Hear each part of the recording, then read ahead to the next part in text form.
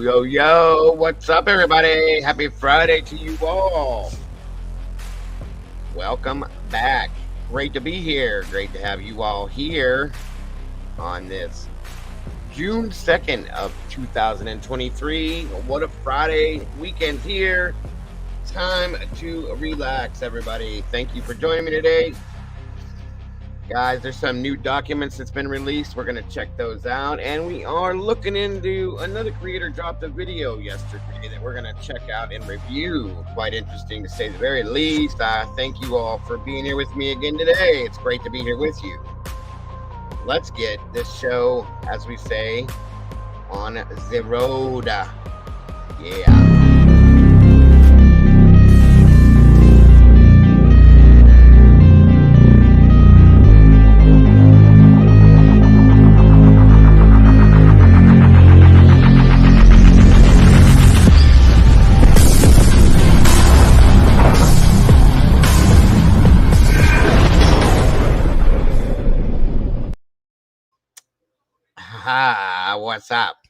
What's up? How's everybody doing? Good morning, good afternoon, good evening, good night, whatever it is. I hope it's good for you because it's good for me just to be here with you guys.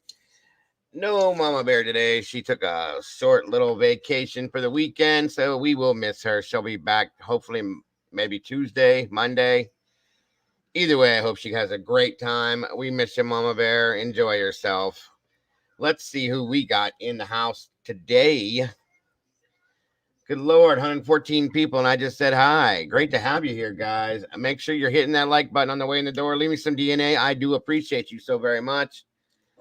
Come on in. Come on in. Grab your coffee, tea, whatever it may be. Come on and sit down and have a conversation with me. I think I'm done rhyming for the day. Let's see who we got here. Sweet and Salty's in the house. Good to see you. Miss Brandy the OG. Welcome, my dear. Great to have you here. Let me see here. 1 second, everyone. One moment, please. Let me make sure I have this all set up right.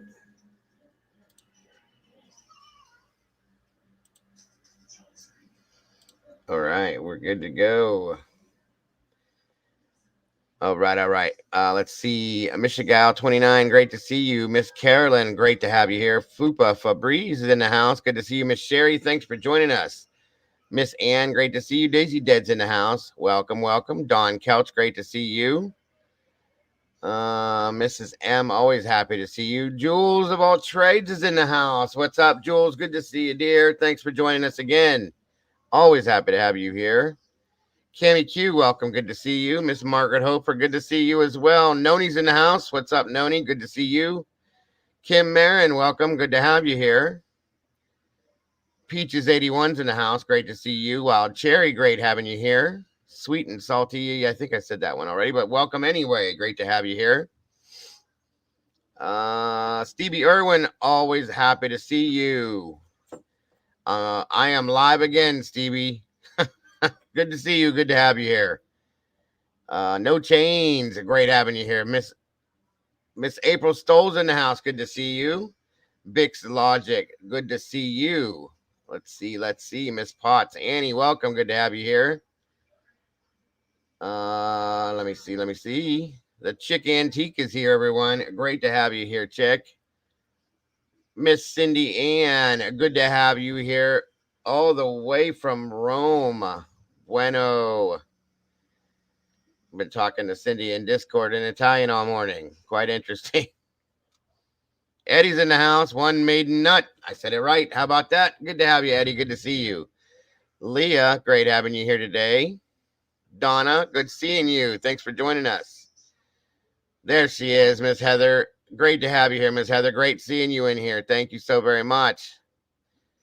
Again, all the moderators, thank you so much for joining us today. I appreciate you. You guys do so very much, and I appreciate you so much more than I can explain.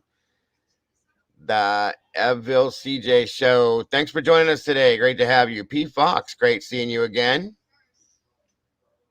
Salty's in the house. I keep getting it confused, but thank you so much for joining us, Salty. Kayla Reed, great having you here.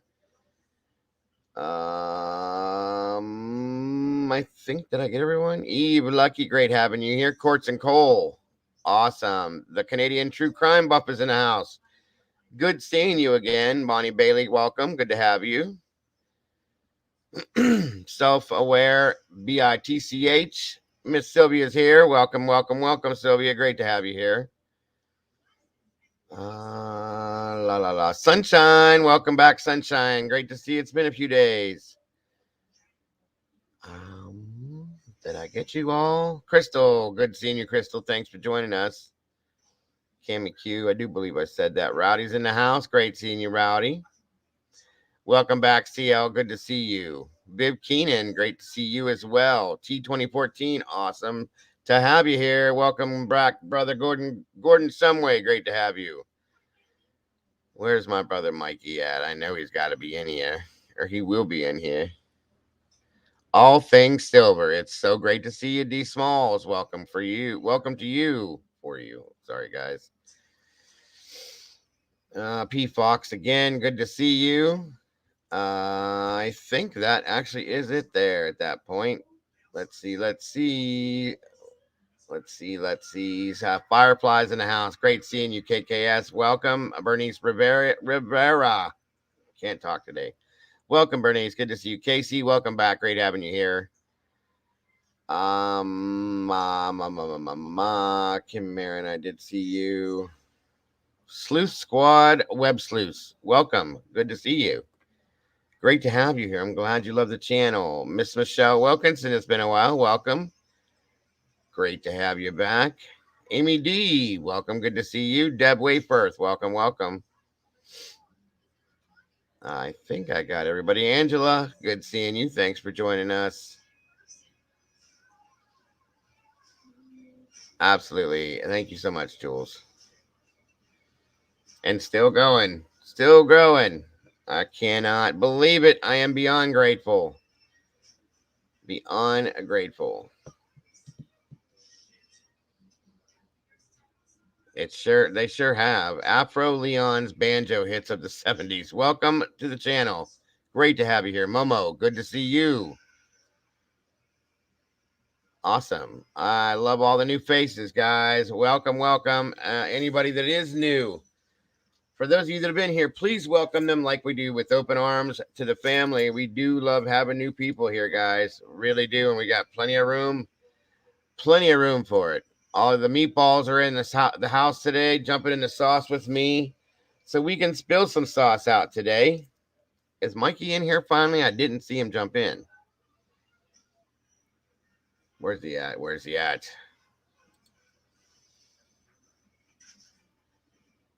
Thank you so very much, Miss Brandy. This channel, folks, is 100% crowdfunded. Thank you for that, Brandy. Therefore, we do put the links up for the Venmo, Cash App, and the PayPal. I do appreciate anything that is very graciously donated to the channel to keep me going, to pay the bills, internet, all that fun stuff. That's what keeps me coming out to you guys every single day, and I do appreciate that so very much from you guys. Thank you, thank you, thank you. Welcome, hashtag True Crime. Good to see you. Wendy Wells from Louisiana. Good to see you. Thanks for joining us. Did I miss somebody? I swear I saw somebody say something about Mikey, but I don't see him in here anywhere. He's hiding from me. Why are you hiding from me, brother? Anywho, I'll find him.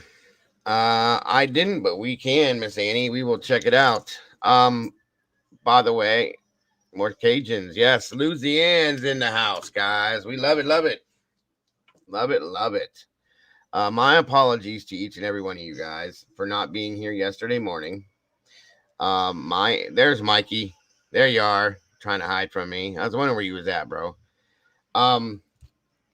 Again, my apologies yesterday for early afternoon, guys. My internet company decided they wanted to change out lines because we have crappy service out here. So they did it, and it took most of the day until early on in the late evening. Early evening, late afternoon. I'm sorry. Good to see you, Kyra. And I did make it in for the evening stream, but my apologies to all you guys that come in during the day. I felt bad. I missed you guys. So here I am. And again, my apologies. I wanted to be here. I missed it. I didn't even feel right yesterday because I wasn't here. It's crazy. I don't know what's going to happen if I decide to do any kind of a vacation. I don't know. I guess I'll take you guys with me. Who knows? Welcome, Tina Elizabeth. Good to see you. Coco's in the house. Great to have you here. We are graced with Miss Jules again today. Of course, Jules, you know that if you are available, I'd love to have you up here with me.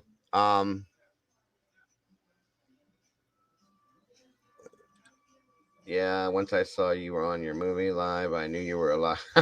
Right. All good. It's all good. Thank you, Jules. I appreciate that. Welcome, Katie Perrin.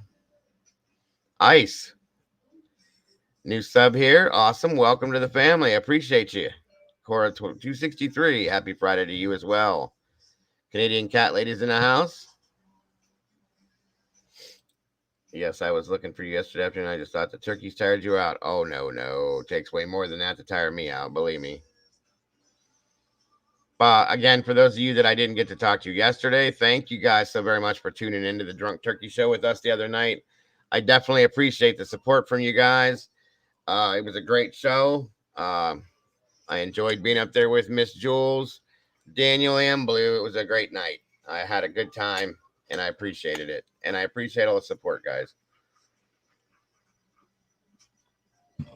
Sounds like a plan, Jules. Yeah, it was a good time for sure. Always fun. Tamara Brown, good to have you from Knoxville, Tennessee. How about that, guys? Let's start the day off with that if you want. You don't have to, but if you want, throw out a little hit to where you guys are all tuning in from. I'm always curious to see where we're at across the U.S. and yeah, any other parts of the world, guys. And if you don't want to, I absolutely understand. No worries. Thank you for that, Evil, CJ, Evil, CJ, I think it is. Either way, pineapple flavored lipstick lesbian. Awesome name. Great way to end a week. I live for the weekends. Absolutely. Miss Donna Bayhurst from Erie, PA. Sunshine's in Idaho. We got another Idahoan. Coco's in the Midwest. Hashtags in France, guys. That's awesome. Gatlinburg, Tennessee, Wild Cherry. Nova Scotia, Canada, T2014. That's awesome. Miss Lori Grant's in California. Miss Kim Marin is in Buffalo. Casey's in Louisiana. Noni's down in Georgia. Heavy Metal. What's up, Heavy Metal? The Mitten, Michigan. Carolyn's in Washington State. Angels Among Us coming from Jersey. Hey. Momo's in Louisville. Sunshine's over in England. That's awesome. Sunshine says England. Sunshine 2 says Idaho. Donna Bayhurst is in Erie, PA. You're close to me. Let's see. Anybody else? Not yet. Okay. I'll have to scroll down to the bottom again. Let's see. Miss Michelle Wilkinson, Bama girl. Gotta love it. Roll Tide. Welcome, Miss Paula. Did I miss anyone? Bonnie Bailey's in Ontario, Canada. That's great. Miss Jules, deep in the heart of Texas. Hell yeah. Hotter than hell. Peaches is in Tennessee. Fupa down in Upper Missouri. Donna Melton says sunny in the Columbia River Gorge. Awesome. Of course, the Canadian Cat Ladies in Toronto, Canada. Miss Brenda's in Virginia. Margaret Hoper at Bobby. Hello from East Texas. D. Dobson says, hey from the Midwest. Miss Potts is in the East Coast. Miss Elisa O is in South Africa. That's awesome. Sleuth Squad Web Sleuths are in Chi-Town. Mandy GB's in Kentucky. Vix Logic is in London, UK. Awesome. Pineapple flavored lipstick is in Palm Beach, Florida. Damn, am I jealous of that one. Bobby Old Dude is in New Braunfels, Texas. If I pronounce that right. Courts and Coles, Louisville, Kentucky. Miss Tina Elizabeth is Essex in the UK. Our lovely Miss Brandy the OG is in Arkansas. Arkansas. Sorry, guys. I like to say it like that. Judy Arrington from Pennsylvania. We're neighbors. Mr. Mikey, my boy, is from Orlando, Florida. Canadian True Crime Buff is Ontario, Canada, if I didn't hit that one already. Don Couch is in Illinois. D. Smith is North Carolina. So is All Things Silver. We got another Jersey girl, Chick Antique. The Doozer is in Washington State at Whidbey Island. Let's see, 1 minute.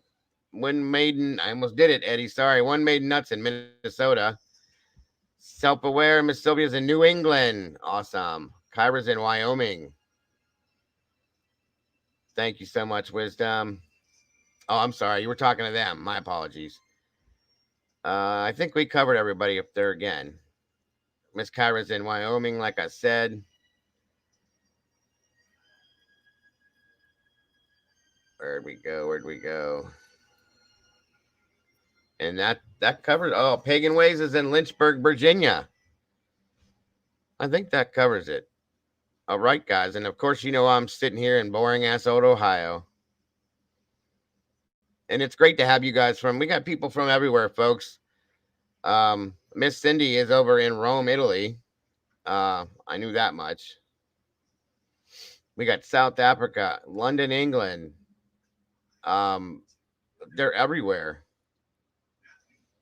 We got people everywhere, and I absolutely love it. Somebody's gifting memberships over here. Who's gifting memberships? Be honest now. We got some generous folks in here that have been gifting memberships for days, guys. And I mean days. I appreciate 25 memberships in 25 seconds. Damn. Hell yeah. Thank you so very much for that one. I don't know who got them, but congrats and welcome to the family. That's right. Heavy Metal, the armpit of America, right here in Ohio. And I am not a Buckeye, by the way. Welcome, Mandy Joe. LJDS. Welcome. Good to have you. I see a lot in chats. No change. Right. Thank you, Miss Brandy. Just to check out Full Moon. Welcome. Good to see you from Mississippi. Pay it forward, folks. That's absolutely correct, Mandy Joe. Was it you that did it, Mandy? Whoever did it, thank you so very much. I couldn't catch it. And for those of you that have become a meatball, and welcome to the family and the sauce, guys. It is absolutely wonderful to have you as part of the family now. You guys are amazing. Miss Michelle Apple, welcome. Good to see you. I missed you as well, my dear. Is Miss Cece in the house, the sweetest lady on the internet? Where's she at? I know I've seen her somewhere. Welcome, Stacy. Good to see you. There she is, Miss Cece. One of my wonderful mods. I have some amazing mods. Miss Heather, Miss Brandy. Good golly, Miss Molly's not here, but she's one. Of course, Mama Bear, who's not with us right now. We got quite a few other mods in here. I don't see them all, but thank you, mods, for being here and doing what you do. You guys are amazing. Miss Cece, Miss Brandy, all of you. So very much appreciated. Miss Sherry. Good Lord, I can't even keep track. I can't see them all. If I don't see them, I'm not going to remember, guys, so my apologies. But anyway, welcome. Great to have you here. B Slim's in the house. Good to see you, Paige. Good afternoon. Fupa. We got Fupa down here. There's another one of my mods. All you guys are amazing. You do such great things, and I appreciate you so very much. Miss Brandy.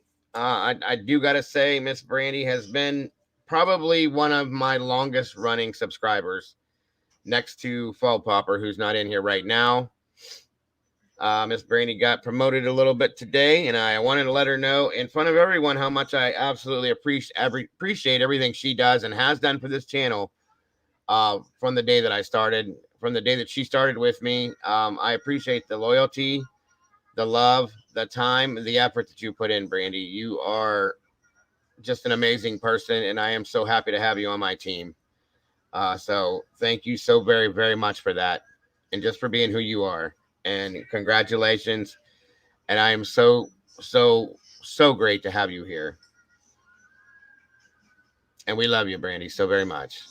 Jesse with the first super chat. Hello from Sweden. Awesome. With well, I don't know what that equals out to, but $20 super chat or 20 whatever SEK. Thank you so very much with that, Jesse. You are amazing. I appreciate that. Let me do it again so it's a little bit louder for you. There you go, Jesse. And yes, if that's your picture, you definitely look Swedish. Swiss Miss herself. I love it. Love it, love it, love it. Yes, Miss Brandy, you are absolutely appreciated. No Change gifted 5 memberships as well. That is absolutely amazing. You guys are killing it today. Thank you so very much. Welcome, welcome. I got to do it right, guys. Got to do it right.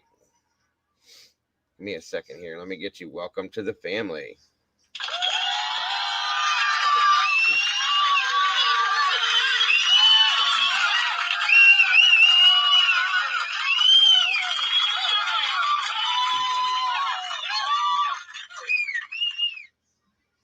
Now that goes for all of you. And we got Miss Michelle Shepard that just jumped into the family as well. Welcome, welcome. Another meatball in the house. Lugaroo, welcome. Good to see you. It's hot as hell here too, Sylvia. Don't worry. Georgia in the house. Thank you, Miss Tammy Hammond. Good to see you. The Wandering Orphans in the house. What's up, Miss Nikki? Welcome, babe. Good to have you. Let's see. Let's see. New members everywhere. I am super excited for that.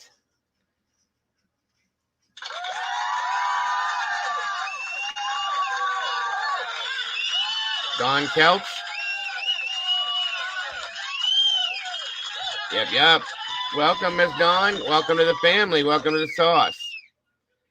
Happy Hounds is in the house. Seattle. Welcome, welcome. Good to have you here. Paige says, I love this channel. This channel loves you too, Paige. C. Shipley from Texas. Good to see you. We did it last night, Nikki. Thursday night. Audrey Cakes, welcome. Good to see you. That's awesome. I'm glad to know that, Chick Antique. Dago is at the top of my faves list. Great channel, all positive vibes and chat and mods. We try so very hard. I know we do. And I'm glad that it comes out that way for you guys, too. I appreciate that so very much, Chick. See, Shipley, good to have you. Good to have you guys. You guys are all awesome. Every single solitary one of you guys are absolutely amazing. And don't ever let anyone ever tell you you're not. If they do, you just say, Dago said I am. And that's all that matters. End of story. What's up, Jeff? Good to see you, bro. It was down until about 5 o'clock yesterday, Nikki, and it came back up, luckily, so I got to do it. Either way, no big deal. No big deal.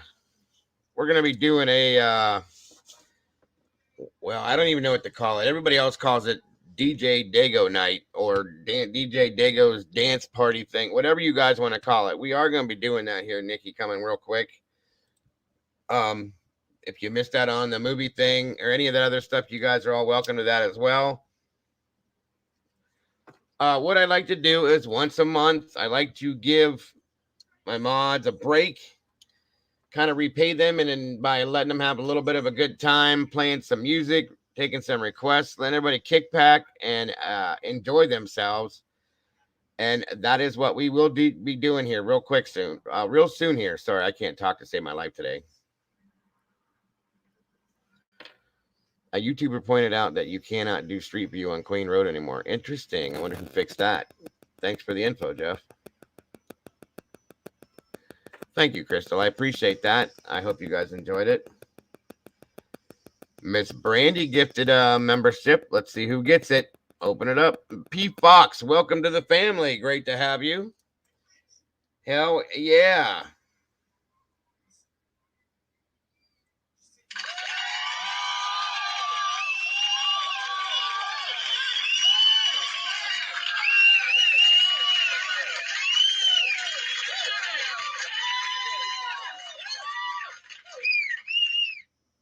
Yeah, it's not the greatest thing in the world, Lugaroo. And for those of you that are interested, I mean, you can ask the people that have been here and gone through it. I try to play what everybody asks, and I play some other songs for specific people. Absolutely, Pete Fox. Winner, winner, chicken dinner. Welcome to the family, my dear. It's great to have you here. Welcome to the sauce. We have plenty of meatballs in the house now, guys. Chick Antique says there's definitely something going on over at that trailer park. I'm kind of curious. We're gonna have to look into that. Looks like Miss Sylvia gifted a membership as well. And all things silver. Welcome to the family. Hell yeah. Welcome, welcome, everyone. Let's get on that family train and start going.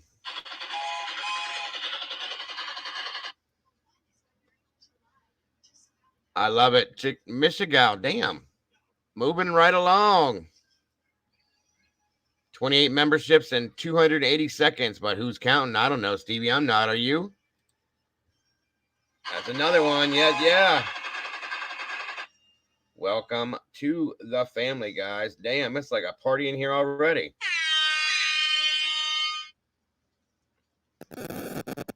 Damn right. Keep it going. Keep it going. I am super excited to have you all in this family.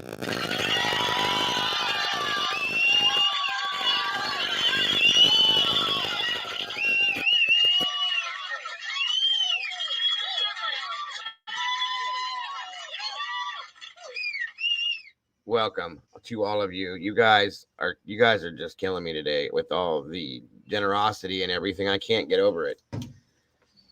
I am so super happy to have you guys as part of this group, as part of this family, part of this community, and in this sauce. Let's see, we got somebody else did it. Miss Canadian True Crime gifted 5 memberships. Let me see who we got here. Miss Tina Elizabeth, welcome to the family. Wild Cherry, welcome to the family. Good God, CL gifted 20 memberships. What is going on today, you guys? Good Lord, you're going to make me start swearing in happiness. What's up with that? Heavy Metal Rehab was gifted a membership. C. Shipley, Miss Donna Bayhurst. Another 5. Good Lord, people. What is going down today? What is that? Who is that? What is that? Up. Hold on, everyone. Give me one moment as I read this.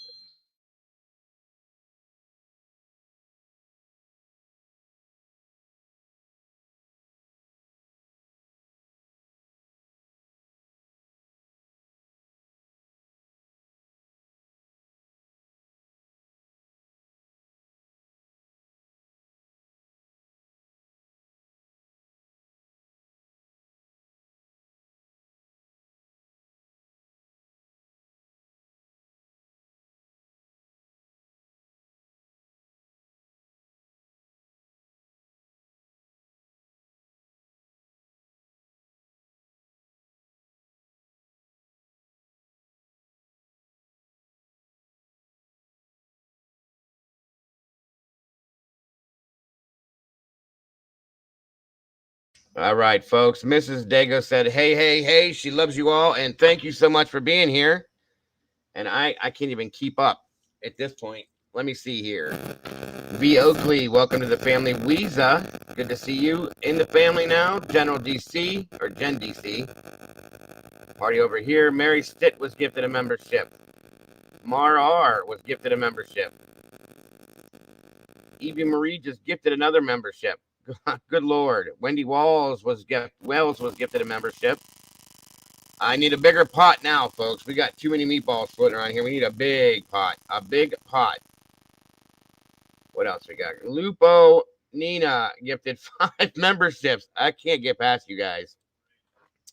You guys are crazy insane.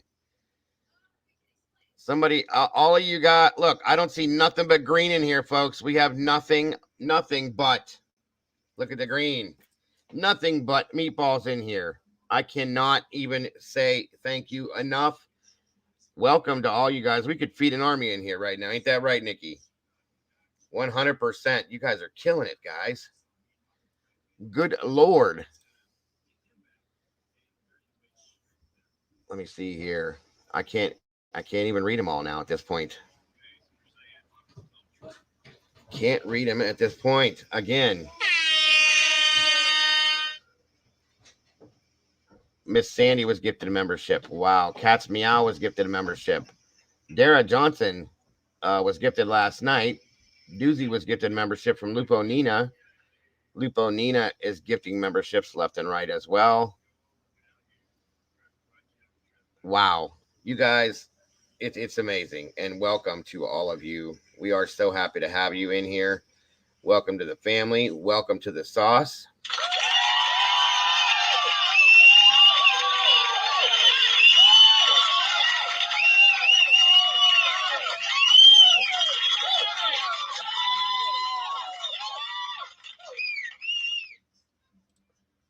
No Change says 100 new meatballs. That is absolutely insane. You guys rock.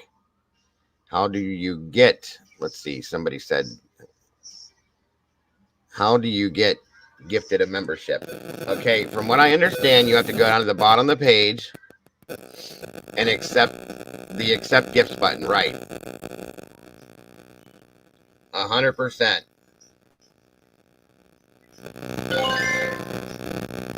What just happened? I don't know what just happened. I can't tell you. Good morning, Laced in Perfume. Well, good to have you. Mags, great to see you. You guys are amazing. Thank you all so very much, though, for those of you that did it. I mean, if you look at the top up here, guys, that's just nuts. We got 20, 20. Wait a minute. 25, 5, 5, 5, 5, 20. Good Lord. You guys are insane. What? Grandma told me to come down here, and Kim's yelling at me. Okay, well, I don't know what to tell you, honey, but you have to go in the back. Tell Katie I said not to yell at you, okay? All right. All right. That was my beautiful granddaughter, folks. The love of my life, my heart. Yeah, it's not me that's on fire, Chains. It's you guys. You guys are on fire, and I appreciate that so very much, Canadian. I love you guys so very much as well. So very much. Yes, she was the mini meatball. The original mini meatballs right there. What's up? Amethyst Nor, good to see you.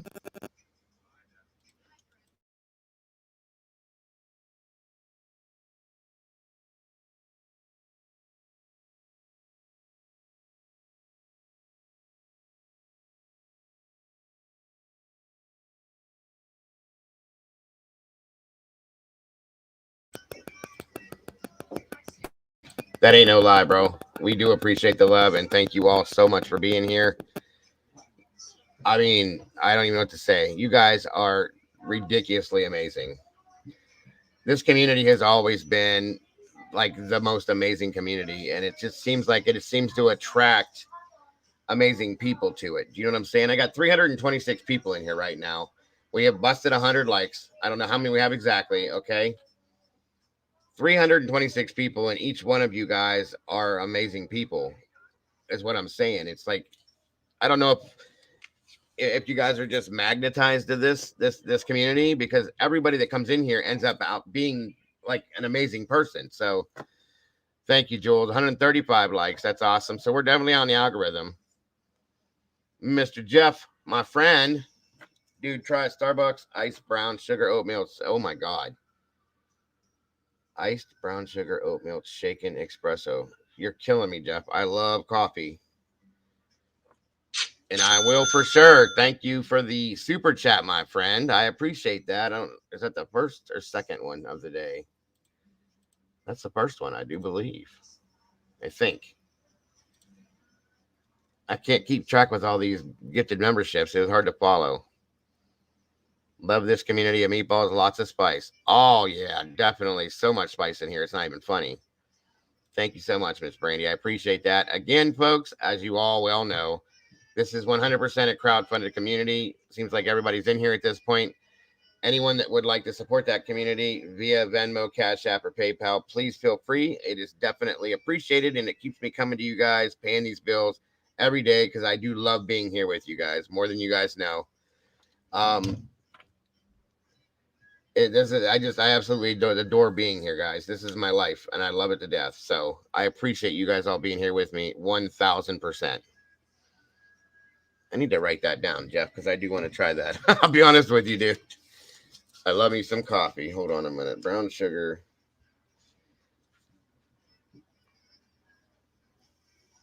Okay. Thank you, sir. My wife works right next to a Starbucks too, so when we pick her up and drop her off, and I'll have to wait. I'll have to wait till next month to get it, Jeff. But just I don't the super chats. I don't get till the end of next month or the end of this month, next month. Yeah, because we're in June now, so it'll be July. I'll get it. Either way, it will go towards that. I promise you that, my friend. I tried that Starbucks concoction for the first time yesterday. Damn, Starbucks makes some really interesting stuff, folks. They really do. If you can if, to afford to get it, it's worth it. I appreciate you, Dago. You always keep it real. I appreciate you all, and that is why I keep it real, because you guys deserve nothing but that and nothing but the best. Thank you so much, Evil Just CJ. I appreciate that. I appreciate you. Like Miss Brandy just said, 331 awesome people. You guys are great. Great. Like Tony the Tiger. Yes, Poopa, thank you. Welcome to all the new members, subscribers, chatters, and viewers. We love you to death. Dago, did you see the email I sent you? I may have, Donna. I have to go. Once I look at it again, because I got, no lie, you guys, 1,200 emails in 24 hours. I'm not lying to you. But, Donna, I do believe I remember looking at yours specifically, too. And yes, as well as the rest of your guys', I try to keep up, folks. Mama Bear does help with that, too. She's on vacation right now, so we will get it set up to check them out and in detail, folks. I do respond to the comments as often as I can as well, too. Thank you, Miss Carolyn. I appreciate you so very much for being here to listen to what I have to tell you. Again, Miss Alexis, good to see you. Let's see, Laced in Perfume. I love Dunkin' Donuts. I do too.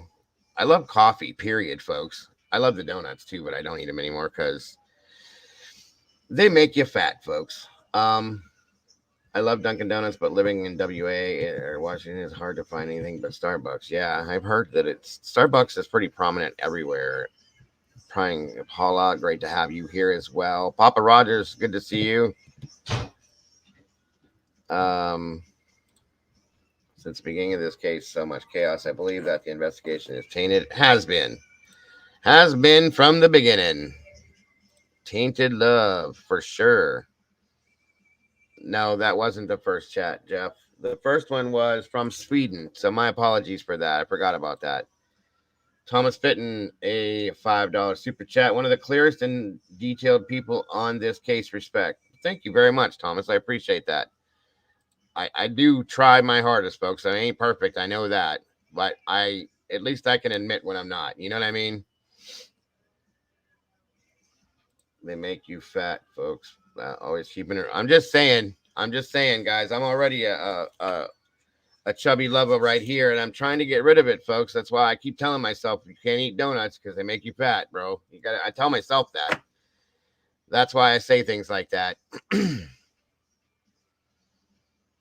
Can a mod please post the membership link? I'm not in my pewter. Please, one of you guys, yes. My husband calls Krispy Kreme donuts fat pills, but we love them. 100% Paige. Listen, guys, we have a place not too far from where I grew up. It's called White House Farms. They're usually most popular in the fall, right? But they make their own homemade donuts. And we go to this place to get pumpkins with the kids and just walk around in this, and they make these donuts. They make a blueberry donut. I like cake donuts personally. Those are my favorites. Okay. They make these cake donuts that have blueberries, like real blueberries in them, with like a very thin blueberry icing. What I'm telling you, when I say this, don't think I'm being ignorant or lying. These donuts are better than sex, folks, and anything else I've ever had in my life. They are that good. It's insane. I've never had anything that good in my life. Doozy. Quartz and cold. Yeah, no lie. They're amazing. They make a blueberry, a strawberry. They have other flavors they do too, but the blueberry one is the absolute best because they're cake. the bottom of the donut has just a little bit of like a crisp to it, like a crunch when you go to bite into it because it's fried. You know what I mean? And then it has that blueberry inside, and then they dip the donut in that blueberry icing too. Oh my god! I'm not kidding, folks. I've never had anything that good in my life. Fupa says just click the membership link from Brandy to join if you want to. That's very true. And that way, all of you members, by the way, understand that you do have the exclusive access to the Discord with the rest of us now. So jump in there, guys. It's a lot of fun. Because we do talk about everything going on in the Discord. We have multiple channels in there. That's we do our movie nights through Discord when we actually sit down together and watch an actual movie together. I was thinking about doing some of the dance nights and stuff in there so I can show you guys videos as well. Yes, Mandy, snacks. We love snacks. I'm having a delicious sweet watermelon. That sounds great, Casey. I love it. We're supposed to do, my granddaughter wants to do fruit kebabs tonight. So her and my wife are going to be putting fruit kebabs together. There she goes with Gamal. That's my wife's mother, my mother-in-law.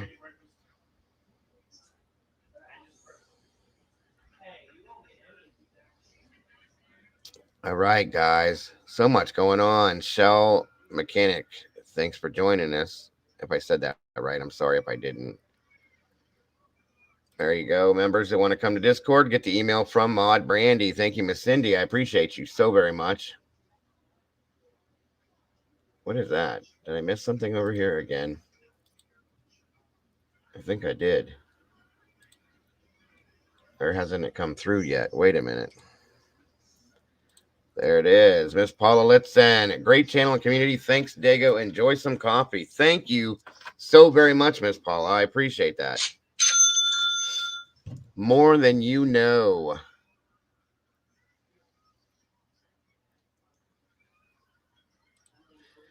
Again, folks, if you guys are not comfortable, I've had people come to me and say that they're not comfortable donating to the channel via YouTube with the super chats and super stickers. Understand, you don't have to do any of that. First of all, you don't have to do it at all. I just appreciate the support you guys are giving me coming in here, okay? But there's multiple options. If you guys want to donate like that, I'm sorry, like Miss Paula just did through super chats or super stickers, you're more than welcome, and I appreciate it. Love it all. If you're not comfortable doing that, I do put these links up here. Thank you, Miss Heather. It's my Cash App, my PayPal, and my Venmo. You guys are more than welcome and willing to, if you're willing to donate through those as well. Those do not get hit with the percentage that YouTube takes. Those go straight to me, and I get them right away. So whatever you're comfortable with doing, folks, however you want to do it, either way, it's 100% welcome. 100%. You have no idea how much appreciated. And again, even if you don't want to do any of that, I just appreciate you being here. So I understand all of that, please. Is the Discord link not working? I think we have to get Brandy's the only one that seems to be able to get it right. Brandy, if you put your message up, hon, for anybody that wants to get in the Discord, let them come. You'll have to email her, and then she'll email you the link, because the Discord link always expires. It doesn't work correctly for some reason. It never has. Thank you so much, Miss Heather. 330 people, awesome people tuning in right now. Thank you so very much. Please like the channel. Leave some DNA on that like button. Subscribe if you haven't. Share this out to everybody and anybody you think would be interested. Hit that notification bell so you don't miss us when we are here. And please, if you would, at the end of the show, please leave me a comment about whether you liked it, hated it. It's not going to hurt my feelings either way. Tara Pink says, I tried to email and it's not recognized. Okay, here's where to go. I just saw it. Brandy, for membership, right there, go to that one. She's saying if you want to become a member, if you want to do the to get into the Discord, Brandy has a different email for you guys to go through, and she'll set you up with that. And I appreciate that. Thank you all. Welcome, Tara Lee, Panhandle, Texas. Good to have you here. July Nights, welcome. What's the Discord? I wish I had a look at Starbucks. The Discord. Afro, you jump in with Miss Brandy. She'll set you up with it. Okay. And again, Jules, if you're in here, hun, let me know whenever you're ready. I'll link you and we'll jump up to it. Good to know. Did you wait a minute? Did you know? Hold on a minute. Good to know. Did not know you'd get. Oh, yeah. Oh, it's okay, Paula. YouTube takes 40 to 45% of everything that we do out here, folks. Every bit of it. So if anybody, is not comfortable with that, then you're welcome to go with the other links I gave you. And that does go immediately to me directly with no percentage taken out. So, okay, hon, no worries. Wow, you guys are on a roll today. I'm telling you, you got me all hyped up now. Yes, she said she'd be coming up whenever she was ready, Miss Annie.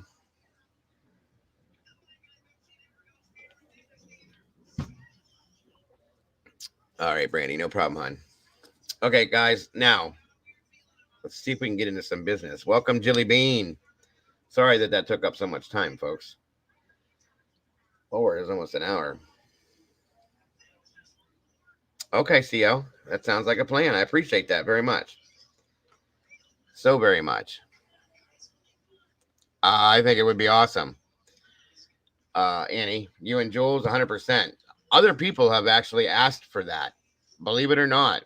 Thank you, Canadian, so very much. And I love that you love my channel, and we love you as well. I do appreciate that more than you know. Like I said, these bills are coming due. I got to pay them, so that's how I do it, folks. Wow, you guys are on a roll today, for real. We're excited to have you, Tara. You have no idea. We are so very excited to have you as part of the community.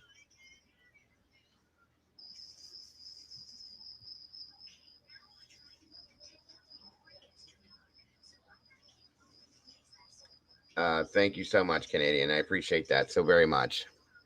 More than you know.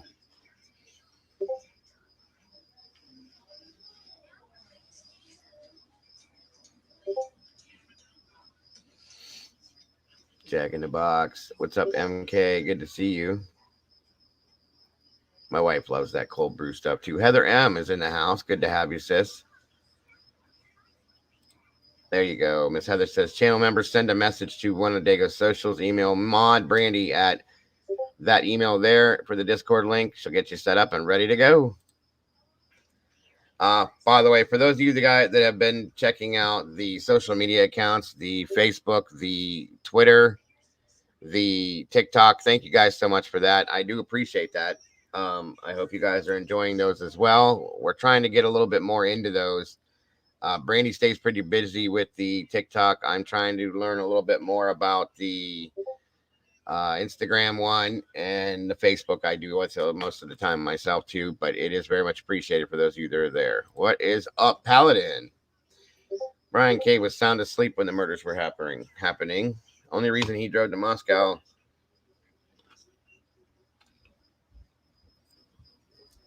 at 9 a.m. November 13th, he got bombed with Instagram messages about a crime at King Road and was curious. That's interesting. Thank you for that, my friend. Miss Boone's in the house. Good to see you, my dear. My number one fan. Okay, Coco. Look at Carolyn just said, Coco, look at Miss Brandy's link for Discord app. There you go. Maybe we should just pin that link to the chat, Brandy. Put your link up again, Brandy, for the Discord, and I'm going to pin it in the chat. That way everybody can look at it that has a question for it, okay? And we don't have to worry about it again.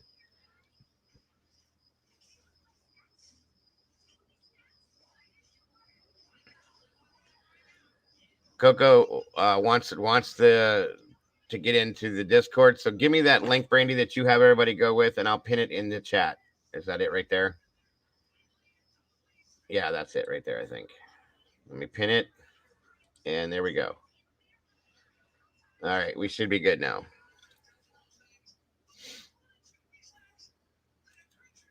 Or since the ping on the 14th is phoning, maybe they all are. So there we go. Yes, I do have the absolute best mods in the world, in my opinion. All right, good. There we go, Coco. All right, it's pinned up there, folks. Follow that, and you should be good. And I'll be looking for you guys all in the Discord here soon. Title your email Discord link. Good point there too, Fupa. So how many of you guys saw the oh my god, I just had one of them. All right, Coco, good stuff. Good golly, Miss Molly's in the house. Thank the Lord Jesus. Welcome, my dear. Good to have you here. It's so good to have you, darling. Thanks. I hope you're feeling better, and thanks for being here with us. You missed all the excitement, Miss Molly. Where'd that go? Email for Discord link. Boom. Right there. Thank you again. I'll redo it then. Either way. Thank you, Miss Brandy, dear.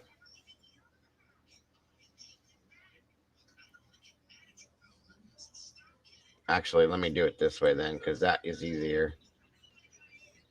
Unpin. And then let me add the new one. Yes, there are new papers. Definitely new documents from Annie. And new warrants. And they're trying to seal stuff. All right, that one's pinned. There we go. We're good now. Awesome. Welcome, Party of Five. Good to have you here. Brian, is Brian in the house? D. Smith, what's up?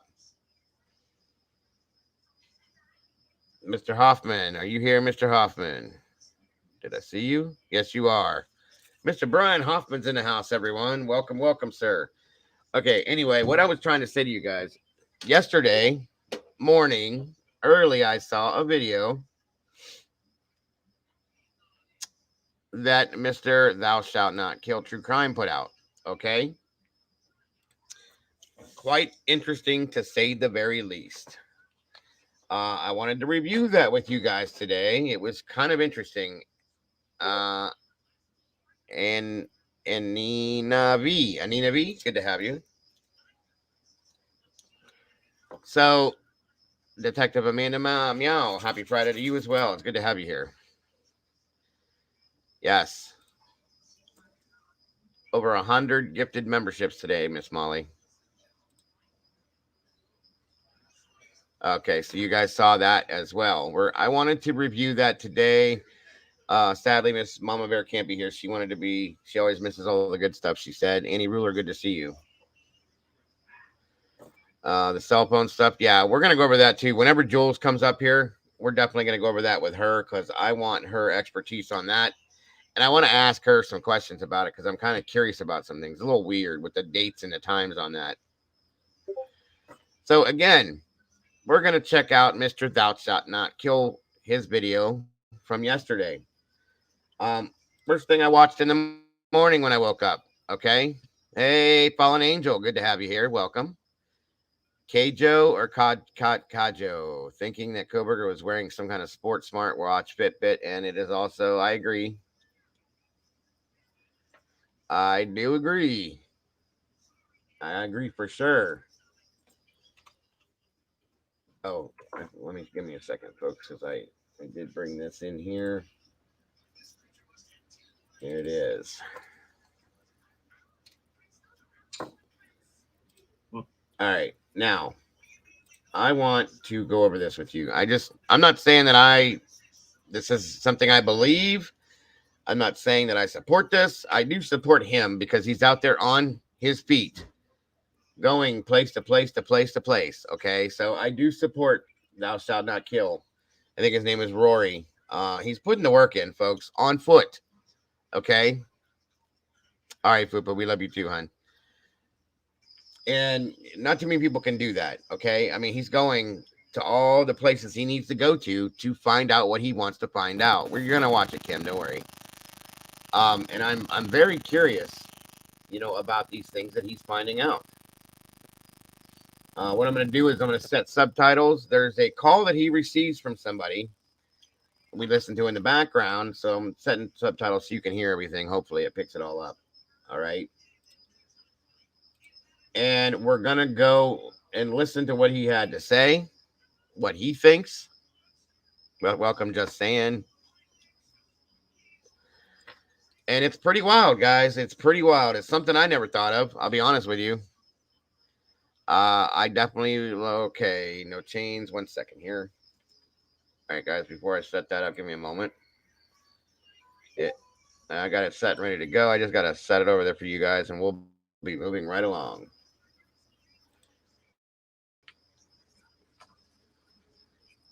I agree with you, Angels. I definitely agree with you. We definitely should have journalists from these bigger media groups out there doing this, but they're not. All right, Brian. Let's see.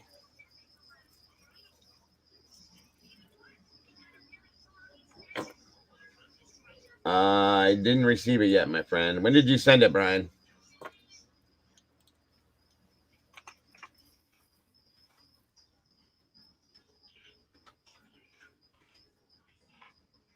Sometimes it takes a minute for it to go through. It's okay.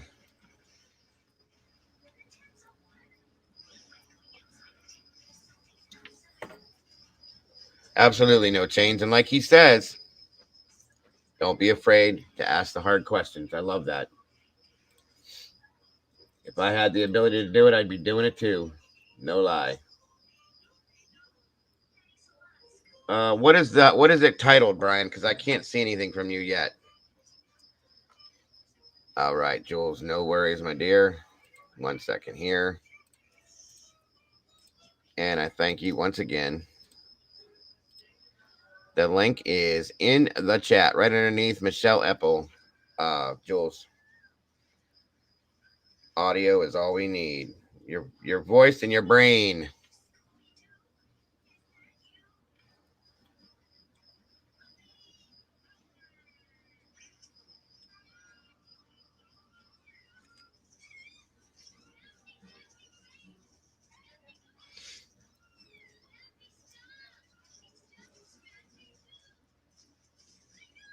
I'm looking right now.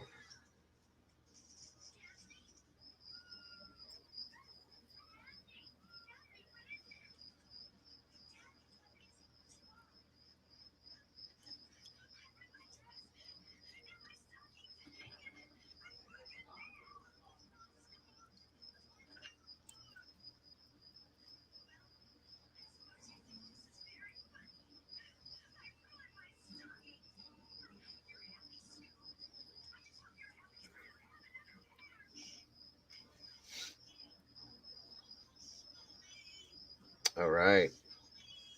Still looking, Brian. I don't see it yet.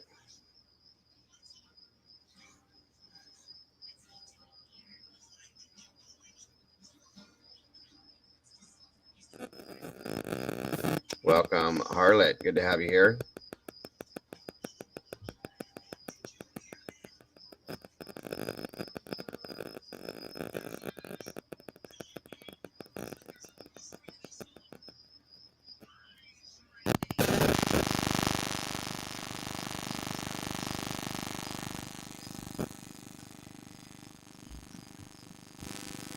I'm still looking, folks.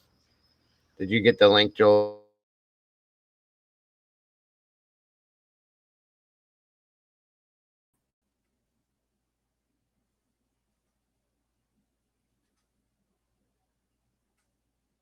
All right. All right.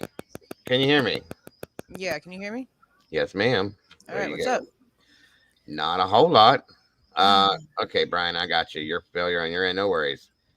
We'll get it here in a moment then. So, two things I want to do today. I'm glad you're here because I always like doing documents with you because certain things that I may not understand, you usually do. Try Um, to, because these are kind of crazy. they At have, least a few things of them are kind of crazy. yes, I do agree on that. Um, for sure. Thank you so much, Miss Tara. Demolition. So apparently, no, it's happening anyway. I know Steve in the interview made it seem as if the university was caring about the families wanting it to be on hold. But Brian Enton, I think it was sometime last week, maybe, Yeah, said no, that they contacted the university and basically they said that they're going to do whatever they want to do with it, regardless of what's going on with the case, is how they basically put it out there. So, no, it's going to go down this summer. that's just ridiculous. It doesn't make sense to me. None at all. I don't understand how the defense is not arguing that point. Like, Yeah, I'm shocked as well, actually. I've been questioning that for a while. Like, I'm surprised they haven't tried to put in motions and actually taken that to a court yet to put a hold on it. Because why wouldn't you? Especially to defense. right, 100%. Because you'd think that they want that. They want to have. I would think that they would want the jury to be able to walk through the house, to be able to show different things, even if they walk through with a video camera or something like that. I would just Mhm. think they would want that there for them, and nobody's doing anything with it. So, Well, and their excuse is that they have these 3D scans. Well, I don't give a damn about any of that. That's not the same thing. That no, doesn't mean anything to me whatsoever. You cannot, they in my opinion, they need to be brought in and walked out the route, because they can't just say he did this and not give us step by step how he entered, what room he went in next, what hallway he went to, if he went into a bathroom, if he went into the kitchen. They can't. They have to give us every little step that he took to make it exactly. make sense. And They need to see that physically done by walking it themselves. They need to hear the noises and the way the echoes are in that house. There is nothing that those 3D scans can offer this case when it comes right, to reality. exactly. And that's the other thing is, like you just said, the echoes and stuff like that in the house. Mm-hmm. Even though I explained to you guys again, thank you very much, Tara, as well as Yeah, that's what I saw. That's why I just answered that earlier in the chat. right. I don't understand. Okay, first of all, like we have been talking about for how long now, guys? The um the fact that and Anina V, thank you very much. Um the fact that they're saying that Dylan didn't hear anything, that Bethany probably didn't hear anything, blah blah blah, whatever it is, that needs to be proven by taking people into those rooms and going into the other rooms and making some noise and saying, okay, here's this, folks. Do you believe that? Okay, there's a difference.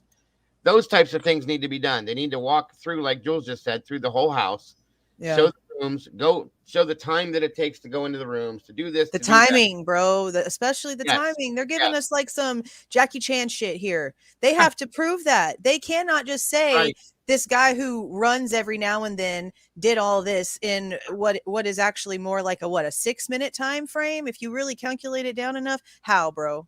No, no, no. And like I get that like you can make very minimum cuts, especially with a big blade that can do things, but we're being told that there's defensive wounds, there's fingers being severed, there's extensive injuries, which means each person took multiple hits. There wasn't just 1, 2, 3 and you're done. Yep. No, this would take a whole lot longer than what they're telling us. And they've got to come with us with literally every microsecond of this detailed, or else it's not going to be believable. Once again, folks, this is a little different. This is actually bigger than what they're claiming that they used. I do Yeah. not see this blade, which is smaller than this. It's not curved, it's a straight blade, folks. I don't see this doing what they're saying was done. Okay, maybe the slicing possibly. We'll go with that part of it. Okay. I just don't believe it. I don't believe it. I'm sorry. And I showed you guys the machete. If that was used, maybe with some of it, but no. There's 3 different types of wounds, folks. We read that in the PCA if we're gonna go with that, since that's what everybody wants to stick with, okay? And I'm also like, 4 people, 1 blade, no tip breakage. They didn't That find and those nothing that's in any of the victims that could tell them exactly what it was. All they have is a sheath. We can't even guarantee if it matches right, to anything. right. And I'm glad you said that, Jules. You know why? That friend of mine that I spoke with, thank you so very much, my brother Brian. That guy I spoke with that was ex-military special forces, blah blah blah. We were talking about the knife again that day, okay? And he's not the only person that said this to me. Those K-bar blades are not the best thing in the world and do break. Now, understand something. If you're, I hate to be gross, folks. I'm not trying to upset anybody by talking about these things, or, some of this stuff is sensitive. Yes, there's a trigger warning right there.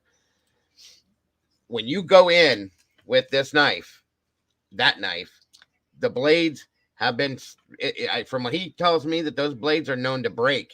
If you were to hit, yeah, that's the other thing, is there was no jagged edge on it, according to them. But if you were to hit a bone with that, it's supposedly, bone is hard, folks. I would imagine that those blades would break.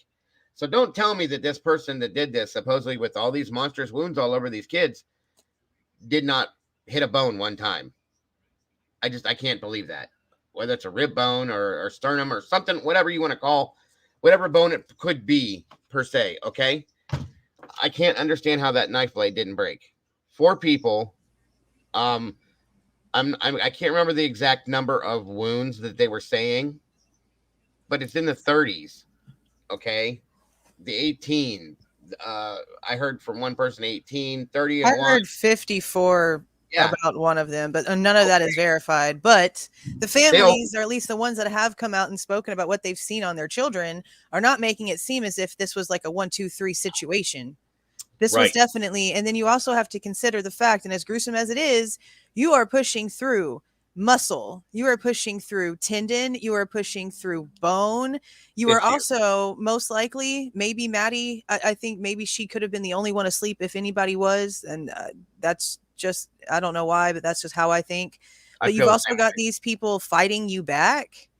How? This isn't like slicing through a piece of paper. And who's to say, like, the weapon can get stuck in certain places too? Like, it's just not making any sense at all. Right. I mean, here's the thing. If say, for instance, and we're just saying, for instance, okay, welcome, G, that this was, 50 some odd different stab wounds, okay? You're going to get in between the ribs somewhere, which can get stuck. I'm just saying, like, the tissue, the levels of skin, tissue, muscle, ligaments, like you just said, tendons, all that stuff, you're going to get stuck on something. The knife very possibly will break. They're garbage. If you look up the stats on them breaking, they're garbage. I don't believe it. And again, going back to welcome, Hun. My beautiful wife is in chat, guys. Thank you so very much for joining us, my dear. If you listen to Steve saying that they were large, this keeps coming back to my mind, and it bothers me so bad, that they were large puncture wounds. Well, a puncture is something that happens like a needle puncture or a pen puncture or something. That's what I'm getting with that. A knife is not going to make a puncture mark or wound, in my opinion, which is why my mind took me to the golf club, breaking the end off the golf club and using that as a like this and getting a puncture wound. And I have a tendency to believe what Steve says. I'm just saying. That's my opinion. So I just have issue with that. I always have. Big time issue with that. Punctured. Yes, punctured. And that's what I said, Elaine Elizabeth, that I can very well see, which is another reason why I would feel like they maybe took those golf clubs, bust the end of it off, and you have a sharp, rounded, very sharp end that can be used to puncture something. Okay? Take, for instance, a pen, guys. Okay? If you have a blow-up inner tube that you would have in your pool, or a balloon, okay?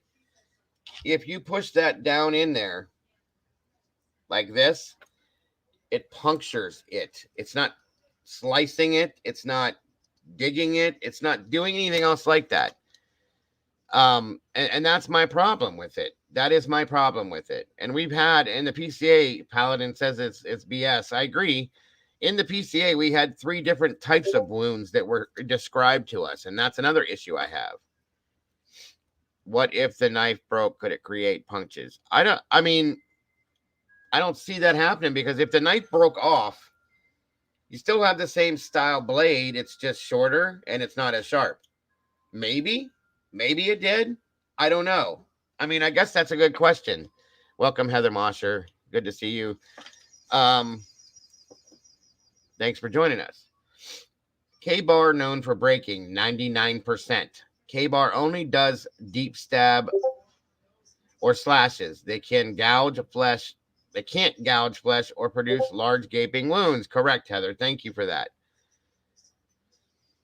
Why are they saying K-bar? They have been saying that from almost the beginning. Let's see. Andrew Bodner, thanks for joining us today. MK edged weapon, could that have been something like a saw? A small one, like how you carved turkey? Very possible. I'm thinking that the murderers could have weapons on them. The golf club thought would take too much time, wouldn't it? And I don't know, Jeff. I mean, if you're going by and you see these golf clubs and you're like, well, damn, okay, and you smack the end of it on the ground and bust the head of it off, you know what I mean? You got an edged weapon, a sharp weapon that you could gouge somebody with. I mean, it's a thought, you know what I mean? And it made me feel like, yeah, I probably do need to do that. Thank you, Heather. Hold on a second, guys. Let me slow the chat down. It's moving pretty quick here. 1 second. My apologies, folks, for not seeing that to begin with. All right, I'm back. Hold on. Welcome back. 1 second, and I gotta slow this chat down a little bit. It's cruising.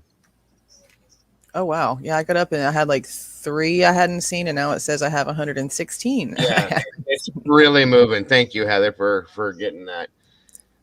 Fireplace poker, Momo. Right. Well, here's the thing. A fireplace poker, if you bust the end off of a golf club, that's kind of what that looks like in a sense, and it will give you that gouging, poking type scenario. So, you know, I've always had a problem with the weaponry in this, you know, and the 3 different types of description. Wound. Yeah, the wound description. And actually, I was thinking about that. Okay. These reports were written like a while after, right? Yeah. Like these search warrants and this arrest warrant was written like a month and a half after the incident, pretty much. Shouldn't they have like correct descriptions by that point? That's why I feel like those descriptions have to be pretty valid, and we are reading into what we are seeing correctly, in my opinion, because that's a month and a half after the deaths, the original autopsies, and now apparently Ethan had another one, but somebody else that was dated on 12/15, which is still prior to these warrants. So they would have these different descriptions and have been reading over those several times. It's listed that way for a reason. Yeah, I agree. Very valid. Yeah. Can you make it less than a minute? That's pretty long. Are you talking to me? You're talking to me, Heather? Yeah. No, and yeah, I agree with you, Jules. Hold on, Heather. Let me see if I can do that. I didn't even think about it. 1 second here. It is pretty long. Will it let me change it? Let me try. About 30 seconds, folks. So 60. We'll cut it in half. There we go. That should be better. Okay. Sorry, Jules. So did you saw that Shouting At Kills video yesterday? The phone call he had with somebody? Yeah. What's your thoughts on that? I was going to review that with them because everybody was talking about it and asking about it. So. Well, let me find my little paper that I wrote all my little notes on, because I sure did write some notes down. I know you did. So did I. Let's see. I mean, honestly, I don't know really what the hell to believe. I know. I didn't even. And this is mainly why, okay? Like, obviously, he's this person that I think his name is Rory. Yeah. I think that's his name. Yeah. That he talked to, right? Like, the only new information that he brought into everything that's already circulating around is mad grief. Okay. Everything else that he put into this is everything else that everyone else has already been talking about, and he kind of put it all together. Right. So I'm already like, this is those catch-22 situations, right? Because I'm already like, damn, this dude could literally just be putting everything together and just making up his own story to try to make it make sense. Okay. Sure. Or all these details are coming together for a reason. I mean, it could be both ways, because you just can't trust humans with their intentions. That's the problem. That's exactly it right there. 100%. And like I said, I got to respect this guy. He put his feet on the ground. He has been traveling around between Washington, Moscow, hitting every spot that had anything to do with this, including Kopacka's apartment complex, this, that, and everything else. Okay. So I got to give him respect for that. The Jack in the Box scenario, this scenario, so on and so forth. So that's why I'm not saying I believe this. I'm not saying that I'm even remotely considering this. I'm just telling you we're reviewing this to see what everybody's take is on this, and if anything about this, other than like Joel just said, a lot of the stuff that comes out of this is stuff we've already been looking at. There's maybe one or two Yeah. new situations. I mean, they're pretty serious situations, but it's something to think about, if nothing else. And we have to put it all on the table, as I've been saying. Yeah, Everything. and honestly, from what this kind of made me put together, like I'm looking at my notes now. So I was comparing, like we mentioned, the stuff that we've already been hearing kind of going around with what apparently Kim has heard when it comes to the drug situation, and then what Dave has now said, and then a couple other Right. things. So, I mean, it does give me another question when it comes to the phone calls to Jack, Yep. honestly. Yeah. But I mean, I don't know anymore, man. Like this, Well, once this I is the watched, I most woke up. ridiculous thing I've ever had to Yeah. deal with in my life. This is the craziest case I think any of us have ever touched on yet. Okay. Mhm. Um, I woke up yesterday at 6 a.m. drinking coffee. This was up. I looked at it. I was like, okay. It was a wake up for sure. So Yeah. I grabbed the notebook, the one of the 35 that I have. My wife just started bringing me notebooks home from work now because I keep running through them. Bro, right after school starts, they're like 10 cents at Walmart. Just Yep, go grab a yeah, bunch of them. yeah. She said she's buying me a box now of the big Uh-huh. ones. I have all these little white steno notebooks, that they have Uh-huh. at where she works at. And I go through like Mhm. 35 of these a week. Oh yeah, we had a lot of those in my office when we were still in office. Oh yeah. Right. So that and boxes of pens, and it's just ridiculous. I'm taking so many notes. It's like Okay. you're in So, school with all your supplies, right?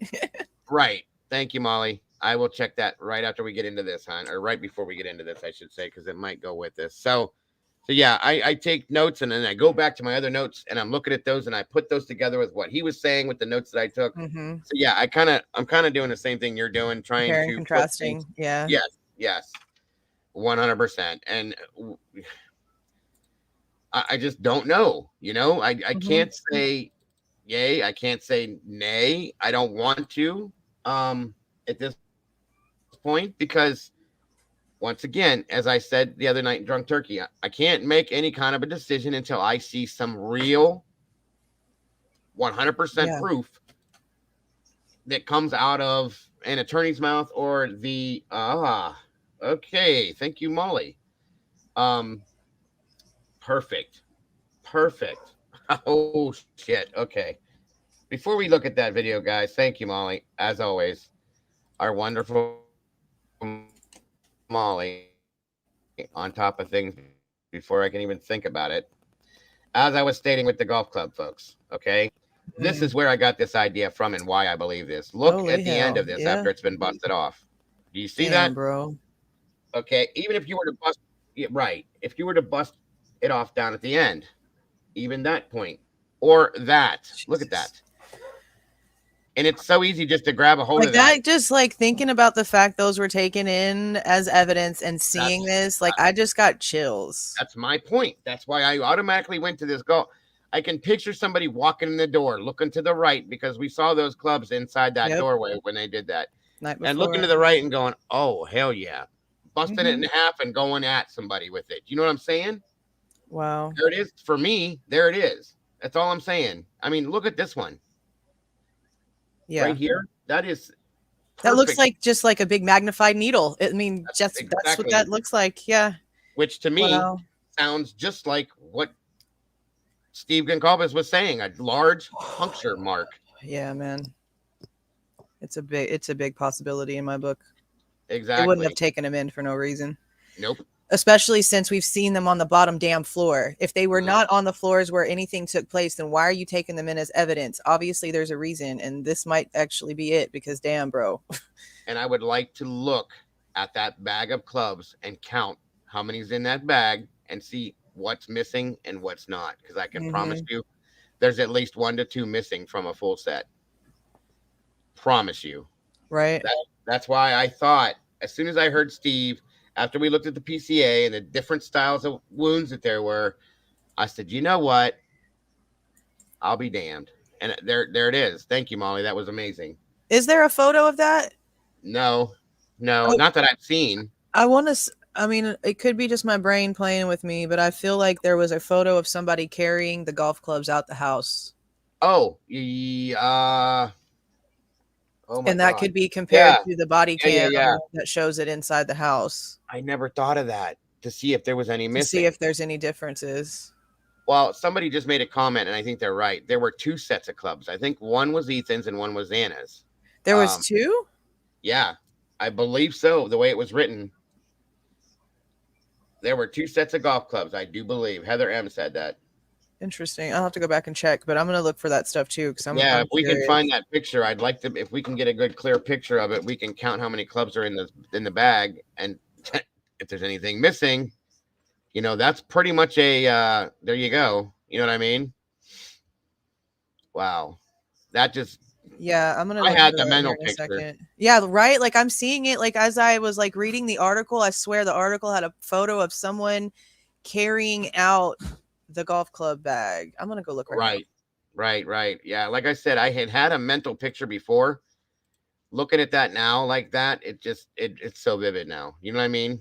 And if I'm wrong, folks, I'm wrong. I don't mind being wrong. It's okay. But based on what we know, based on what Steve said, based on what the PCA is saying with the different types of wounds, I mean, and the fact that they took those clubs away from that home, what I mean, process of elimination, you guys. You know what I'm saying? I mean, I can't not think it. I'm sorry. Momo says maybe a hammer. Very possible. I mean, they were doing renovations to the house. There was tools around. There is talk about a wrench that was used. Sadly, I don't want to talk about why, but yeah. And okay, No Chain says that Ethan's were in his Jeep. Okay, which they took that as well. Removing golf club grip requires a box cutter, and I don't think the grip was taken off though. Full moon. I think the club may have been busted in half, like that picture I just showed. And the grip is what was used to hold on to it. That's a rubber Yeah. grip. It'll keep you from slipping. And to do what you got to do to puncture, I mean, if you have upward force and you're standing above somebody, can you imagine the force and the damage that can cause with that? I mean, come on. So there was just a comment. Let me see if I can find it. Okay, Brandy Oliver is mentioning the fact that we heard kind of early on that Xana's dad changed a lock at the house. Now, I That have was since heard that wasn't true, right. but I don't know why one of her parents would have said that if it wasn't true. That's a good And point. it kind of goes to what this caller is telling Rory here about who the targets were and why. That could have been, and Now, this and is if just based off that, like maybe she was scared and wanted it changed because whoever it was might have known how to get let's into the go house. back. Let's go back a little bit, Jules, and think Mhm. about something that we heard. There's a lot of things that have been said that they were debunked Right. for whatever reason, and they still make sense. Now, Yeah. I don't understand any reason why that would be said, like you just said. By a parent. Now, right, by a parent especially. Now, let's go back to what Dave said.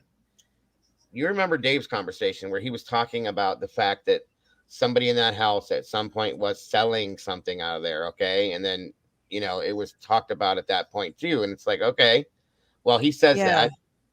But the And thing about that is that he's claiming that stopped March of 22. So that wouldn't have been her current situation unless he just wouldn't know. Because that's right, why I was like, okay, well, that's also the same time that she got with Ethan. So maybe she gave that up whenever she got with Ethan because maybe he didn't approve.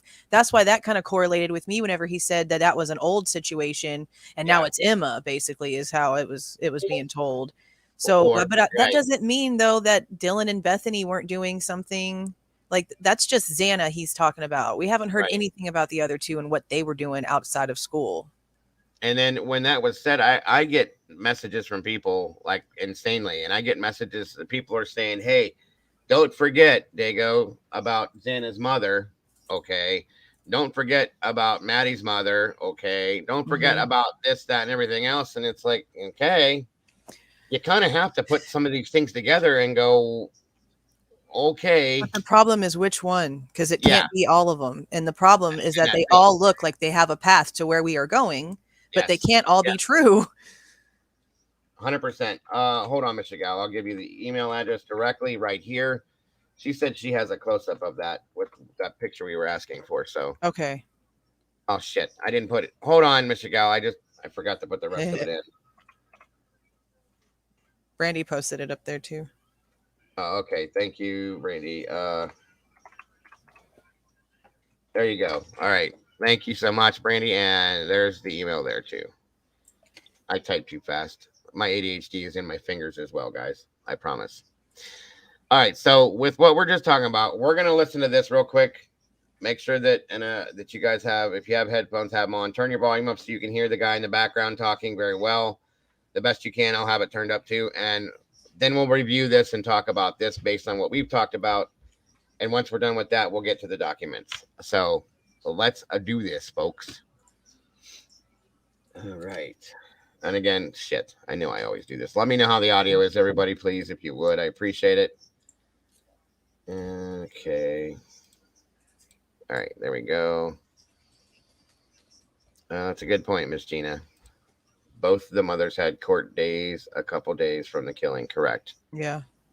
It's so. And then the whole Ann Taylor thing with Xana's mom. I know. That's what I'm saying. Like, there's so many different things that you can connect back to a possibility, but they can't all be the same. You know, they can't just all come together to this. They all come together like one, but damn, man. There's so many of them. There's That's so it. many that make sense. It's just ridiculous. It's like, you know, somebody tells you to pick a fish out of a tank and there's 35 of them and you reach in, you grab one every time. You know what I mean? Yeah. Mm-hmm. It's crazy. So, all right, guys, we should have good audio on this. Let me know. I'm muting myself so there's no echo. And okay, Mr. Gal, I will pull that up right after this. Thank you so much, hon. Well, hello, everyone. I don't have much of an intro for this Good. video. So I guess I'll just get right into it. What this man is about to tell you is what I believe to have exactly happened or damn well close to it. And we've been suspecting this for a long time. And I've verified that Moscow is a drug haven and that house was a drug den. And you're about to get confirmation of that and then some. Enjoy.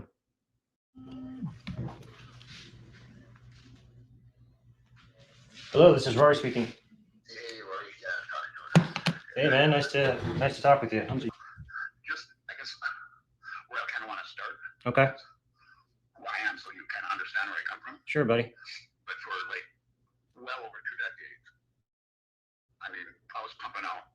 I mean, I controlled like the northern half of Minnesota into North Dakota, into Wisconsin, and up to International Falls, into I don't know where it went from there, probably up to Canada. Okay. I did that for over 20 years. I mean, I kind of know how this operates a little bit. Okay.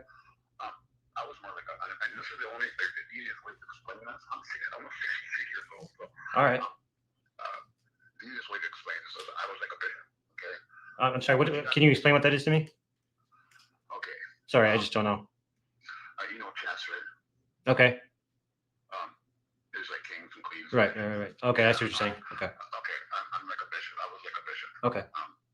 I stopped doing it in 2003, and that was because of a raid where my place was surrounded by fucking 2 airplanes and coming in from the woods with fucking camouflage, all that shit. Anyway, so I've been out of it since 2003. Anyway, so Moscow, I started thinking in and researching Moscow, the town. That's a dirty fucking little town. One thing, I come from Byred, dude. Okay. And that's dirtier than this. And, you know, I started just seeing things. And then people were saying, well, they're scared to talk and blah, blah, blah, blah, blah, blah. And I'm going, there's, you know, someone made it there. And I started getting this theory about this might be a hub. I think you're like the second or third person to tell me that, actually. So I'm starting to believe it. Yeah. Right. Mm-hmm. And that is something I said too, that I believed it was a hub, but that's, you know, hearsay based on what I said and what I thought. But there's multiple people saying it, so sorry to interrupt. I started thinking that, you know, and I came. I'm in a group that for the Idaho board, and so I posted this theory and I put on a profile with this guy would be like if there was a king there. And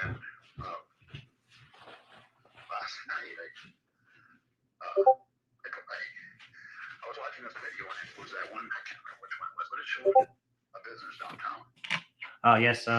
Mad Greek Yeah. out of Sitka, Alaska. So what are the owners got something to do with that? Exactly, dude. Have you looked up the owner? No, I have not. Links, dude. I got the links. Yeah. Okay. Wow. He's international. He's fucking international. They keep moving around. They moved around from South Carolina to all the like the major places that shit comes from. And take a look at it once. Him and his daughter. Okay. And then of course you got Xana and Maddie that work there. So Zanny was the target. Xana was the target. Shit. That's no doubt. Well, here's what I heard. I heard that Maddie flushed A bunch of drugs down the toilet or something. a bunch of drugs down the toilet. That Xana was in control.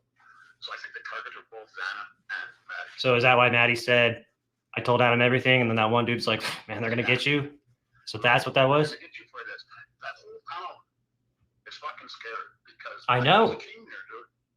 I know, dude. I have a couple people like, I want to say this to you. I want to tell you this, but I can't because something fucking's gonna happen to me. And I'm just like, what's gonna happen to you? Like, who's making you so scared? Right. Wait till you see what this guy looks like, and you will know why. Wow. Yeah, man. You can send me those links. That'd be fantastic. I'll send you the links. Okay. And wait till you see his name. He's Russian? They did come from Greek. So he's Greek. They're international, dude. This is like bigger than I ever was. See, dude, I knew there was something way more in this case. It's a fucking major hub, and it isn't. I don't think it. This is, I can't prove this or anything, but my suspicions are very high that it's not just trafficking hub. Okay. Because I mean, it's international. So who are Emma and Demetrius in this? Okay, now this is where it kind of comes to a theory of mine. We can get into that a little bit. Is everything done? I mean, everybody needs to be. What's that? The whole king thing needs to be explained pretty well, I think. Okay, let's do that. I mean, of the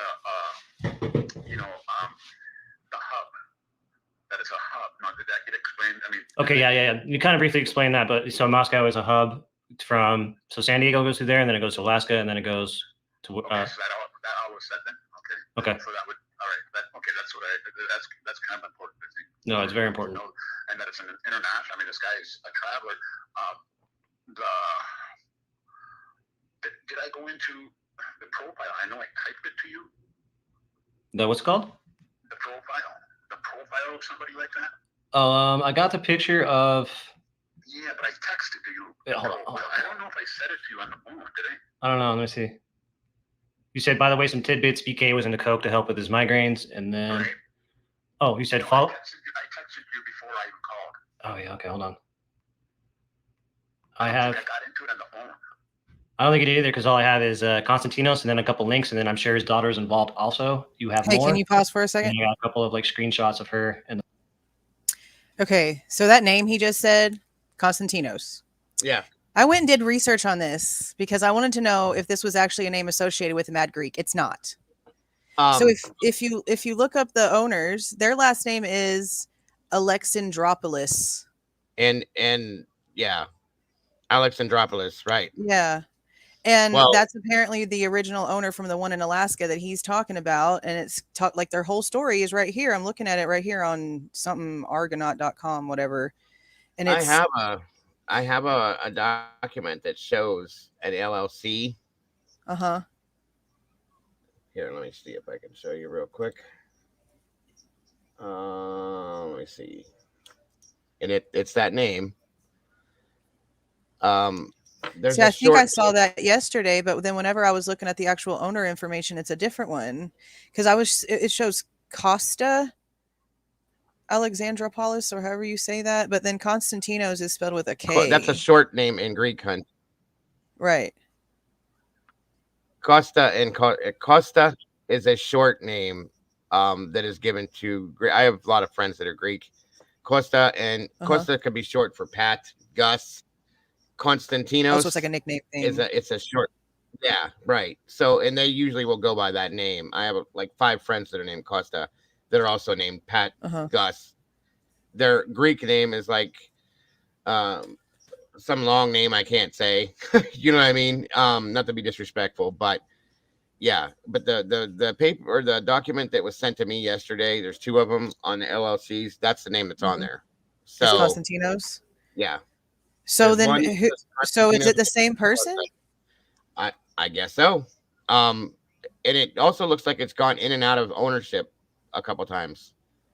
Same people, but back in and out of the L. I don't understand how that works, Wait a but minute. So it's been sold in within and the bought within itself? that's Oh, what it looks that's like. a little sketchy. Yeah, that was sent to me yesterday. And they're like, how many times through the state is it going to go? And I'm like, I don't understand that. I've never seen that before. So, Yeah, that's weird behavior. right. Aussie 12 said Costa and Constantinos as well as Dino. Correct. Thank you very much, Aussie. That's a fact. Yeah, I'm very So close. then Constantinos that they're talking about is this exact same person, this Alexandropoulos person? That's his last name. Yes. Weird. That's what he's saying. This guy here is that's what he's pulling up. So Yeah, that's what I'm trying, because that's what I was trying to figure out. Why am I seeing 2 different names? But I know that sometimes whenever people come over from other countries, did he come over here from Greece himself, right? I'm imagining. I know I don't know. sometimes they can like change their name. Right. I don't. Yeah, Crystal's saying I got the Costa and Alexandropoulos as well, Right. but then it shows on the other document Konstantinos Alexandropoulos. Yeah, I did see something with the Constantinos name on it, but it was the one spelled with a K, Yeah, which is that's that's how it would be spelled. Yeah. yeah, and it's I don't know. I didn't dig any deeper. I didn't dig at all. It wasn't me that did it, but it was sent to me that way, and then I pretty much have a team over here of people that are just nonstop going at this stuff. So they came up with the same things. You know what I'm saying? And then, like I said, Mama Bear had sent me this. It showed the LLC at one date that they were the owner of it. Then it goes out and there's nobody, and then it goes back to them again. It's like, what the hell is that all about? Weird. Right. So I'm gonna have to dig a little bit more now. right. It just doesn't make sense. And then we had another name that popped up was Jackie. Okay, which is what they're saying based on what they said that was his daughter. Uh-huh. So, okay, no change is saying Jenny is Jackie's sister. So I don't know. I don't know what's going on with it. That's weird. Did anyone send you the U of I article on the daughter? Annie says I don't know. Annie, if you'd like to jump up here, she wants to jump up here with you too anyway, Jules. So if you're okay with that, I am. Yeah. There's a link, Annie, if you want to. Because Annie's got info too to go along with this, and she can probably help with some of your questions. I know she helps with a lot of our questions. So Yeah. Annie's nonstop with this. So there's a link in the chat. So pop up here as soon as you want to. Yeah, and they have it listed in Jackie's name since 2020, which is a fact, chick, and that would be his daughter.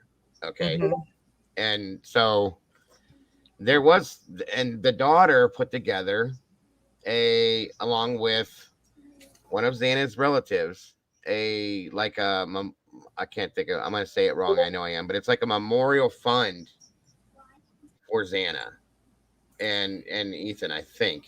No, it was just for Xana. Okay. And the girl, Xana and Maddie, I'm sorry. And they put together this memorial fund type thing. I'd have to get the article and go over it with you, but it's kind of crazy. I don't know. Can you hear me, Annie? Can you hear me, Annie? Hi, can you hear me? Yeah, you got your Bluetooth on again? Yeah, let me take it out. Sorry. Yeah, it's a little muffly. It's okay. Jeff, thank you very much for the super chat, brother. And I wonder if these two know they've just been very creative in the way that they're presenting this theory via phone kill. I wonder. That's a good point, Jeff. It is. And we don't know. You know what I mean? These things are very possible, my friend. And like I said, guys, I'm not saying that I'm not going with this. I'm not believing this. We're reviewing this. You guys can take from it whatever you choose to. Welcome, Kendra. Good to see you. All right, Miss Annie, can you hear us okay? Hi, can you hear me better? Yes, that's perfect. Can you hear her okay, Jules? Yeah. Mm-hmm. All right, great stuff. See, it sucks you guys because you can hear me, but now I can't hear you even with my volume all the way up. I mean, I can hear you, but it sounds like you're far away. I'm sorry. Sorry. Nah, it's all good. Okay. Now which article were you talking about for on that, Annie? Okay, so how I found it was I just did a basic like cursory search on the owners of Mad Greek, Sitka, Alaska. Right. One of the first things that popped up is an article from the University of Idaho Argonaut, That's and what I saw. it's referencing a student there. She is at the time 19. She's the daughter of the original owners of the Mad Greek. She came back to Moscow. Like the title of the article is like finding home in Moscow, or making Moscow my home, or something like that. So the article talks about how she had just spent a year in Germany and that she's lived like all over the world, South Carolina and stuff like that. And that she came back to Moscow, and then she had to decide whether or not she was going to enter into Greek life, which she did, and she became a member of Alpha Phi, Kaylee's sorority, and that was the article is from, I believe, 2019. So she I entered just as sent a him the link. freshman. I'm sorry.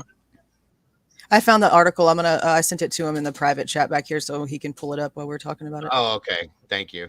Oh, good. Thanks, Jules, because I can't do email at the same time. Sorry. No problem. Thank you, Jules. Mhm. Can you guys see that? Not yet. It's still on Rory's video. I don't want to subscribe to that. Hold on a minute. All right, hold on a second. Let me move this. Let's try it this way.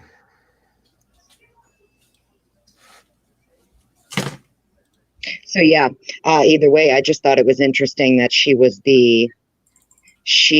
was recruited into the same sorority as Kaylee. Yeah, that is a little interesting. All right, can you guys see that now? Yeah. All right, there we go. So this is the article you're talking about. Forever Yes. home in Moscow. Freshman finds true home in Moscow. This is 3 years ago. Selena Alexandrop. I always say it wrong too. Alexandropoulos lived that dream. Okay. See, this name is a new name. I didn't know that first name, unless it's some other name. But that is the article. Hold on. Trying to see the good points. I don't want to read the whole thing and never be able to talk. Well, it's even more interesting too when you go back, and so you can look up previous members of Alpha Phi. And if you go back to 2019, when she came in as a freshman, you can go back and see who she was a freshman with. Okay. I won't spoil it for everybody, but that'll be a fun little sleuth for people. Are there some interesting names in there? I mean, I think so. So it's a lot of the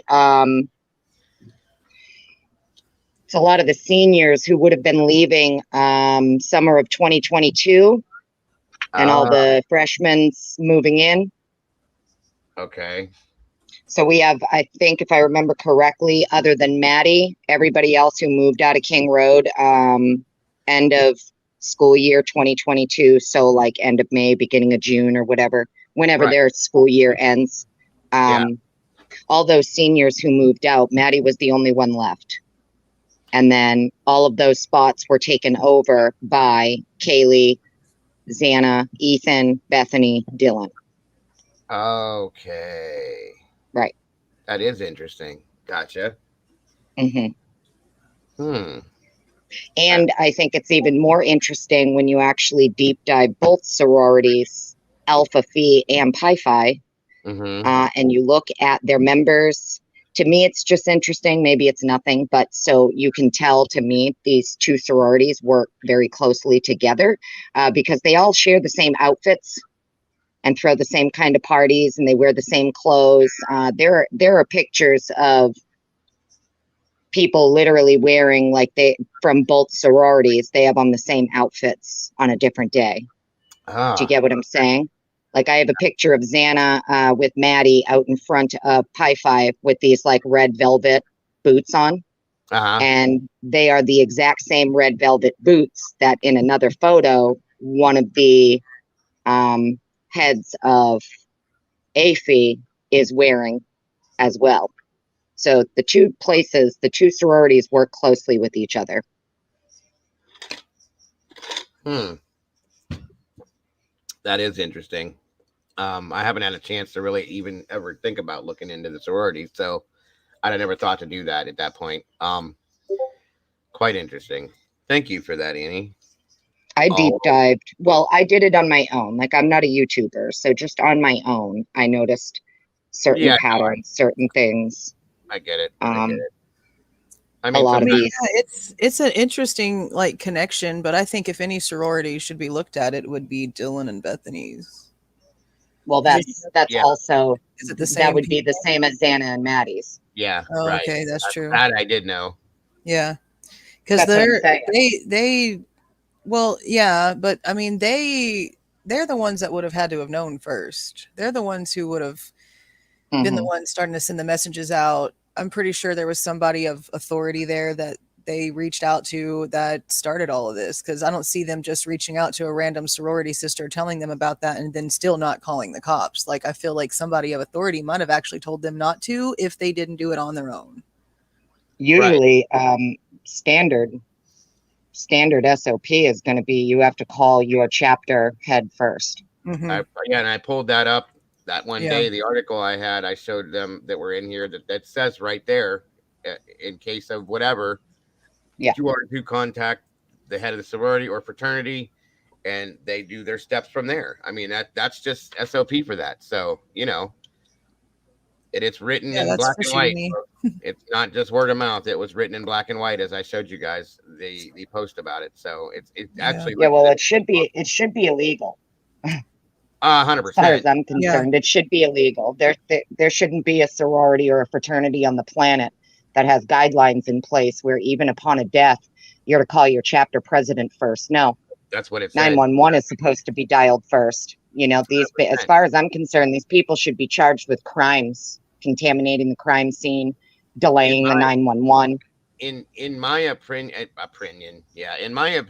that should be 100% illegal, and it should be considered compromising a crime scene, compromising an investigation, because the first thing that should be called is 911. Police, EMS, which we've already had that issue, but whoever is to respond, not somebody else. That should be, I don't care if it's Greek life or whatever it is and how old it is and how whatever it is, that's just not how the world works. Okay. And I've had problems with that forever. So yeah, I didn't realize how bad they weren't actually policed until we started seeing these body cams. Like, they slap them on the wrist. They never get in trouble for anything. They're allowed to just be publicly intoxicated and barely get talked to get called onto their house a million times. I'm sorry, but in the real world, if the cops have to come to your house more than once to tell you to calm it down, they're going to start doing something about you. They're shut you down, right? Threatening you with the dean of the school. And and you hear that in the body cams where they're saying, well, you know, we don't want to have to contact your fraternity or your sorority. Yeah, it's no different than, I'm going to tell your mommy. I'm going to tell your mom. They're not doing anything. It's pathetic. They're not teaching them how to be adults. No, not at all. It literally has made me sick watching it. It's not the cops' job to teach them how to be adults. But I will say this. We have a specific body cam where the police took it upon themselves to go over there. They were on another call and no one called for King Road. They just decided to take it upon themselves to go over there. They walked down the hill. You could see them walking down the road. They were up at the top of the hill up there at that other house where the dude was on the roof. They come walking down and they're like, you can hear him talking. Well, this is what I mean, though. You know, we have officers who take it upon themselves to enter someone's private property with no reason to even be there. It doesn't matter if they heard music coming from down the street and they're like, oh, well, if we told them over here, we need to go tell them over there. No, you don't. And You it don't need to sounds, tell me nothing because yeah, nobody even called on me. So why are you banging on my door? and it almost sounds in that body cam video, that they were showing off for maybe somebody they were training, the way he was talking to him. Well, we're going to take in, this is what we need to go do. We hear the music over here. Let's go over there. And this It is how did you kind do of this. seem like that, didn't it? Yeah. It did. Like he was training somebody new and he's like, this is how you do this. And Or this is how you do that. And this is what we need to do. It's like, okay. Yeah. I got And that it's the vibe same from it. body cam where that officer is, you know, commenting on how there's no access to the balcony. Yep. And the other officer that's with him, the young one, Rosendahl, I think his name is, or Rosendahl. Rosedahl, however you pronounce it. Yeah. Yeah. He's taken a photo with his cell phone of Kaylee's ID. So apparently this is a practice of Moscow Police Department when they come in contact with these college kids. To me, everything I've seen on these body cams, these officers abuse their power with these college kids. I don't know why you're taking their personal cell phone numbers and putting them in your phone. I don't know why you're taking pictures of their IDs and keeping it in your personal device. It doesn't make any sense to me. I'd be furious if I was a parent. And I found out that these cops over here are like taking pictures of my daughter's ID and have her personal phone number and showing up even when no one called them. It's harassment, in my opinion. And it does seem like a very regular practice. That it's something that is so nonchalantly done now. It's not something new. It doesn't seem surprising to these guys. It's something that they've obviously been doing for a period of time. Yeah, for them, it's like their standard protocol is what it seems like. Well, and as we said, just as I just said, it seems like this is how they're training people as well. So it seems like when you come on to Moscow PD, right, that's how they're taught. Yeah, that's what I mean. So it's kind of weird, you know. No telling how long it's really been like that. Probably forever. That's what I mean. It seems very regular, so it's obviously something that is put in place for a reason. It is kind of odd. Thank you, Molly. I will be checking that here in a moment. Definitely odd. Okay, so that's a good point, Annie. I appreciate that very much. To pointing that out, because I didn't think of that at that point, and I did just remember you pointing out the fact that they did take pictures of her. Yeah, ID. like I'm a huge constitutionalist. So when I watch these body cams, I'm not kidding you. From the very first moment that these body cams got released and I got a chance to watch them, I was like, are you shitting me? Right. Because here's the thing, folks. This is my phone. And these guys sometimes some of them carry two phones. One's a work phone, one's a private phone. You don't know which one they're using when they're taking pictures of people's IDs and their personal business. I'm not comfortable with that at all. Well, here's the thing. If you're going to take up someone's ID, 9 times out of 10, the officer right inside their vehicle, they have the capability to look it up, right? Yeah. Whether it's they go and they type it into the computer. Some of these cops, they have like the, depending what state you're in, they can swipe your ID right through the thing. It's going to bring up, So it always irked me. It irked me that they took it upon themselves to show up when no one called. It irked me that they knew to go around the back. It irked me that they made comments on how there's no access to the balcony. That's weird, for sure. Right. Have they ever had to try to like break into that house before? I wonder. I mean, because how else would they freaking know that you have no access to the balcony enough to make that part of a conversation? It has been talked about that there were possible ODs in that house over the past few years. So maybe for that reason. All I know is that he specifically says in the body cam, interesting, there's no access to the 3rd floor balcony. And I'm thinking to myself, why is that interesting to you, bro? Why are you even over here like scoping out this house? Nobody called you here. That's my first initial thought. I would be pissed if that was me. I'd be like, get the fuck off my property. And if we go back and watch the other body cam where the officer walks up and Kaylee comes out and Hunter comes out behind her, you could tell she was irritated with that situation. And he said, you know why I'm here? She says noise complaint. As in, yeah, I know why you're here. And it just, that body cam took me, it was off to me because the way that he walks up, and it was almost like it was practiced or something. Okay. She comes out, Hunter comes out and sits down for 2 to 3 seconds, gets up and walks back in. What the hell was the point behind that? And it's like, okay, the whole thing was just off to me. That one was. So I will put that out there too. I just have to say that. So even in the body cam with Xana, I think it was, or no, may have been the body cam where it was Bethany who answered the door. I know a lot of people think it was Emily, but I'm like 99% positive it's Bethany. it was Bethany. In my opinion, it was Bethany. It looked just like her to me. It did. It looked like Bethany to me. The lighting, the lighting was off a little bit. I don't care. Well, I remember even in that video, the officers who are there are like, abandoned property, because they found a backpack leaning up against the white car, Maddie's car. And I'm thinking to myself, it isn't abandoned, bro. You are literally on the property of people who are 21 years old. Right. Same with dumping the beer and the alcohol out. You don't know that alcohol doesn't belong to somebody that's of age. So why are you doing that? That's what I'm saying. Yeah. The whole thing, there's too much power. There was too much power that goes on with law enforcement with that. Okay. I don't like that. I didn't like that.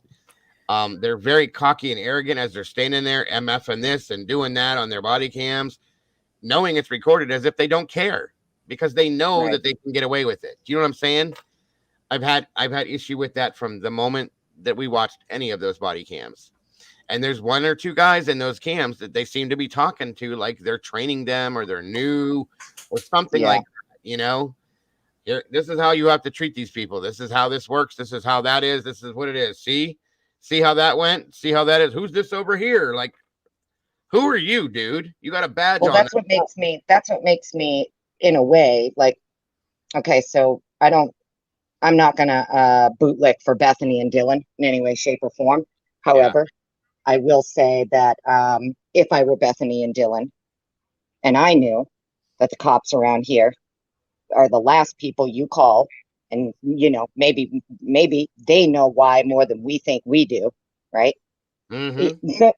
I'd probably delay a call too, right? Yeah.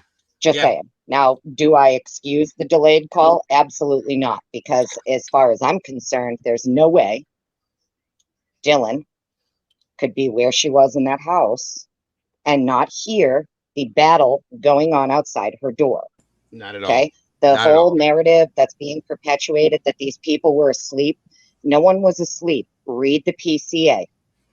Well, I mean, the PCA lets us know at least 4 people were wide awake. Yeah. Yeah, but they debunk Dylan not hearing anything themselves, because if they can say in the PCA that she heard crying from Xana's room, then she heard freaking screaming too. So they lie and mess it up themselves. Banging and yelling and men's voices yelling. Yeah, you don't hear crying and don't hear screaming and guttural yelling. I'm sorry, no. I honestly, folks, I'll be honest with you, and I'm not being conspiracy like here, or I'm not in a rabbit hole. I'm just being real. I've come to the conclusion, and I'm not afraid to say it, that is absolute pure bullshit. The whole statement from Dylan. Okay. That was fed to her. This is what you need to say. And this is what we're going to put. Agree. I agree. It's definitely bullshit. But the fact of the matter is, if we go by what this probable cause affidavit says, no one was asleep. No, they weren't. I still think quite the opposite. In my opinion, that they were hanging out in the kitchen and a group of people came in and things commenced. That's my thought on this, and I'm going to stick with that until they prove me wrong. That's just where I'm at. Right. Yeah. I don't think anybody was in there. Go ahead. Well, the statement isn't everything Dylan said either. I mean, honestly, think about it. What if she did tell them, yeah, I heard this, and this, and they just cherry picked what they put in there? She could have easily said, I heard everything, bro. I heard Xana crying. I heard yelling and screaming. I heard this. I heard that. She could have. We don't know. And I mean, honestly, and I know that I'm guilty of it because I don't believe what the PCA says, but I know a lot of people are like mad at Dylan and mad at Bethany, which right now we have every right to feel that way, but we also don't know what was actually said to these cops. And if the cops are not taking everything and putting it in there, why are they hiding it? That kind of tells you that they've known from the beginning that there was calls out ahead of time, that they couldn't put the real information in there about how they literally heard the whole thing go down and didn't do anything for 8 hours. They couldn't put that in there because what judge is going to be like, well, this is way too suspicious for me to sign this warrant. Right. So I right. can't put all that in there. So I think for real, Exactly. they heard everything. They know everything that happened. They probably know exactly who the hell was in that house and everybody else that was involved, which I is why agree. I think whatever Brian thinks that Bethany knows is so damn important, and Yes. why they're acting like it doesn't exist to put the real people away and get people's lives back to normal for real. I don't comprehend. Well, just like with the new documents we're going to talk about here in a few minutes, and I'm just going to, if you don't mind, Jules, I'm just going to use your video that you did yesterday, and we're just going to go through it that way, if that's okay with you. Yeah, have at it. All I don't put all those extra documents in there. That's all that formatted language and Yeah, I don't want regular all that verbiage. anyway. I just have those in there because it's The just important that ones. stuff's Yeah. pointless. Yeah. That's why I wanted to just use your video, because you make a good point in there, and I want to go off of that point and keep going from there. So Okay. the Yeah, one go ahead. thing in there that drew my attention was when they were talking about the one part that will be on soon, guys, stating that they want it sealed because it can let me get the exact words. It's a danger to someone's life. Okay. That be alone, that's being in there, speaks volumes to me, you guys. Okay. So like I said, we're gonna get to it, but it all goes along with this whole thing, in my opinion. Not exactly sure whose life would be in danger if the person who did all the killings is in jail, but Thank you. Yeah. Thank Yeah. you. All Exactly. right. So let me finish this, and I'm gonna go grab my drink. well, It's so ready. I'll hop down. That way you guys can finish doing what you were doing. I just wasn't able to send you the email of that article, but I thought it was interesting about the Mad Greek original owners and stuff, you know. But you're welcome But to stay also here. I also wanted to talk to you guys. I heard you were a little earlier when you were talking about the house, how it's going to be demolished. Yeah. Yeah, you're welcome to So, stay up here, Annie. Please. You're welcome oh to no, stay up it's here. okay because I can barely hear you guys anyway, and I Oh, have my okay. phone Okay. I have my phone speaker like in my damn ear drum Gotcha. trying to hear you. Got you. Well, go ahead But and explain that. I'll be right back. I can hear you from the background, so go ahead. well, I don't have an explanation. I guess the only thing I can think of to me that makes like logical sense, right? If the house, the actual crime scene, was incredibly critical to the defense, I feel like the defense would they'd be filing motions, putting stays in order and things like that, filing a motion to stop the Yeah, that's a demolition. good point. Because that was one of I our things. Like, why are they not saying anything? But maybe they don't feel like they need to. I mean, that's not a bad. I'm truly convinced that the forensic team that Brian has together on his side, they know they don't need the house. And I think the reason they know they don't need the house is because with those Faro scans and your virtual reality headset, they're going to use Bethany to walk the jury right through the crime scene. Yeah, is my maybe. guess. Well, then again, you also have to consider they might not feel like it's worthy of all the time because they already had a chemical forensic cleanup crew go in there and start processing the cleanup before it was halted. So there's already been stuff already removed and chemically taken out, and who knows how much more contamination because of everybody else that's already walked through it. But Yeah, but if I some of remember it's already been correctly, destroyed. weren't those Faro scans done day of? Yeah, the 3D scans were done. I just feel like I'll always feel like this, and I'm a weird millennial. I don't like tech. I have a regular little French press for my coffee. I don't like any of this crazy stuff, okay? No 3D scan is going to do for the jury what walking through that house and actually seeing for themselves physically the sounds, the movements, the corners taken, all those things, especially knowing that at this point, like we just mentioned, they're trying to act like all little Miss Dillon heard was some crying from Xana's room. No, they need to be able to hear all of that. And there's no 3D scan that can do that. There's nothing that can take away from Oh, it. I agree. I agree 100%. But I also feel like, so if we're looking at it from like a defense aspect, okay, the prosecution don't want the house. Well, that's interesting. Yeah. Right? That's interesting. Prosecution don't care about the house, huh? Interesting. Well, they don't want that house for a reason, I think. Well, that's where I'm going with this. Yeah. So the prosecution doesn't care if it gets demoed. The defense doesn't seem to care if it gets demoed, right? To me, I don't know if you guys have gone on to like the actual Faro technology, their website, but what you can do with these is absolutely incredible. And there are crime scene technicians that are online, like showing you how to use these scanners and what they're capable of and how to use them at trial and stuff like Really? that. And so is it going to be like as 3D as like that whole it's going to like be those big 4D. holographic things, like, you know how that, what is it, Project Bluebeam people talk about with Yeah. holograms and stuff? Yeah. Is it going to be like Yeah, that so- realistic looking? So It's literally what they can do with these scans is they will put a virtual reality headset on everybody in the courtroom. Mm-hmm. That's the jury, the judge, the defendant, the attorneys, witnesses, etc.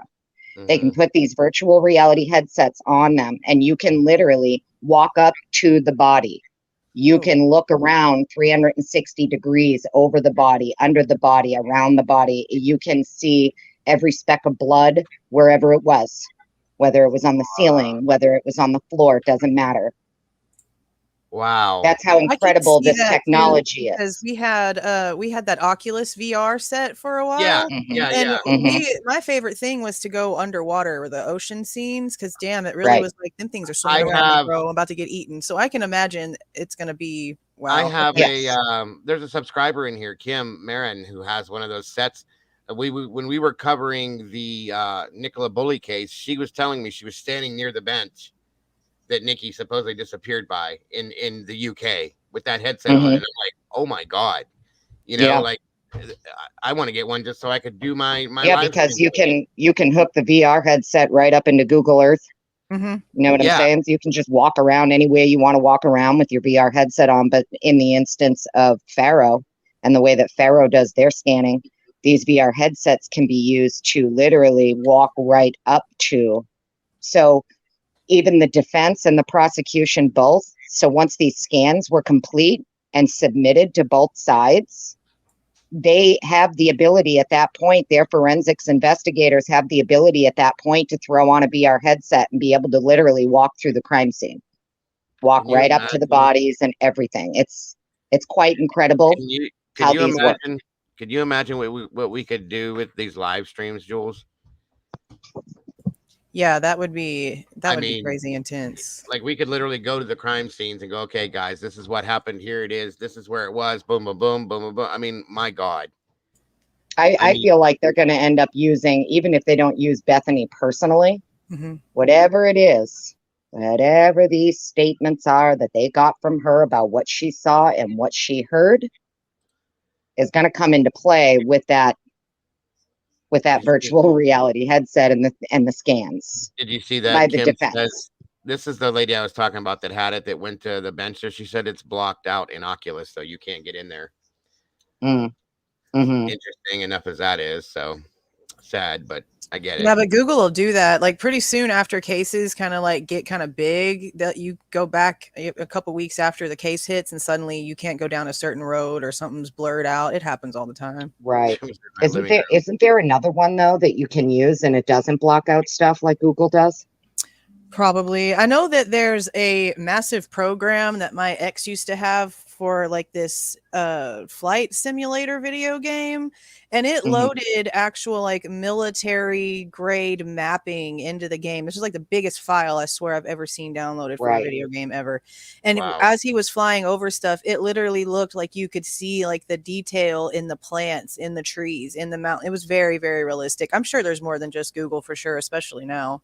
Well, I'm sure the military probably has things that go above and beyond that themselves. You know what really makes me mad about all that? Okay, and I don't know if I've mentioned this like aggravation of mine before, but you know that we're constantly being watched, right? There are satellites that have cameras on us and sonars and things constantly. Okay, I don't understand how whenever cases like this happen, a missing child, a murder, stuff like this, they can't just take the address, find out which satellite was over us, pull the damn file from X amount of time and visually see who went in and out of where and just solve the damn case and stop all this bullshit. Cause you know, they can. Exactly. I hate it. I hate it so much. Even with the University of Idaho itself, if you go onto their website, so the University of Idaho back during COVID, they implemented GSI software. And GSI software is used by all of the faculty and the students. It's geolocation. So it's so the students during COVID could geolocate each other share files. It also hooks up to the drone mapping system. Mm-hmm. So when you go in and you look into all of that, I also found that very interesting because I'm like, huh.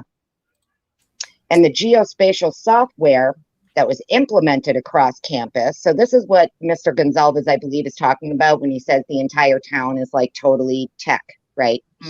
He's well aware of the tech being used by the college. Right. He is an IT guy. That's what he does. So he's well aware of the geospatial software that the campus uses, that the students use. They use drone mapping. Okay. They're able to locate each other in a split second using the geospatial software. And at one point, the King Road address was a business that was listed there, was called Small World Software. And Small World Software is the geospatial software that was implemented across the campus. Small World Software got sold off to GE, like the bigger. Yeah. GE came in and took it over. But originally, Small World Software was registered at the King Road address as an LLC business.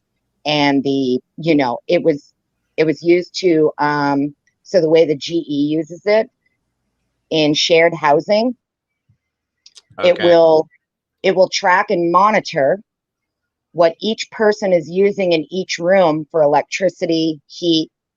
Do you see what I'm saying?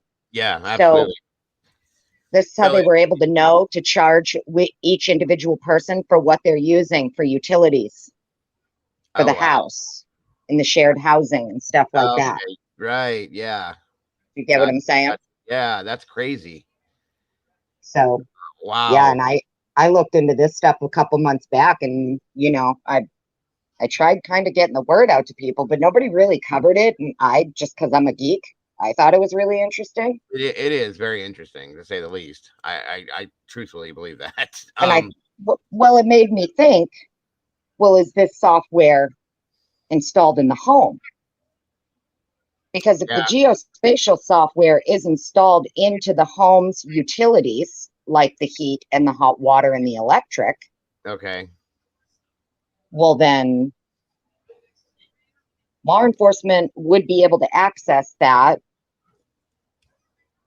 Do you understand where I'm going with this?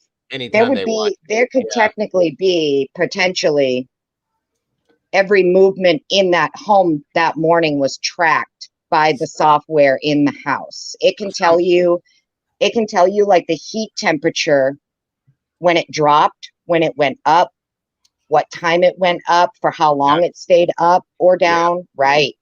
And somebody sent me an email when that extra room appeared that was built into the closet in the house. You guys remember that, right? And they were like, hey, what if, and they brought up this software and said, what if this room has the electronics needed for this type of a thing?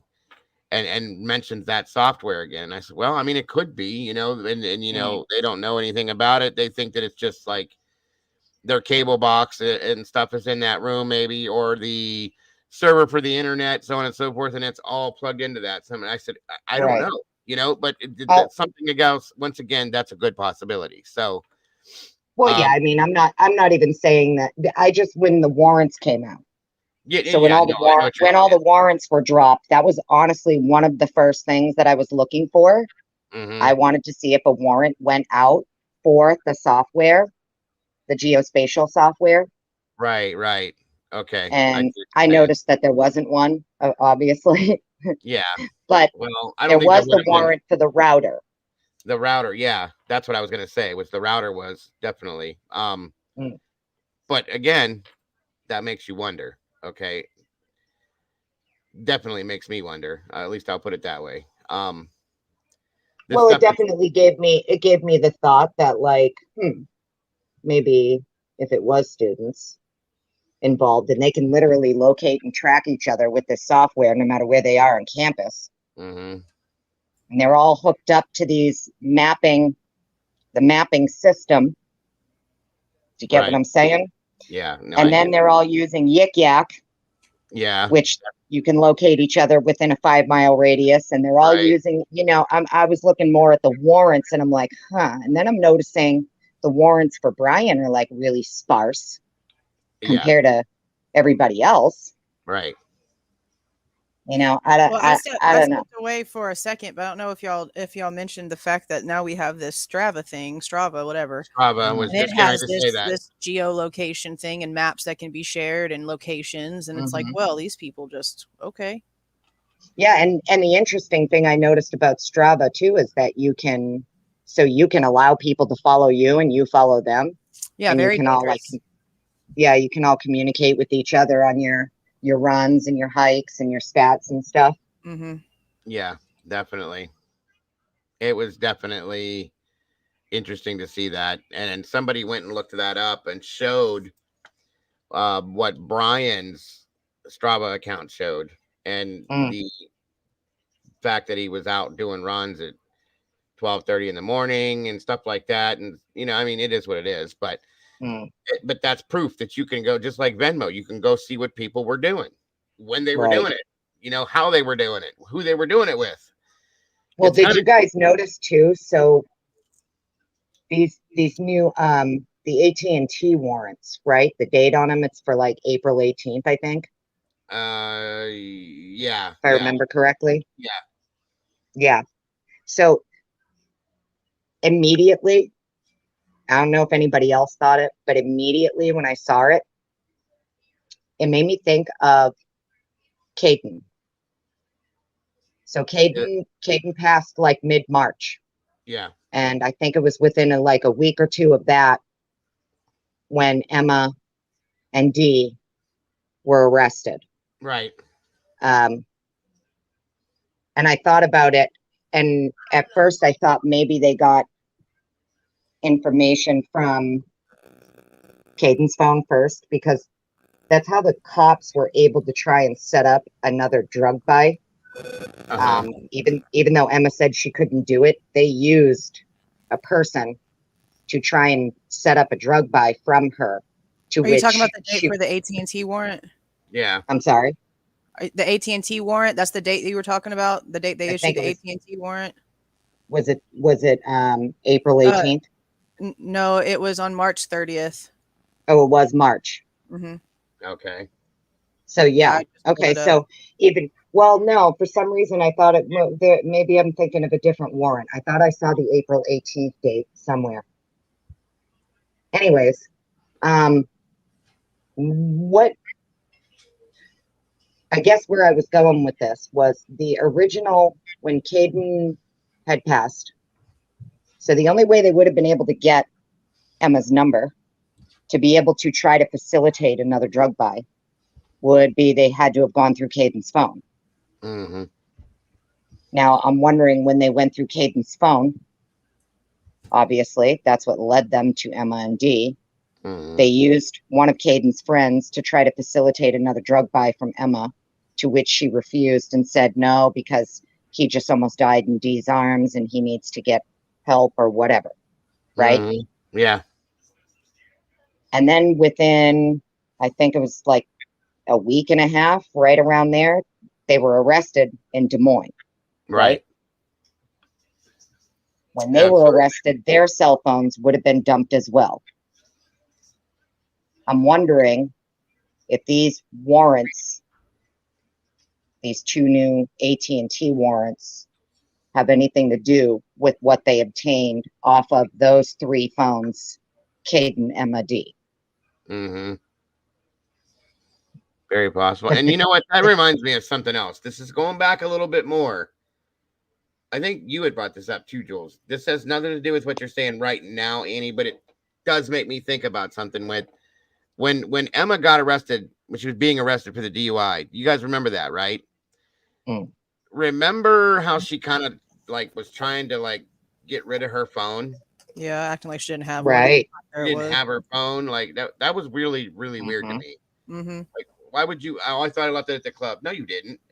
I'm sorry, but that's a lie. Well, not only knows where her phone is. Yeah, not only did she claim to not have a phone, she also claimed everything in the car was Marilyn's. Everything. Yep. Yeah. She was trying to throw her under the bus completely for everything that they would have found, and there was nothing. And then, of course, we watched what there was. She pulled out of her pants and threw away in the garbage can. So, wow. Yeah, I gotta say, I don't think these new warrants have anything to do with Brian, if I can be totally honest. I know I saw some people saying that like they think it's his other burner phones and stuff like that, and I'm like, I don't think he I had don't other think phones. so. I don't think Brian Koberger had extra burner phones. I personally don't think that. That's just me, though. Yeah, the dates on it kind of seem to coincide with everything that happened with Caden, and then in like the following weeks after that.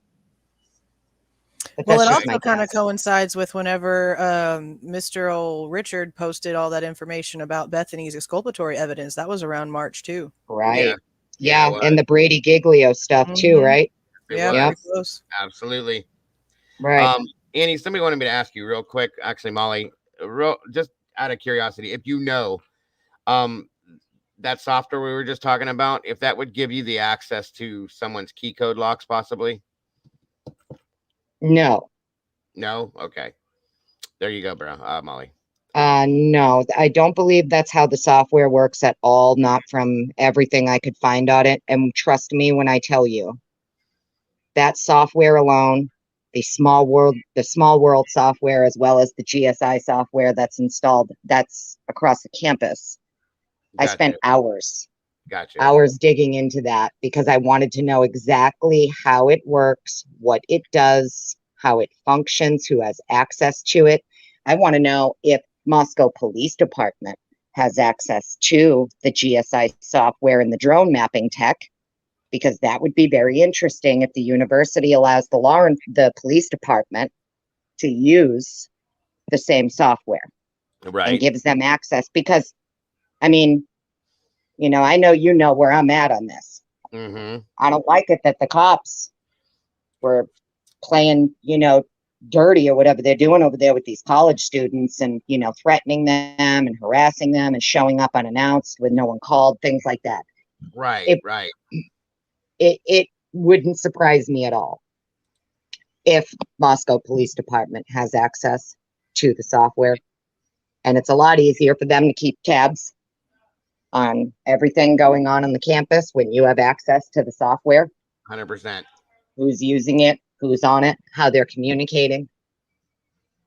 And these kids aren't stupid.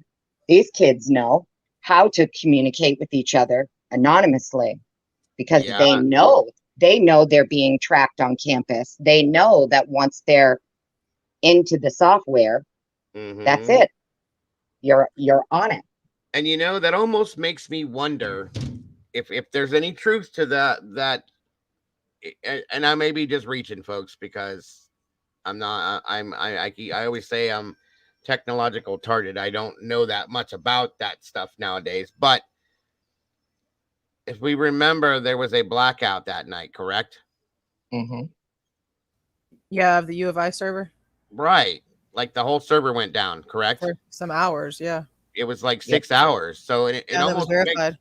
And it would makes you wonder what better way to tack into something than to take it over, maybe take it down, take it over. Yeah, well, see, that was my question. A little weird. That was my question with them being off-campus housing, though, because would the U of I servers have only affected the on-campus, or I don't think would so. it have affected outside of campus? Because that is so close to Greek Row, that house was, and I'm gonna want to say. If the house was hooked up to the same software and the same that's being used across the campus, then theirs would have been down as well. Exactly. And I'm thinking that that's all connected. I would venture that they would want Greek Row and all the outlying area connected in with all of that as well, right? Yeah, you would think so, yeah. Yeah, and then here's the thing that, oh my God, like I feel like I'm in the rabbit hole, Mr. Conspiracy. Here I am, going back to that HVAC truck that we saw sitting there. If things were put in the house at a point in time, if they were being removed. Right. Well, the Again, software makes me go back to that. I don't know what that lady's name is. Something Lou, Linda Lou, Lucy Lou, something like that. She's okay. a reporter Oh yeah, for News Nation. News Nation, right? And when I found out about the software that's on campus, and then I found the Small World software listed at the King Road address as a business, it made me think of that um, night that she was outside when the cowboy cop and his buddies rolled in. And I Right. know that they were reporting that these dudes came out empty-handed. I promise you they didn't. No, they didn't. They did not. They definitely didn't. Um, I went it's crazy because if you go back and you watch that video, it's still up today, on News Nation, their YouTube channel. They have that video up of that lady outside. You can go back, stop, pause, zoom in. I promise you, those dudes did not leave empty-handed at all. I know they say they did, but they didn't.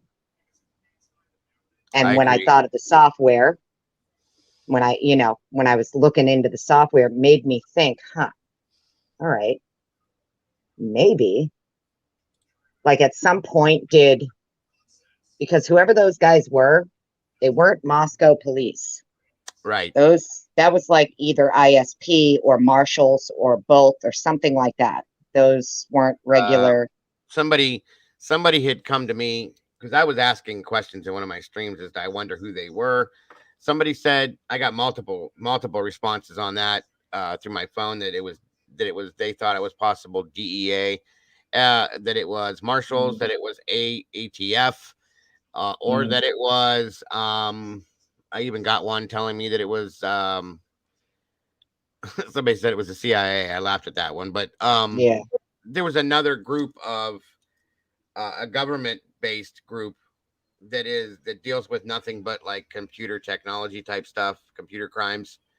Yeah. Oh God, I can't remember the name of it, but anyway, yeah. So there was a lot of people questioning who those guys were. You know what I mean? They were very different than most law enforcement as well. They did not speak. They did not look at people. They did what they did, and they were done. Out that was it. So, and they didn't leave empty-handed.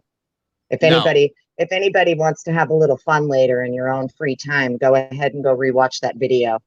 Pull it up on your big screen and just pause and zoom in. You'll see what I'm talking about. and they're done. The guy that's in the tan Carhartt jacket specifically, when they're inside the home, before they're getting ready to come outside, the news crew is like filming through the window. Yeah. And he walks past where like the good vibe sign is and all of that in the living room. And he holds out his hand. He has on a bright blue glove. And he's holding out his hand, looking at whatever is in his hand, and whatever it was, it's tiny. It's not very big. I could only zoom in so far. Not going to lie to you. To me, it looks like possibly like a FIDO key or something like that. It definitely looks electronic, whatever the case may be. But they didn't leave empty-handed. I agree. Very much so. It's quite interesting too. Quite interesting. So anyway, I love you guys, and thanks for letting me up. I'm gonna hop off and throw in my earbuds so I can actually hear you. Wow, thank you for coming up, Annie. It's always a pleasure. I appreciate you so very much. Bye. All right, we'll see you. All right. All very, very much interesting. All of it's very much interesting, guys. Just stuff to think about at the very least. All right, let's get through the rest of this thing here, and we'll move on to the other. And again, if anybody has questions or anything they want to talk about, we will definitely answer those at that point. What was I doing? Oh yeah, hold on a minute. The family, and then you said, "Oh, here, follow the money always. There's enough so you." 1 second, folks. I want to make sure that you guys have the audio to this still. Hold on. Oh yeah, no, you can hear it. Can you hear it? Okay. I didn't know if I had knocked it off or not, but okay. Sorry about that. You can just look stuff up. They travel a lot more than an income. Keep going up. There's got to be more. That's all I got, my man. What? Yeah. my God. Where the fuck did that go? I don't know, my man. What? So I'm saying, it's just one of those days. Sorry. Let me look at my end here. Hold on a second.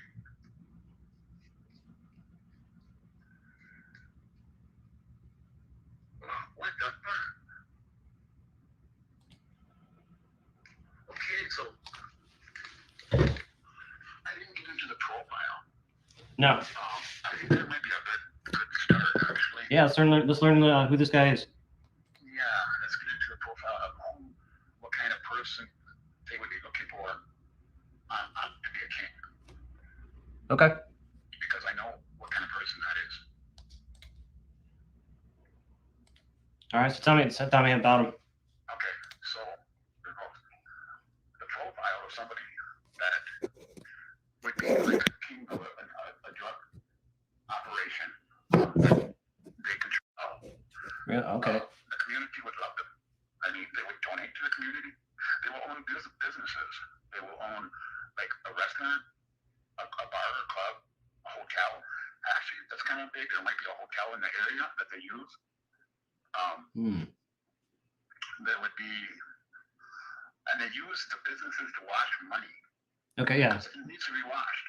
Right. So you're looking at somebody, like I said, people really like the person, and they get along good. They like those small college towns because they go in there and they can get pawns to do their work. Okay. And they'll also have bishops. The people that went into that house that night would be bishops. Not little pawns, but they would be bishops. Right. So you told me earlier that most likely this was an ordered hit from who? Would it be Demetrius or from Konstantinos? Konstantinos. It'd be Konstantinos, huh? Would put out the order. He won't get it. Well, that's what I mean. He put out. Of course, he's not going to get his hands dirty, but yeah, no, he's the one who said, "Hey, this." Now, I'm interested who he called. Did he call Demetrius or did he call somebody else? I would think he would call either Demetrius or Emma or Brent. Oh, that's right, because you said Brent's involved with the other two, right? Yeah, I'm pretty sure he's involved. Actually, I have a friend that was in the Green Beret and stuff, and he laughed at this dude. And when I told him that they got this BK, and he said, "There's no way. There's no way. This was a trained killer. Well, it has to be. This was a trained killer that did it that fast. They did that on 2 floors, absolutely. Right. I don't think it really went down that fast, like you're saying. I think their time is way screwed up. But, it would still be somebody like Brent. Right. Right. That's also what you mentioned was that the girls also had to have heard something, and we talked about the cover up as well. Right. So obviously those girls know something and had to hear something. So is it possible? Is it okay? So could Kopaka do it all by himself, or do you think there was 2 people? There was 3 there. 3. Oh, there's 3. Okay. And then BK. That has been said now by multiple people, folks, that there was 3 people. Okay. Jules, can you hear me? Yeah, I'm here. Heather said that Jeff sent you an email. There's a question in it, and they wanted you to check your email for it. Who did? Jeff H sent you an email that he wanted with a question in. He wanted you to answer. He's in the chat here. He's been in the chat. I see an email from Brian. I don't see nothing from Jeff. Let me look at Brian's. Or maybe that's what it was Brian. She said Jeff, though, I think. Yeah, I think it was Brian. I think she just messed the name up. That's all. Okay. No problem. So Brian, I'm gonna pull that back up. I know Not that yet. I saw that somewhere, and I was trying to find it, but it wasn't in Payne's, so I guess it might have been that one. So I will look it up and I'll email you back. Yeah, it wasn't you, Jeff. It was a mistake, but sorry. Anyway, there you go. Okay. That's what I thought. I thought he comes in. Hold on, let me. Snow vision, right? Right, and people do pawn stuff for coke all the time. Oh, all the time. Yeah, absolutely. And I think that might have been already. You know, it's funny because if you go look at Demetrius's profile, I believe it's Twitter or Facebook. Yeah, no, it's Twitter. There's this pic where there's like he's trying to sell a bunch of shit, and guess what's in there? Big ass K-bar. Right. So I saw that and I was like, ooh, that raised a big red flag, but I just couldn't pin the two. I knew, look, I thought, and look, Emma Bailey looks so much like, what's her name? His name, Koberger. They look like they're related, Oh man. my God. It's fucking ridiculous. Like, they look so, like,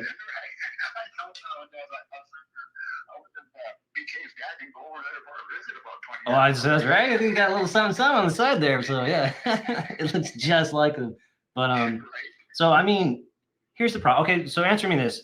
If and this is why I had such a big problem with the Koberger thing, is because if you're a trained killer and you're as tactical as he's supposed to be, you're going every angle of that house, right? You're opening every door, going up and down. You're not leaving any witnesses.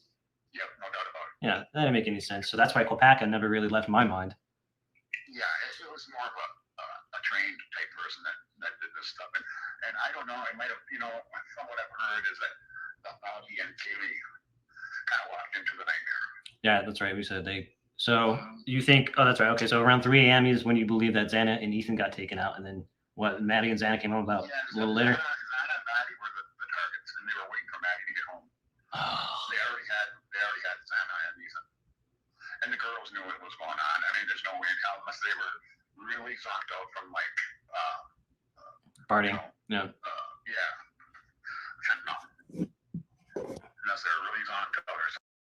Yeah, a lot of people noticed during this video, he keeps turning his camera towards the door and then back.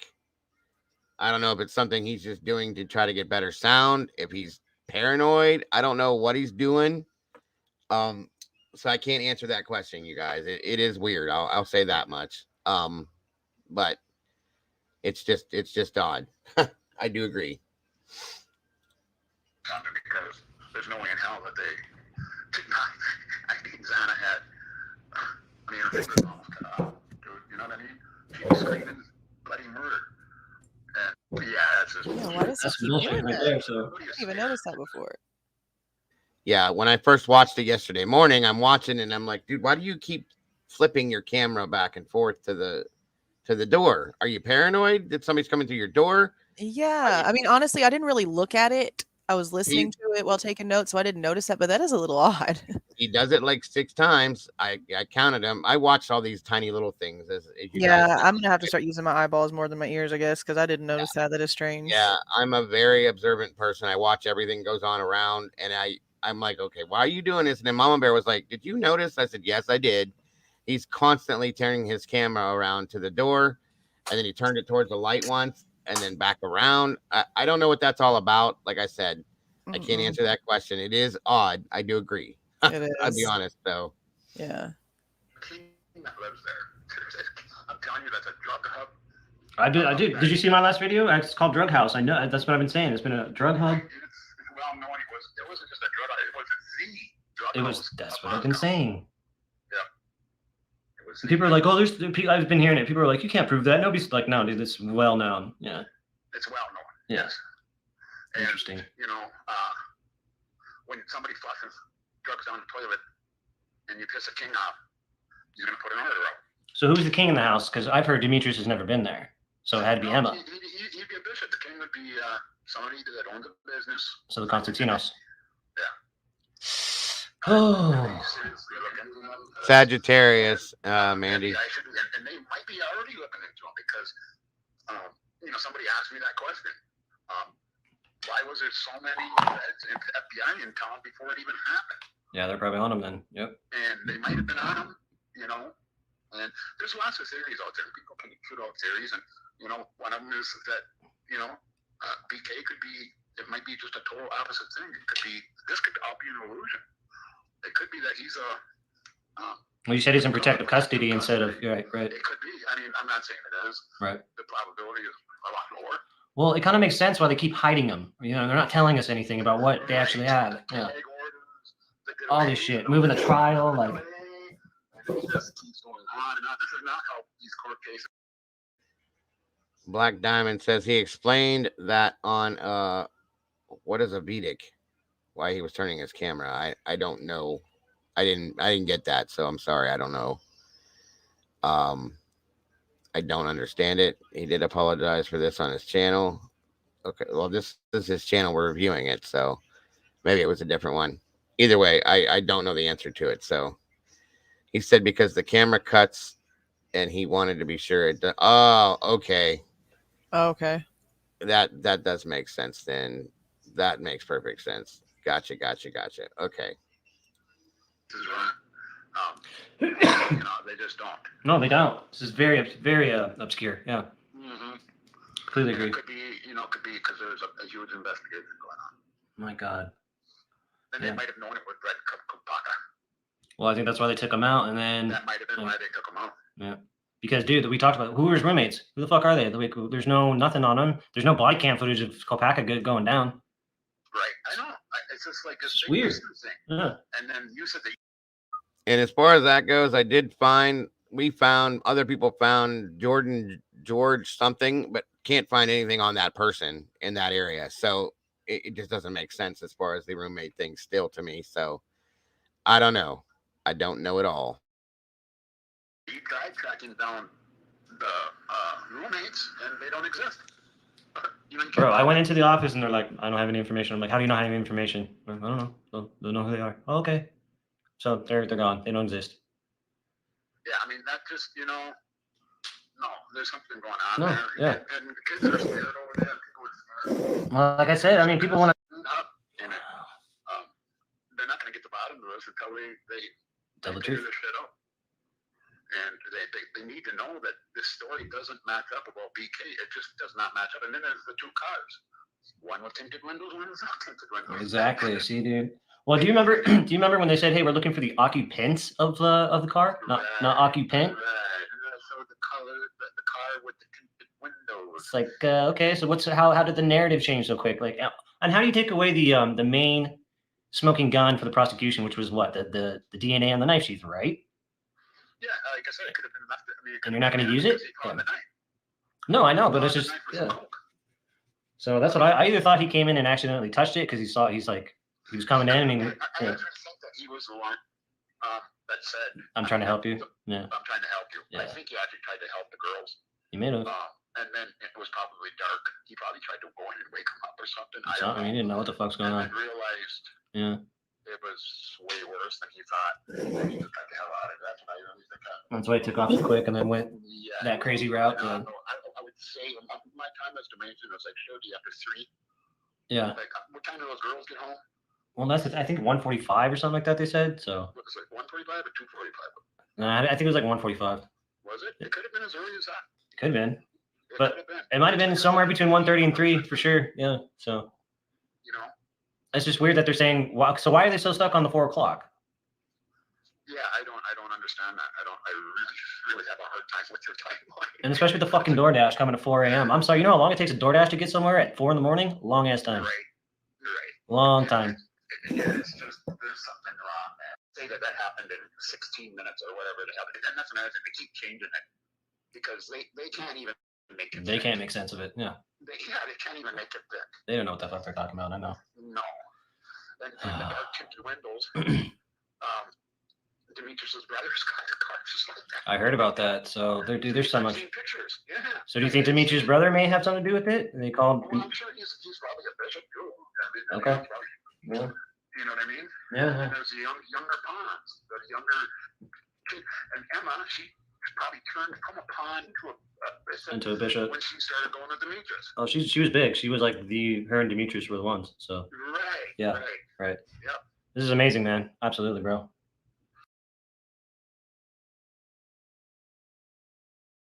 There it is. That's the video.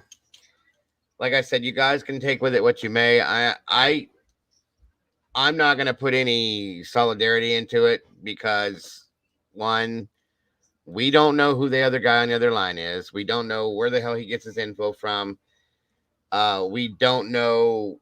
I mean, I know we know who this guy is as a creator now, but this could all be a show they're putting on for all we know. Do you know what I mean? Just to make a show. I'm not saying that that's what it is, guys. I'm just saying, what's up, Strike? Good to see you. I don't want to say that I'm going to vet this myself. It's just something we're reviewing just because it was put out. Thank you, Annalena V. I appreciate you so very much. it is something to carry around in the back of your mind, in my opinion. You know, it's something a little bit different than what we've heard. So, wow, 639 people in here. You guys are amazing. And I appreciate you guys all being here to listen to this. So, at this point, guys, we're going to bump up the. Right, Dago feels that way. 100% people like to just say what right. And we don't know, guys. You know, if again, unless you show me 100% proof of things, that's where I'm at with it. You know what I mean? I have to be because that's the right way to be. Can the caller be a business competitor? Why is it easy to drop names? That's I don't know. I don't know. Only half of us left our DNA like that, but right. And we got 600 and some people in here. Come on, guys. Hammer that like button for me. Kopaka Audio Dago. Bah. Oh, we do have the scanner audio, folks. For those of you that didn't hear that, did you send me that, Heather? Because I think 3-4 people said they were sending that to me. I don't know which one I have. Are you still here, Jules? Yeah, I'm here. Okay. You're awful. You're super quiet today. Oh, I'm doing web accounts. Well, no problem. You're good. No problem. No problem. I just wanted to make sure I didn't bore you to death. Mm-mm. Oh, right, Paladin. That's my point. Like I said, we're reviewing it, taking it in, absorbing what we can from it, if we what we want to, and making our own decisions based on what we hear. Some of that stuff does fit into the things that we've been talking about and that we've heard. You know, I'm not going to go out there and say that this person that they're calling out is the person that did this. I'm not that guy to do that. I you know, that's a lawsuit. Well, I mean, one of the issues I have with what this guy is saying is that he doesn't sound like he's from that area, and he's been out the drug game for 2 decades. Okay. Mm-hmm. So then he's just kind of like taken something from 20 years ago that he experienced, and he's trying to like put it together with this because of rumors that are going around about possibilities. But you can't do that and then try to make it seem as if, you know, the king, the bishop, the pawns, you know, that Xana was the one doing it, you know, that Maddie's the one flushed it, because unless you actually know this in our circle, you don't know that. Right. And this older gentleman isn't going to know that situation. And that's what you guys got to remember when you hear this. Okay. That's important. Thank you for saying that, Jules. Yeah, like I get he's trying to like maybe put some things together to try to make things make sense, but it's just like with Kim's story, you have to dissect it down to the basics of what they're trying to tell you and kind of like be able to blur out all of the rest of that, you know. Right. So I mean, I get what he's trying to say, trying to connect some dots, but we still can't just like put names on the responsibilities. That's it, and I don't like that. I don't agree with that. And like I said, you guys say that you like the fact that I keep it real. I'm keeping it real. Like, I don't want people doing that, you know, because you guys can this guy can get himself in trouble for putting that out there like that. You know what I'm saying? If they find out who he was talking to, like, that ain't good, guys. Yeah, because that's actually like a pretty distinct way to speak. So I feel like if some people know this person, they're going to definitely know right away. 100%. And 100%. I mean, Annie makes a good point about the LLC washing things. I mean, it's weird the way that it goes back and forth. I'm going to look into more of that later. So that is a little strange, but still, very much we can't just put Xana and Maddie's name as the responsibilities for this, because that's just the rumors that are going around. There's nothing concrete for that. Right. 100%. Mm-hmm. And I just want you guys to keep that in your mind as you're hearing what you just heard. Think about it, okay? You can't just, okay, that's it, because we've done that. They've done that with Brian Koberger. They've done that with this person. They've done that with that person, you know.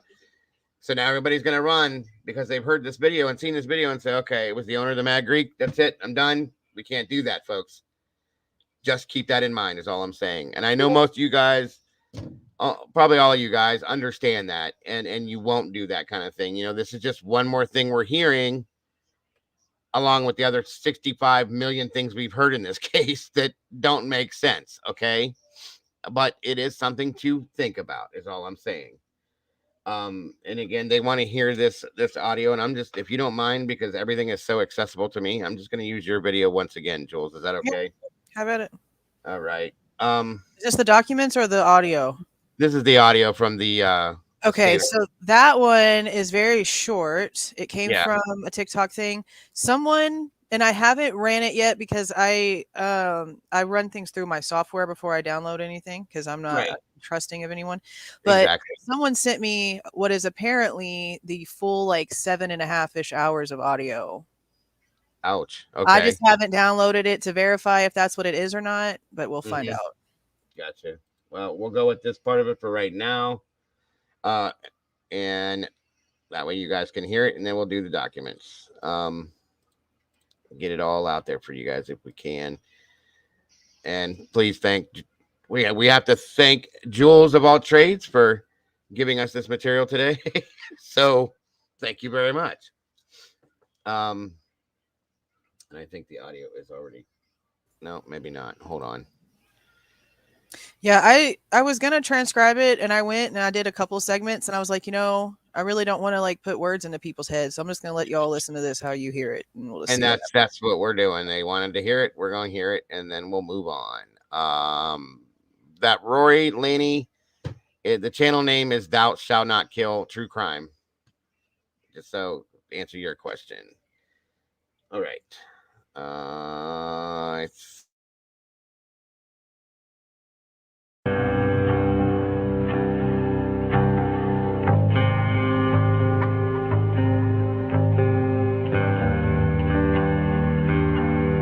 Weapons offense, 1000 Lighthouse Street, 311A.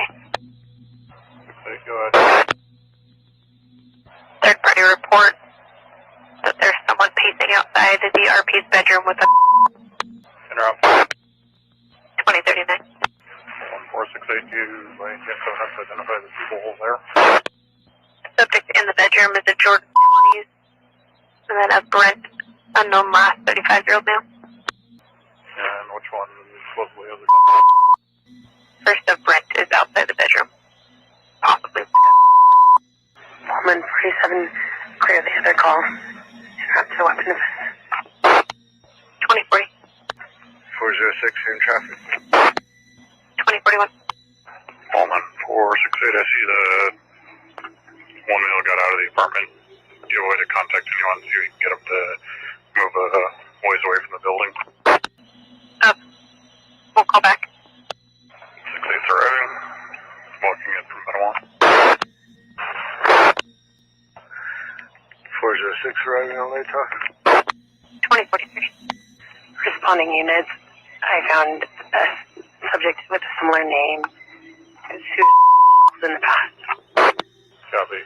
A light turning on and off in one apartment. It might be it. If I got the direction right. 10-9. 468, any luck on finding that other person that's got out? My partner's talking to him now. I'm trying to get exact location. 47 in the area. Oh, 406. Go ahead. If there's any available WCPD units, if they could respond from the Bishop side and park near the Sun Rental building and walk in. 2045. 468 Pullman. Go ahead. Jordan's in the back parking lot.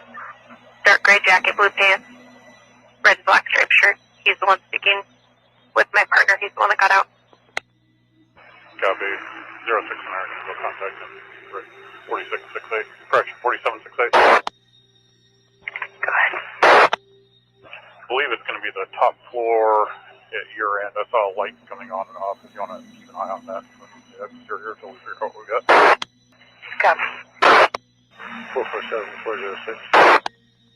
Go ahead. They're saying the windows overlook the parking lot side towards the main. Also, they're not entirely sure which windows belong to that apartment. Copy. Is it the end apartment? I believe they're describing it being between the two stairwells and on the top floor. Yeah, there's a lot of people that say that those two photos don't look like the same guy, but they are definitely the same They guy. are. Because Yeah, that's the they're- one that was at his memorial service. That's him. He Mhm. changed a lot with the beard and Yeah, and he's a little more heavy set. And plus, the other photo, he's looking more straight on in that military stance. And this other one, he's posing for that photo. His head's a little bit farther down. His eye. right. It almost actually, you can put your finger up, and like take away half his face. It's interesting the way that his eyes are different because it gives his face a completely different look. If you hide off the other one, it's interesting. Just weird things I do. No, I get it.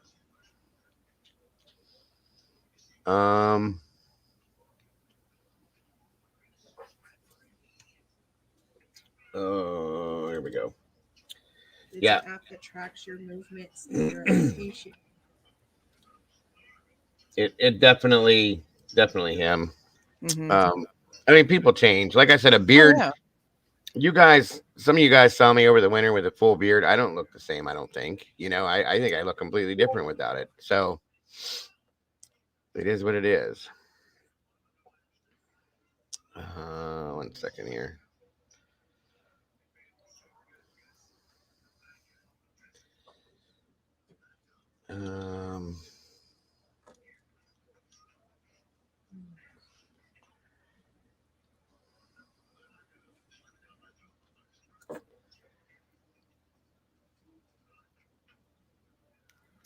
Sorry, guys. I'm having a technical issue here. 1 second.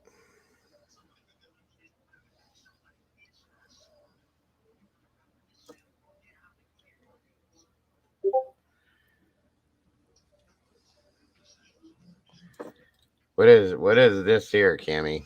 John Casablanca's Modeling and Career Center? What the heck is that? Sorry, I'm trying to keep up with your guys' chats so you don't feel lonely.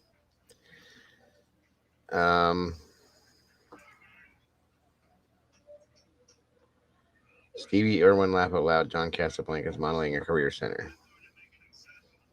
Does that place have something to do with what we were talking about?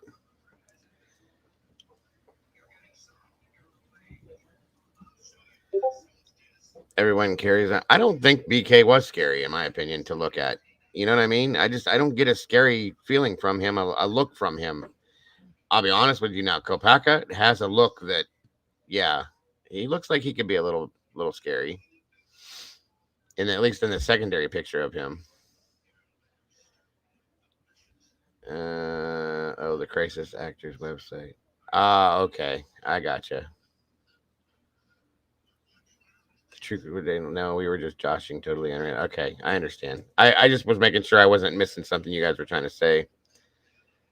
As WSU mom Kim, I can. Oh, did you change your name again, Kim? I can only speak to what I have shared. Yeah, shared. If I say it's a fact, it is in the PCA. If I can't answer, it's in the PCA. If I say as a mom, it's what I think makes sense based on what I know. I got you. Understand.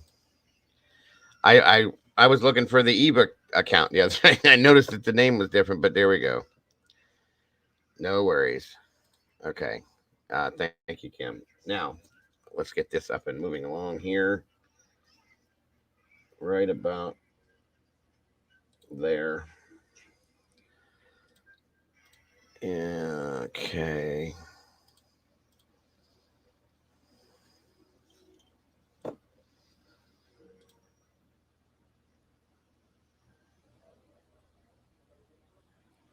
Okay. Again, let me know the audio is okay, folks. Hey guys, this is Jules with True Crime Reactions. Oh, that's a bad echo. Search warrants to go through that have all been handled, executed, searched up, whatever, months after. 1 second. And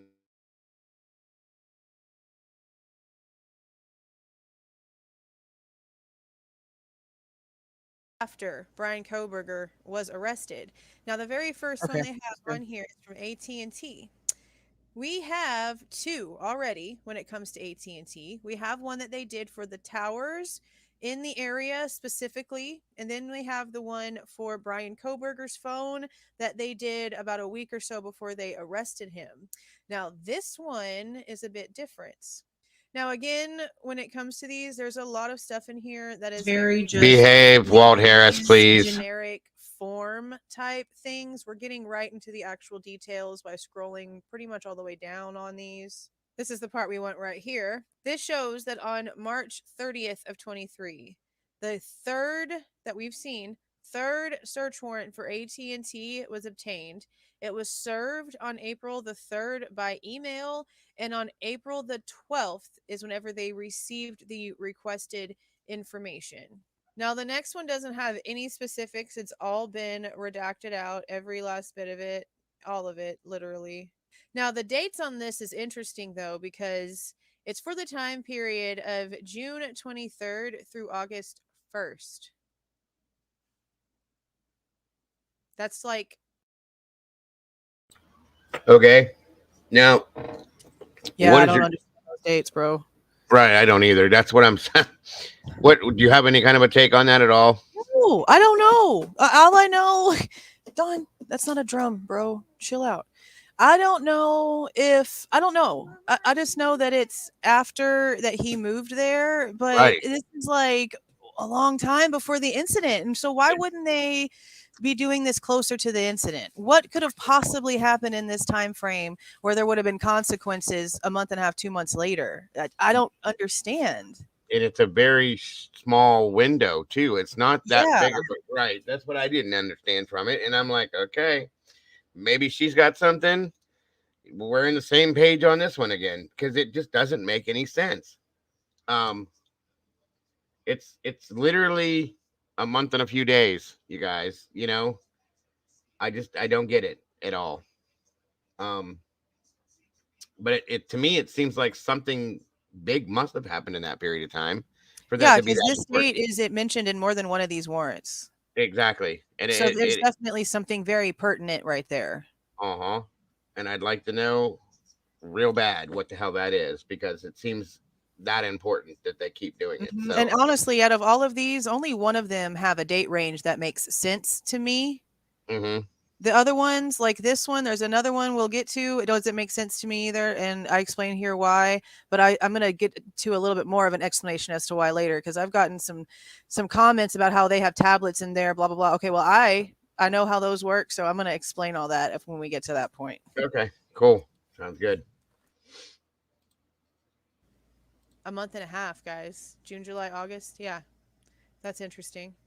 Now they have two numbers it shows on here, and they are showing as unknown, but that's two cell phone numbers that they want information for from June 23rd to August 1st. And they want historical and real time data.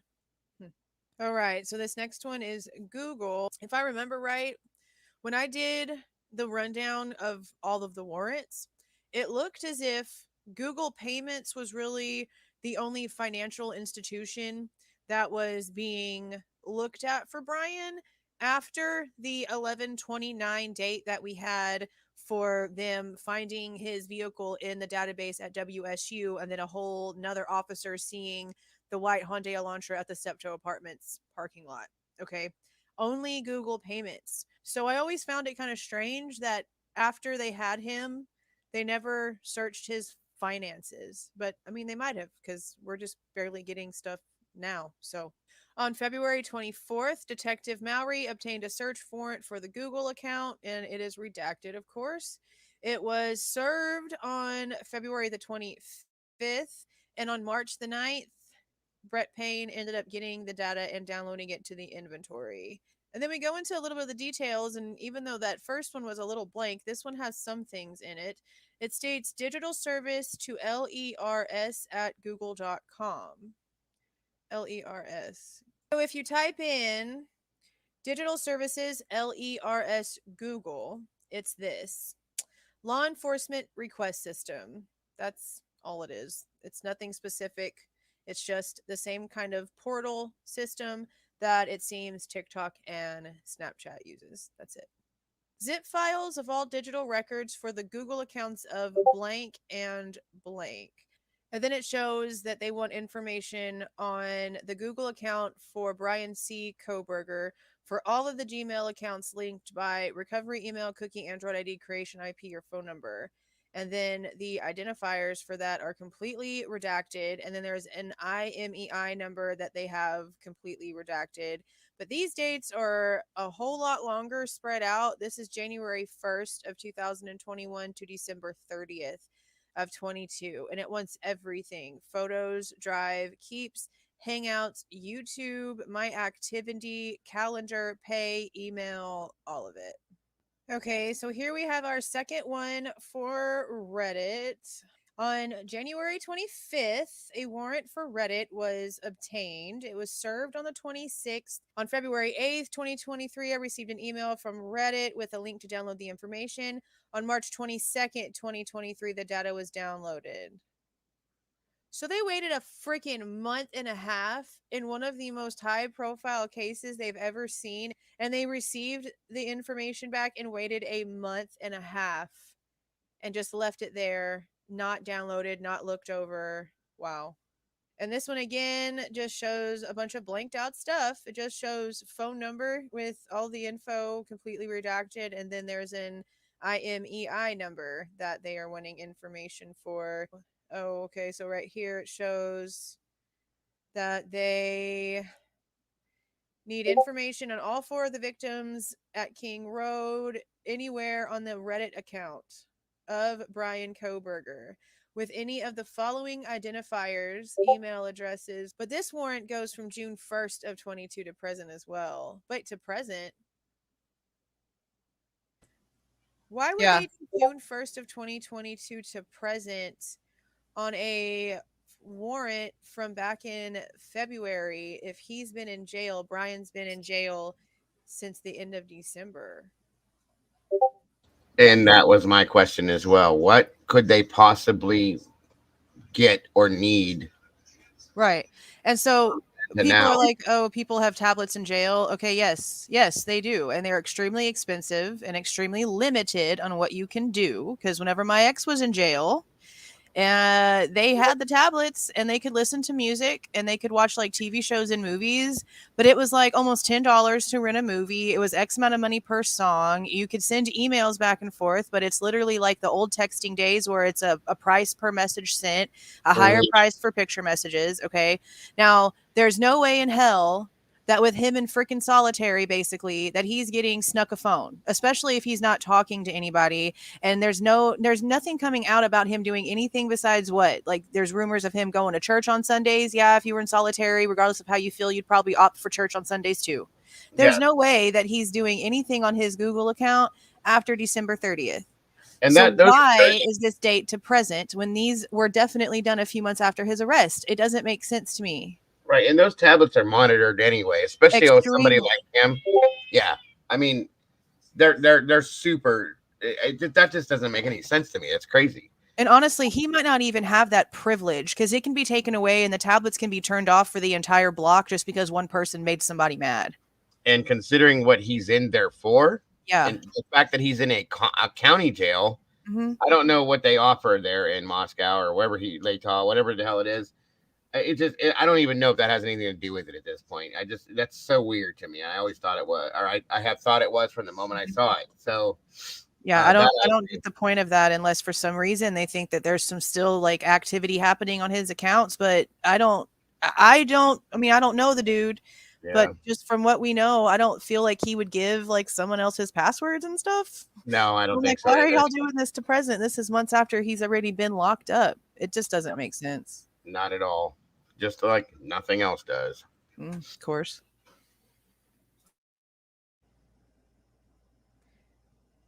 Maybe this isn't. I mean, it says account of Brian Koberger, but why would you put to present? I'm confused. Okay.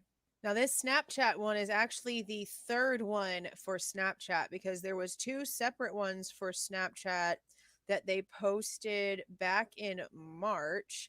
This one, let's see, on March 30th, again, months after Brian's arrest, they obtained a search warrant for Snapchat. It was served on April the 3rd. On April 12th, they had received an email from Snapchat which stated the files were available. And on the 13th, they downloaded the information. And then it shows Xana Kernerdle with identifier blank, Kaylee Consalvis with identifier blank, Ethan Chapin with identifier blank, blank with identifier blank, blank with identifier blank, and Madison Mogan with identifier blank. All the blanks we've seen, it's most likely Dylan and Bethany right there. But again, at this point, I don't know why they're redacting their names. It's weird to me. And then we go down to the bottom portion, and it does state that the following Snapchat accounts they want information for, again, that weird time frame of June the 23rd through August 1st. And I don't understand that. June 23rd, 22 through August 1st of 22. That is stopping it months before the murder took place. Xana, Kaylee, Ethan, and then it shows DM and BF. We know what that is. And then Madison Mogan. What is up with June through August? Okay, I have no idea what in the hell Strava Inc. is. So let's go figure that out real quick. About us. We're the leading platform for movement. Is this an exercise tracking device? It's an app, bro. Record, sweat, share, kudos. We're the largest sports community in the world. Over 100 million athletes in 195 countries use Strava. So whatever your activity and goals, you'll have a community at your back. It's like a community for exercise people. Like there's probably groups and stuff. It's an app for your phone. Unlock our best features. Set a goal, track your progress, connect and complete. Look, you can see maps. I bet you share your freaking locations with people on this thing. Now we've heard already that Brian was a runner. He used to go on night runs with someone that he knew, and it was always 6-7 miles each run. This is interesting. When was this executed? Scroll. February 26th, the warrant for Strava, whatever, was obtained. Served on March the 1st, received an email with this information on the 15th, and they waited a week until March the 21st to download it and finally go through it. But it also has that IMEI number like 5 or 6 lines down with redacted information in front of it. This is interesting. And then towards the bottom, it states property referred to and sought in or upon said premises consists of information related to the investigation into the crimes, homicide, and or burglary at 1122 King Road occurring on or about November 13th. On all Strava accounts linked by recovery email, cookie, Android ID, creation IP, or phone number with the following identifiers. And again, of course, blank, blank, blankety blank with an IMEI number. But this is curious. I mean, not really curious. It kind of just tells you that it's most likely definitely Brian's information they're trying to get here, because they want the information from between June the 27th and December 30th. I wonder if they should have been a little bit more descriptive in what they were asking for. Like, I'm pretty positive that Brian's entire account's worth of information is or was sent over to them for this. But with them putting just the address for the King Road incident in there, I wonder if any other possible incidents, or anything over in Pennsylvania wouldn't count as criteria and wouldn't be sent over there. I don't know. Okay, this final one is for TikTok. I know we've had a TikTok one before. Let me see. Yeah, at least one was also released back in March. Now let's see. Scroll. On January 25th, I obtained a warrant for TikTok. Warrant was served on the 26th. And on March the 31st, they received the email with the information. Wow. TikTok took a while. January 26th to March 31st. That is a long time. And then on April 3rd, they downloaded the data. And then again, the blanky blank blank blank with the IMEI number all the way down at the bottom. It was information related to all 4 victims and the house on the TikTok account of Brian Koberger with any of the following identifiers. And again, June 1st of 22 through the present. He's arrested at the time of this warrant. Do they think that someone else is using his accounts, or someone else had access to his accounts and they're trying to see if there was movement on these accounts after his arrest. I don't understand why these aren't ending at the date of arrest. That's really just question. Now, see, when you said that, I was wondering if maybe they are thinking that there is somebody that was doing this with him, and they're trying to see if there is any kind of some like you just said, somebody using his accounts or correlating with him on his accounts or something like that. You know what I mean? Or maybe somebody going in after the fact and erasing a lot of stuff. That too, yeah. You know, I mean, it made me start thinking about like, yeah, okay, there we go. That is the only thing that really does make sense on that, though. But yeah, sorry for stopping it again. I just wanted to say that. No, it's over. That's it. That's pretty much it. I ended like that's questionable. Sorry, but it is, and that's pretty much it. Okay, well, there it is. That's it, folks. And I'm not bringing out all the other boring stuff with the documents because I'm tired. I'm sure you guys are tired of hearing me read all the boring stuff. Afton Ford says, I'm wondering if they're looking for responses to things he had posted before. That's very grand possibility as well. Or seeing if, watching the accounts to see if things were there, like Jules just said, and that if they're being taken down, being erased, or just somebody that has access so that if that person pops up, then they can look at that person as well. Yeah, because what was the dates on that one? What was it? The 23rd of June through August 1st, right?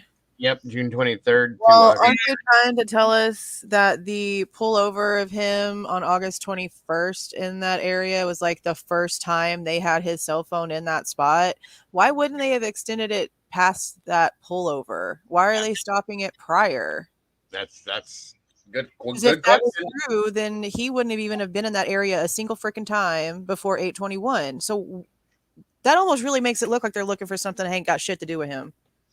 Kind of. Yeah, I agree. Definitely agree. Like there's somebody else they're looking at now too, which is very possible because this is around the time of Bethany's say exculpatory information possibility coming out with all that and work.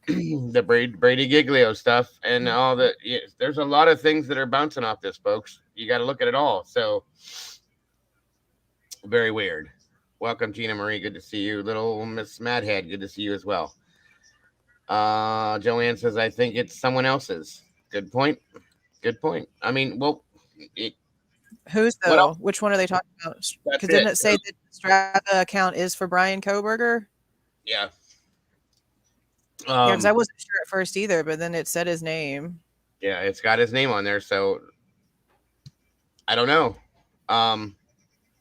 It definitely is a lot, Alien. That's not a lie.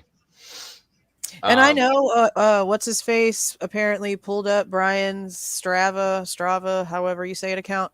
And from what I can tell, there was like only one run. Mm-hmm. So what is so important about that one run that they are feeling a need? I mean, unless that's how he was tracking them, unless that's how they're going to try to say he was following them. Right. But they're going to have to like show us that he was following all of them. And I don't know. But see, this is the thing with like what we're seeing from what's his face's video, because apparently he also went in to check for Dylan and Ethan and all of them. Okay, well, these warrants are months old, bro. They could have easily had those accounts deleted before the public ever knew, because they knew we were going to go looking for it. So the connections, if there were any, they're not going to be publicly accessed right now. They done did what they needed to do for that. 100%. I absolutely agree. JLR is who she's talking about. Has this? Yeah. That guy. Not a big fan, but I do watch what he's doing because he's nonstop every day, every 5 times a day, popping something up with what's going on with this. So, I think that's it as far as the documents. Like I said, guys, I'm not giving you guys the boring stuff that you guys don't want to hear over and over and over again. So, does anybody have any questions about any of this that can be answered? If they can be answered, we can try. Because we have questions too. Because as you saw, some of this stuff makes 0 sense. Yeah. Honestly. Yeah. I don't know. I mean, at this point we know Dylan and Bethany, so and we did then, back in February, March, April. So I don't know why they're still redacting their names if theirs is the information that they were trying to get. But then again, why? I mean, I don't see why they wouldn't be. But didn't they do that the first time? Why would they be getting another warrant for them? I don't know. That's very weird to me too. Good point. Yes, Gina, I got the email, but I have not downloaded it to listen to it just yet. I have to run it through some stuff first. Any pods after Steve said possible in January? Yes, there are. Only one run. Yes. The way is moving in the court looks like identity theft to me. Could be. I don't know. Let's see. Someone who is very tech savvy could easily hack the girls' Wi-Fi when they are out. Certain programs could be Mm-hmm. watching them. That's Yeah. I agree, Kara. And let's see. That was said to me the other day. Almost exactly how you said that, Kara. Mm-hmm. And then in that same sentence, it was said to me that Kopaka was in IT and did this and did that. Yeah, I heard the same thing. You know, let's take it for what it is. We don't know, you know, and that's another thing. I mean, if Brent was in IT, maybe that's why they had those dates on there to see if he had done something in that period of time. But he was gone after what date was that he was gone? 12-14-ish, 12-14 Right. into 12-15. Well, I mean, I don't know. There's so many different things to look at with this at this point. Well, I mean, almost if they're getting stuff for after Brian's arrest, I mean, it almost kind of would take Brent off the table. Yeah, kind of. I can agree with that. Yeah.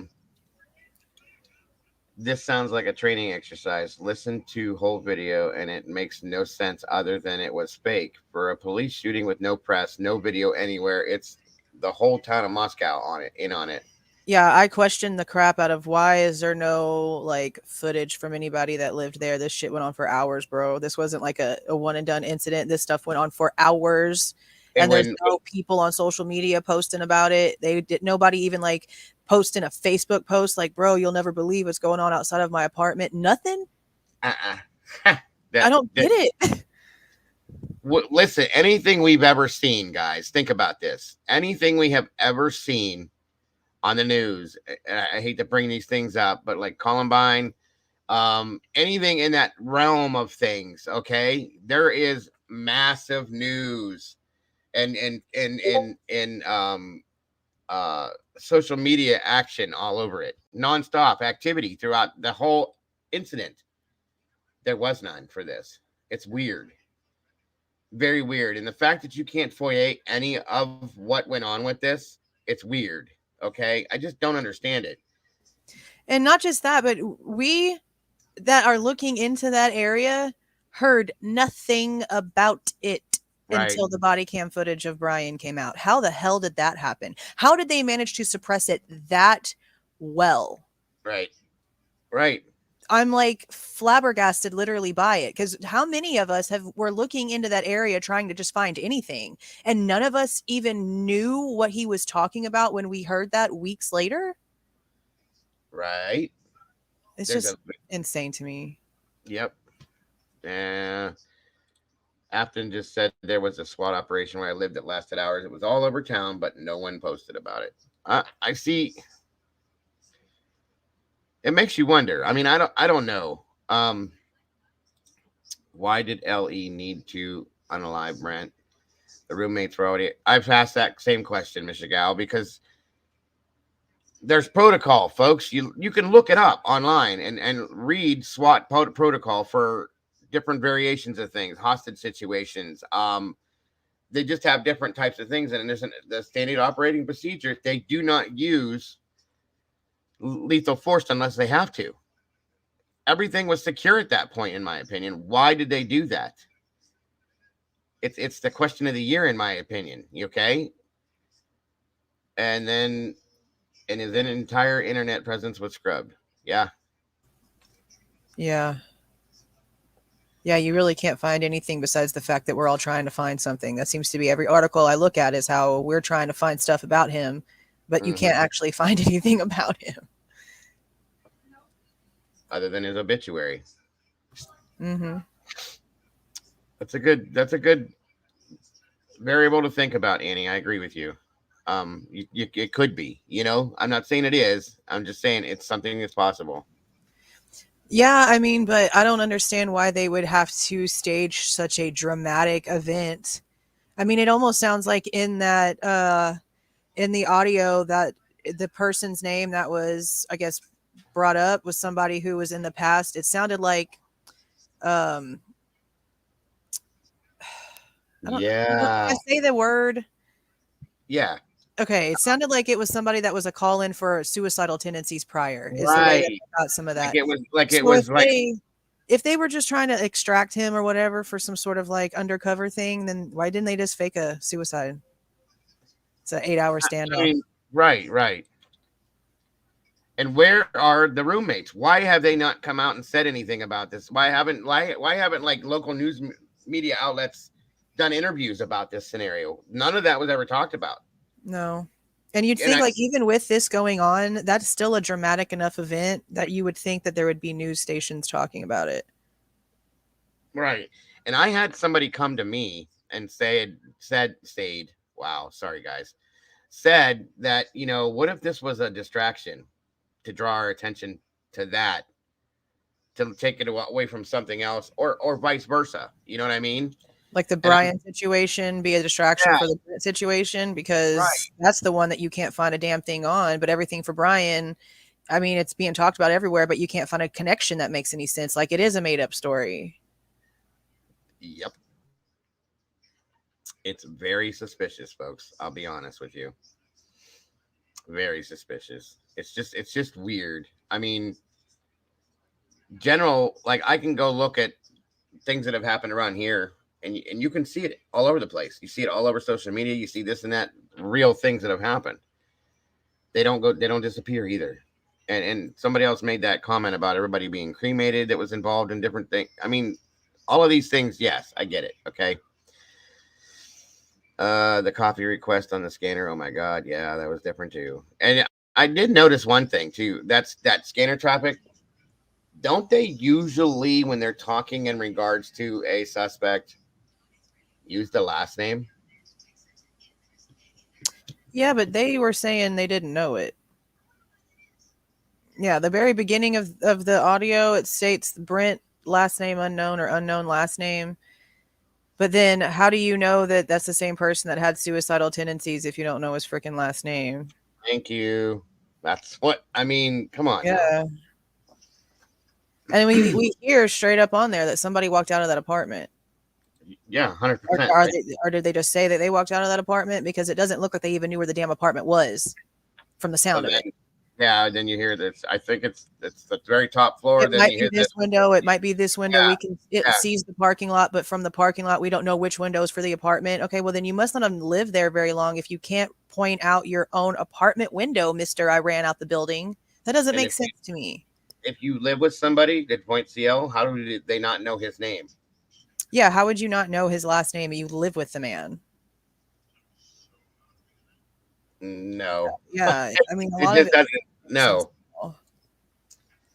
That's just weird. Well, there's another interesting point. CL already deceased cleanup crew. We don't know. But an 8-hour standoff, that's the part that I don't understand. Why so long?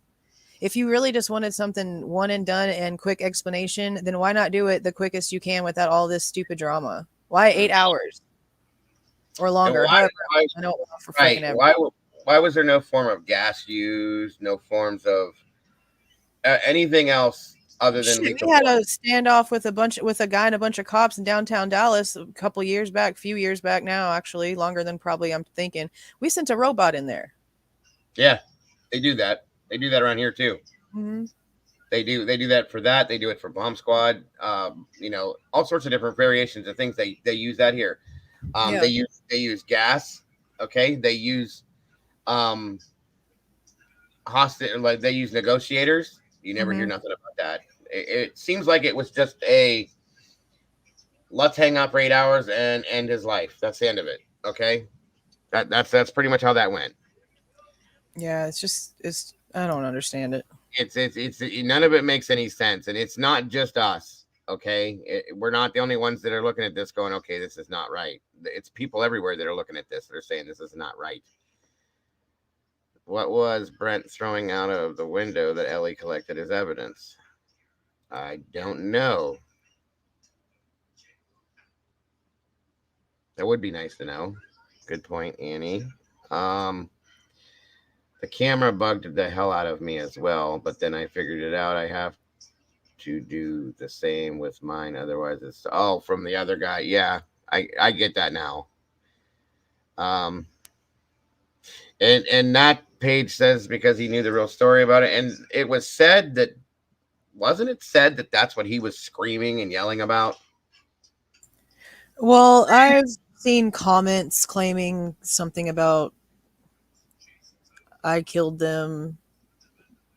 I've Something. seen that. I've seen that. I know who did it. I know how That's they why I died. went to the whole thing, because apparently it's been out there for a while. I had never heard it before. I mean, I don't really follow a lot of people, so I don't know if other people have talked about it. And there's so many other channels out there that we don't even know exist that have been out for a while, because that's just how the Right. algorithm works.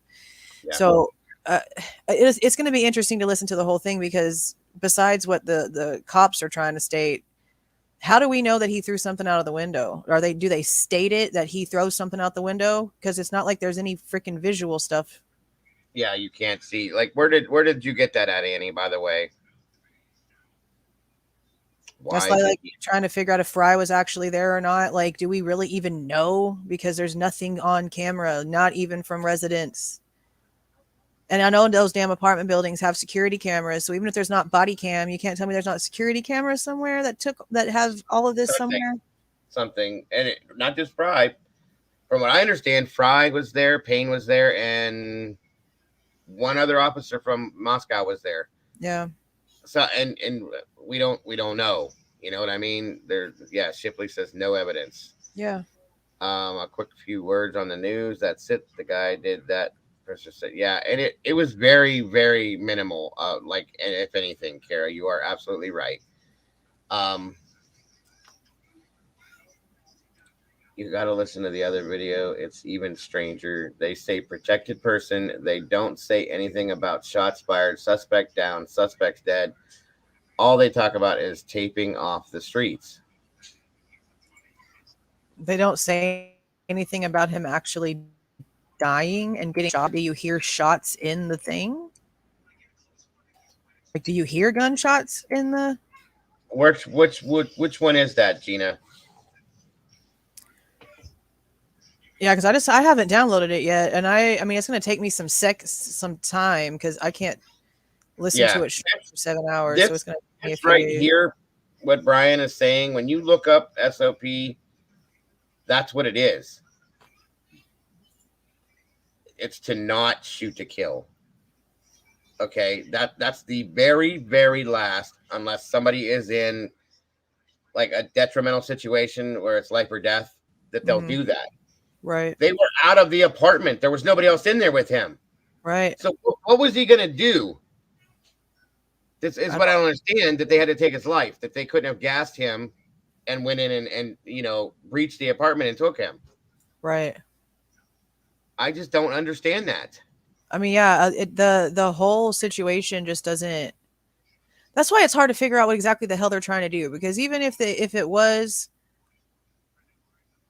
man, I don't know. Like, do we even really know, like, the reason they were really called over there?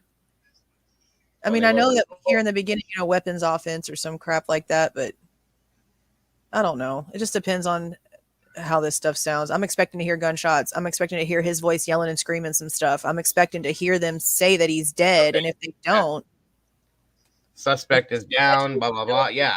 Going into the house.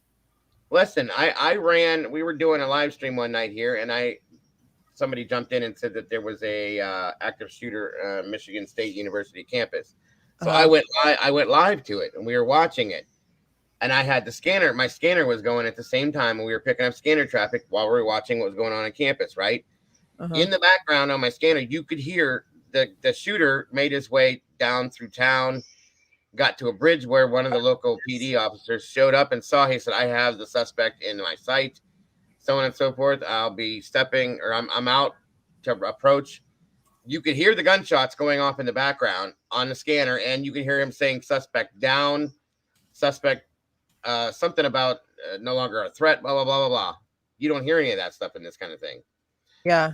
And I gotta say that's pretty much a protocol nationwide in any local police force, right? So, I mean, yeah, saying, because that's how you make the rest of your team aware of what the hell is happening. check out the audio. Jay is for Justice has it. I think she's the only one I know of who has it. Jay is for Justice. And what audio is that? The actual audio itself that has all that stuff in it? Because it is very curious. Okay.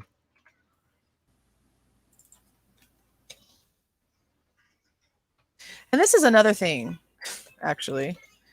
So, are we under the assumption that Brian Koberger left the area on the 13th? The day that he left supposedly was the morning that. So because this is what I found. It shows that the call was made like the night of the 14th and that he was shot by the morning of the 15th. Right. The 15th is the same day of the body cam pullover stuff, but that was in Indy freaking Anna. Okay. That's not like super close to where they are, right? Not at all. So I've been hearing he left on the 13th for like a long time now, that it was the 13th that they actually left Pullman. So if he was already gone, how the hell did he notice a couple hours after it happened that it happened? If it happened on the morning of the 14th, what was it? Was it like 4 or 5 o'clock in the morning that he finally got like shot apparently? 4, I think, was when they cleared the scene. Yeah. Okay. So then the pullover in Indiana is the 15th, the morning of the 15th, just a few hours later. How the hell does he already know that? He's not even in the area. That's true. He didn't know that. Nobody was talking about it. Nobody was talking about it on social media. Nobody knew nothing. How did they know? Yeah. And the way his father said that they wanted to get out of there because there was this going on or that going on, a hostage situation or something, the way he explained it. But yeah, that's a good point. Very good point. I mean, some people are saying that there was an alert, but would there have been an alert that the guy was, finally dead? Or would there just have been an alert the night before that there was a situation? It's a good point. And if he was apparently fired before he left, like the school's trying to make us believe, then how is he still authenticated enough to be getting those alerts? See, I can just keep adding questions to this shit, bro. Tired of it. Yeah, and that, just so you guys know, that's not up on her channel anymore. I guess it's gone. I don't see it at all. That's weird. That's taken down. Okay. Yeah, so if you look at the, let me see here.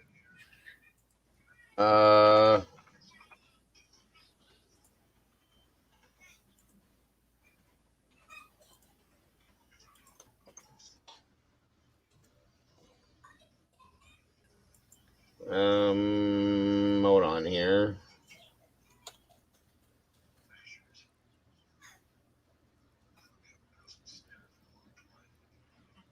Let's check something here.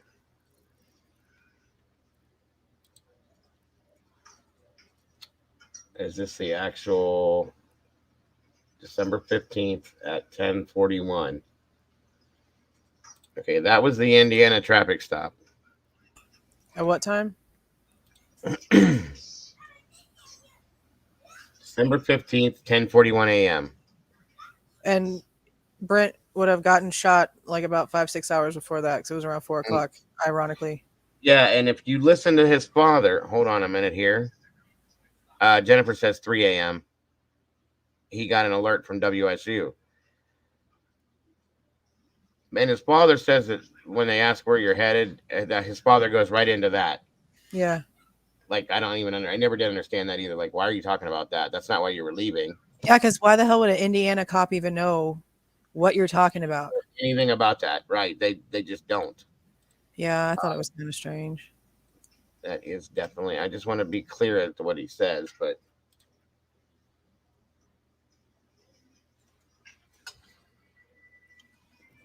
let's see. See, he's right up on the van, man. Hello? How you doing? How y'all doing? Good, good. Yeah, if you look right there, 10:42 a.m. Your driver's license real quick, okay? See, he's right up on the van, man. He's right up on the back of that van. Cover for tailgating. Is this your car? Okay, cool. Where you headed? Well, we coming from WSU. And, What's WSU?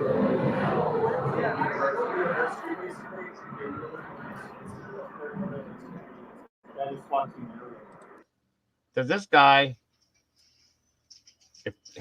answer this for me real fast? If this guy killed 4 people and was running, does he look like he's scared at all that he's being stopped by the police?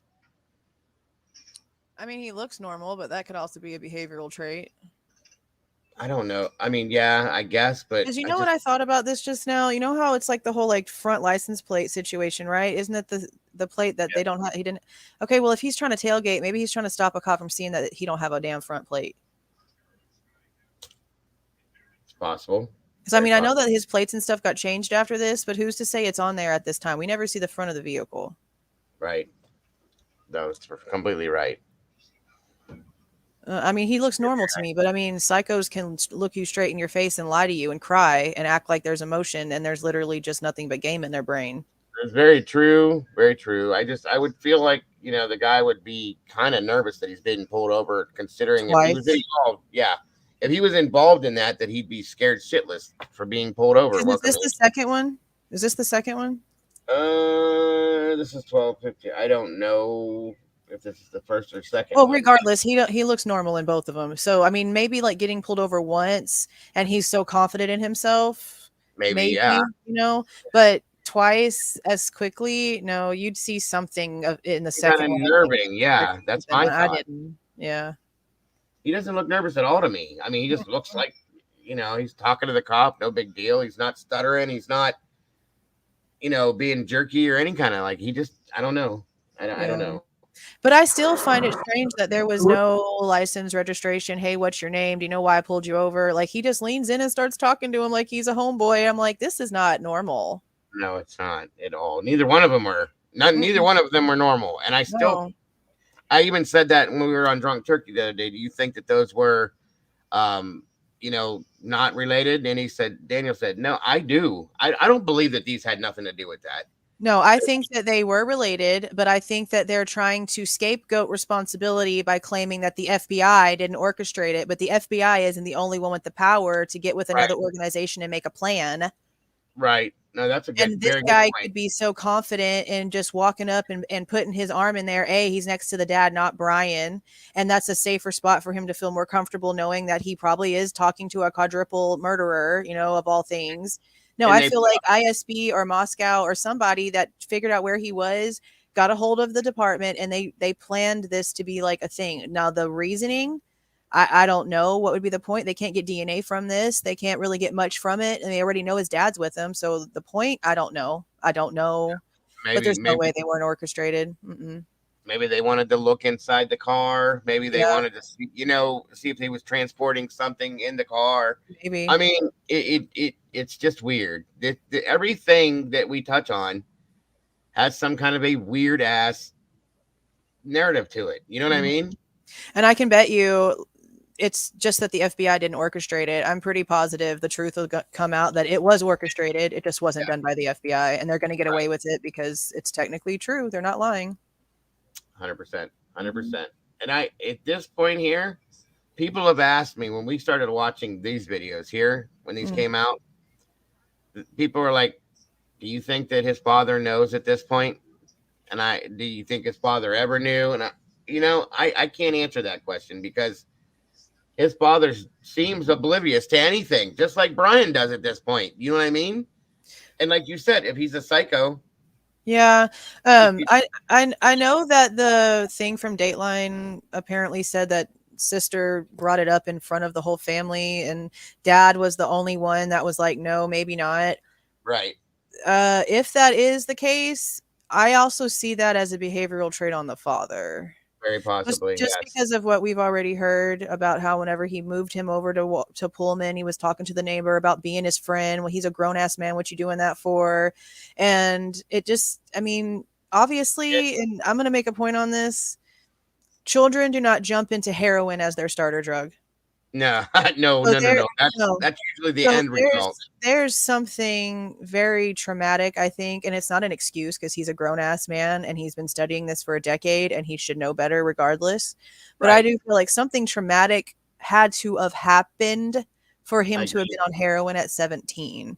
And I think that maybe if there is stuff, the sister, if that part is true, if it is true, the sister would know her brother's traits to be able to state, hey, bro, you don't normally wear gloves. You don't normally act like this. This is something weird. And now you're here. What's going on? This is odd.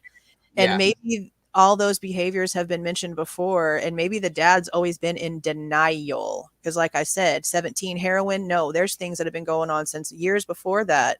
Maybe the dad has his own set of issues and he's seeing it in his son now. And like you said, he's in denial. He doesn't want to believe it.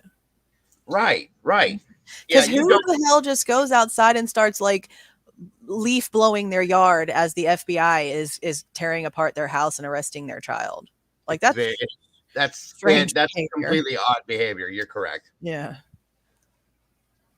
Completely weird. Like, I mean, you got to accept certain things at certain times. You can't go from like the food chain, folks, the circle of life, or whatever you want to call it with drugs. You don't go, okay, let me just stick a needle in my arm for the first time. I'm bored. I'm jumping. I'm going to heroin. I'm going to go get some heroin. I'm going to start getting addicted to it. And this is my life. No, you start off somewhere quite a bit lower than that. And you work your way into that. That's fact. Okay. And then what's even crazier is I know Sleuthy Goosey posted an old interview that was done by, I can't even remember the channel name because honestly I don't even like them because of the Debbie Collier case. Right. But she posted his stuff, so I went and listened to that whole thing yesterday, and now I find it really interesting that he wasn't a partier, because it sounds as if like parties would get thrown and he only went to like a handful of them. Well, you're not in the party crowd, but you jumping into heroin, bro. Like that's you're not getting into those parties where that's just being like passed around and talked about, and you're at 17. Right. There's something there. Yeah, I agree. This here is speaking of Dago, don't give would like the panel link. Don't. Oh, okay. 1 second. This is something that Sleuthy put up. Everybody is talking about it. I haven't got to see it yet. It's an interesting interview. So I will go ahead and play this for you guys. And then after this, I think we're going to bring it down for the day because we've been going for a minute. I'm sure Jules is tired of being here too. Yeah. I'm tired of being on my computer, period. I feel like I live on this thing. Right. Well, I think we kind of do it. In fact, you probably more than me because you work there too. So. I still got a couple hours to go after we get off of this too, bro. I'm sorry to hear that. I get it. Hearing stories back by Casey, her brother Richie, and Chris. Yeah. No, I know. And I'm not saying that he didn't get on heroin, but he started off somewhere else. Mm-hmm. Everybody does. You don't just go from nothing to heroin. It just doesn't happen that way, guys. Yeah. Don't dive. There she is. Can you hear us? Yes, I got something I want to read to y'all. Okay. And I mean, Dago, look, y'all can take it for what y'all want. And I mean, I know it comes from Reddit. And yeah, there's probably a lot of bullshit on Reddit. But other people from the beginning of this case have found interesting stuff off of Reddit and Fradanon and Facebook. But I come across this because I said to myself, why would Brent Kopacka have not hardly any information on him? Mm-hmm. Okay. So I said, well, I'm going to Google Brent Kopacka. Mm-hmm. And I spent hours and hours trying to find stuff. Couldn't find hardly anything except this. And I said, well, why didn't I find this before? Let me read this to you. If I can do it from my phone, I screenshotted it to go into my gallery of pictures. So I hope I'll be able to do it. If not, I'm going to have to probably email it. It's not a whole lot, but it's somebody Purple Passion, and then this somebody Sophia Caitlin posted this on. I know who Sophia Caitlin is. Okay. So go ahead with that. I know where we're going with that, but I haven't heard this yet. But go ahead. Okay. Well, you may have read it. You may have read it on Reddit. I didn't read it on Reddit. She was posting in somebody else's chat under the comments. So, and she was saying things that were like quite impressive. I'll just put it that way. So go ahead. Okay. Well, I'm going to read what she's got. So it's probably going to be the same thing. I don't know if it's true, but there's just, you never know. Okay. Sounds good. Because me, I believe in people cannot just think of something out of their head, out of the blue, and just, maybe they can. Maybe if they're authors, writers, I don't know. But let me read. Let me see if I can bring my screen smaller, and then I'm gonna read it. Sounds good. Okay, hold on a minute. I don't want to. If I lose y'all, I'm gonna come right back. No problem. Do you think you know what this is? I don't know what this is, but now I'm interested. No, it's not. It's not. I don't think I know what this is, but the Sophia person is under a different name. Okay, that's not her real name, and I believe she's somebody from there that is close to them and was posting in the comments and saying things that only somebody from there would know. Am I still here? Yes, ma'am. Okay, I'm having a problem doing it. I can't. Let me see. Okay. Okay, wait. I can go into chat, but I don't know why I can't minimize it. If you're in StreamYards and you click out of it, you're gonna go off of the StreamYard platform anyway. Okay, well then I'm gonna have to email it to all the stuff to you because I can't. Yeah, it'd probably be the best bet. If you want to email it and I can just pull it up then, and then I'll be able to read it. You can do it that way. Okay, I'm gonna do that then. Okay. Okay. All right. All right. Thank you, dear. Okay, you're welcome. All right. Thank you. Yes, ma'am. Bye-bye. Damn, now I want to know what that is. If she emails it right now, I'll pull it right up. We can watch this real quick while we're waiting, and then we'll pull it up and go right through it, okay? All right. All right, guys, hold on a minute. And by the way, I love her voice. I love the Cajun Lucy. I can't. I love it. Sounds like my mom. Blindsided. This is out of character for Brian, these allegations. Nothing that surprising that he would possibly be stalking other individuals. Also, Can you hear it okay? surprising that he would have been condescending or treat women differently than men based on what we know. Was he? I mean, like, if this hadn't happened, would you ever have thought he was weird? Exactly. That's what I'm seeing is like the people that are saying that, I know for a fact didn't really know him, and they're just saying it because they don't want to sound like they're for him. I'm just being honest. He wasn't a bad dude in high school. He was a straight A student. He gained popularity. He lost a lot of weight. It was complete opposite from what you think, and that's what should be told. But they're not going to say that. So, I think that the reason why it was still so bloody, with all his knowledge, was because his rage. And again, that I think that, and I still think the more we find out that he's an incel, and that this was incel rage against women, because of his history with women, starting in high school. Well, at least starting in high school, where the girls would be bullying him. What are some of the things that you've seen about him that you're like? Hold on a minute. What did you just say? Did you say something? Me? Yeah. No. Okay. Did you read this? Yes, I said Brent's number's still active too. I called it. I didn't leave a message, but I got a call back from the number a couple days later. And when I said Brent, they hung up on my life. It happened. Where did she get a verified phone number from, though? How did you get that, Annie? Because we can't even find that he existed besides an obituary, bro. So if she was able to find a number, then damn. I mean, I know she's a digger, that's for sure. But like, how did you find that number? Yeah. I mean, honestly, I mean, if he was on some sort of like family plan with his family, I mean, I know he was older, but that's possible. But I don't see them leaving. I mean, I know some family members pay the phone bill for the rest of forever, man, just to listen to the voicemail. That's facts. Yeah, we did that with a friend of ours too. That passed away. Welcome, Cynthia. We got a new member, new meatball in the house, folks. Awesome. Glad to have you here. She said I have questions. Yeah, obviously. Right. Annie said that she's going to send the screenshots. So, okay. Thank you, Annie. It's not that I don't believe you. It's just wild. That's wild, yeah. All right, back to this. Sorry. Oh no, that's not right. Like people saying that he was a bully. People saying that he was always weird and had a vendetta towards people. From somebody that was just the outside looking in, I didn't see any of that. He was always good to me. Now, over the years, that has changed. I know going into his senior year, he lost a lot of weight.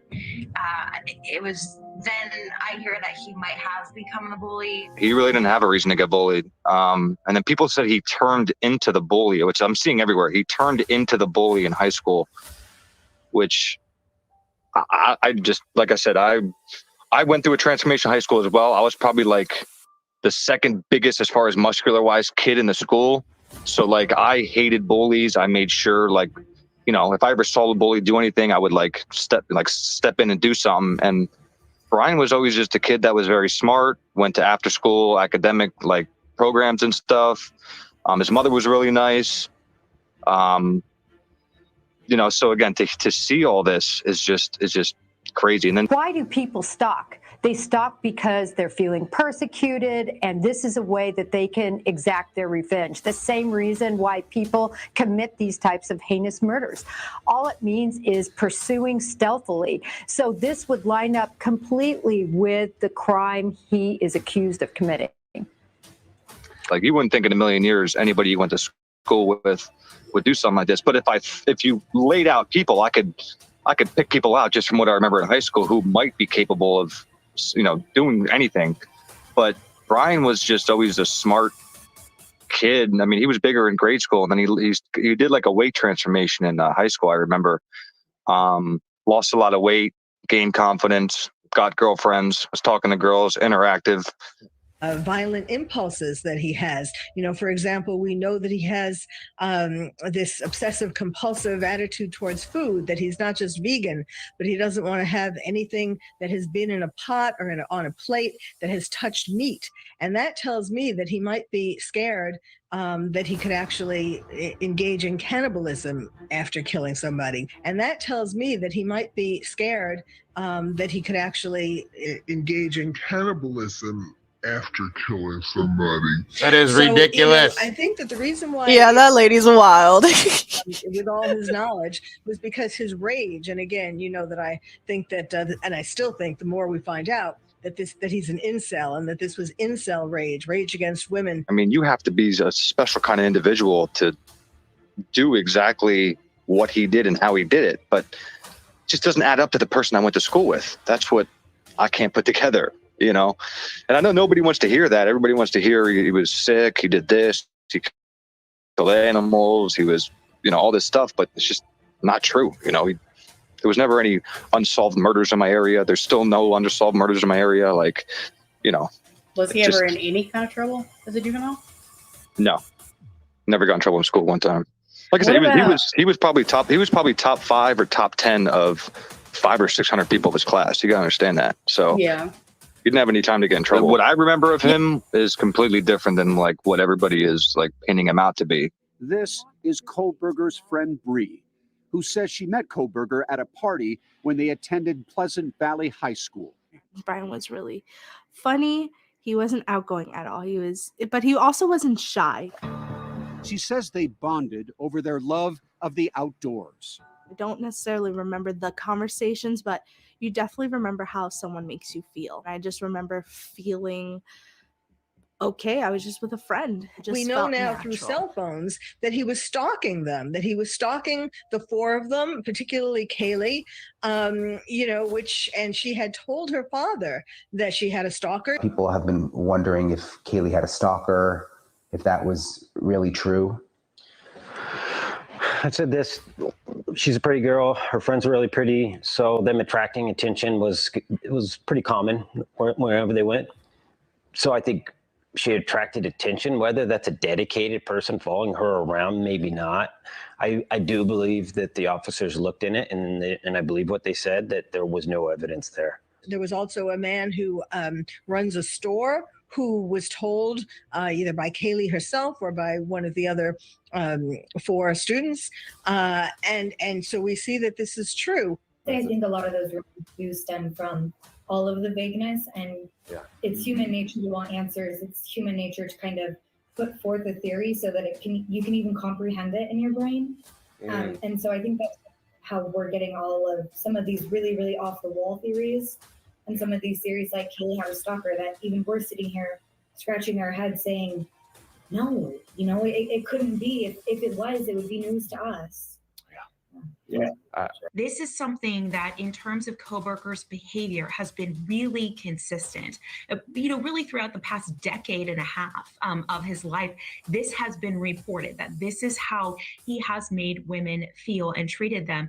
And depending on the direction that the prosecution is going to go in regards to a motive, they absolutely could be called as witnesses. It's just so odd because if he stayed the way he was in grade school, getting picked on and had a vendetta, I could see like a motive, but it was a complete 180 in high school. So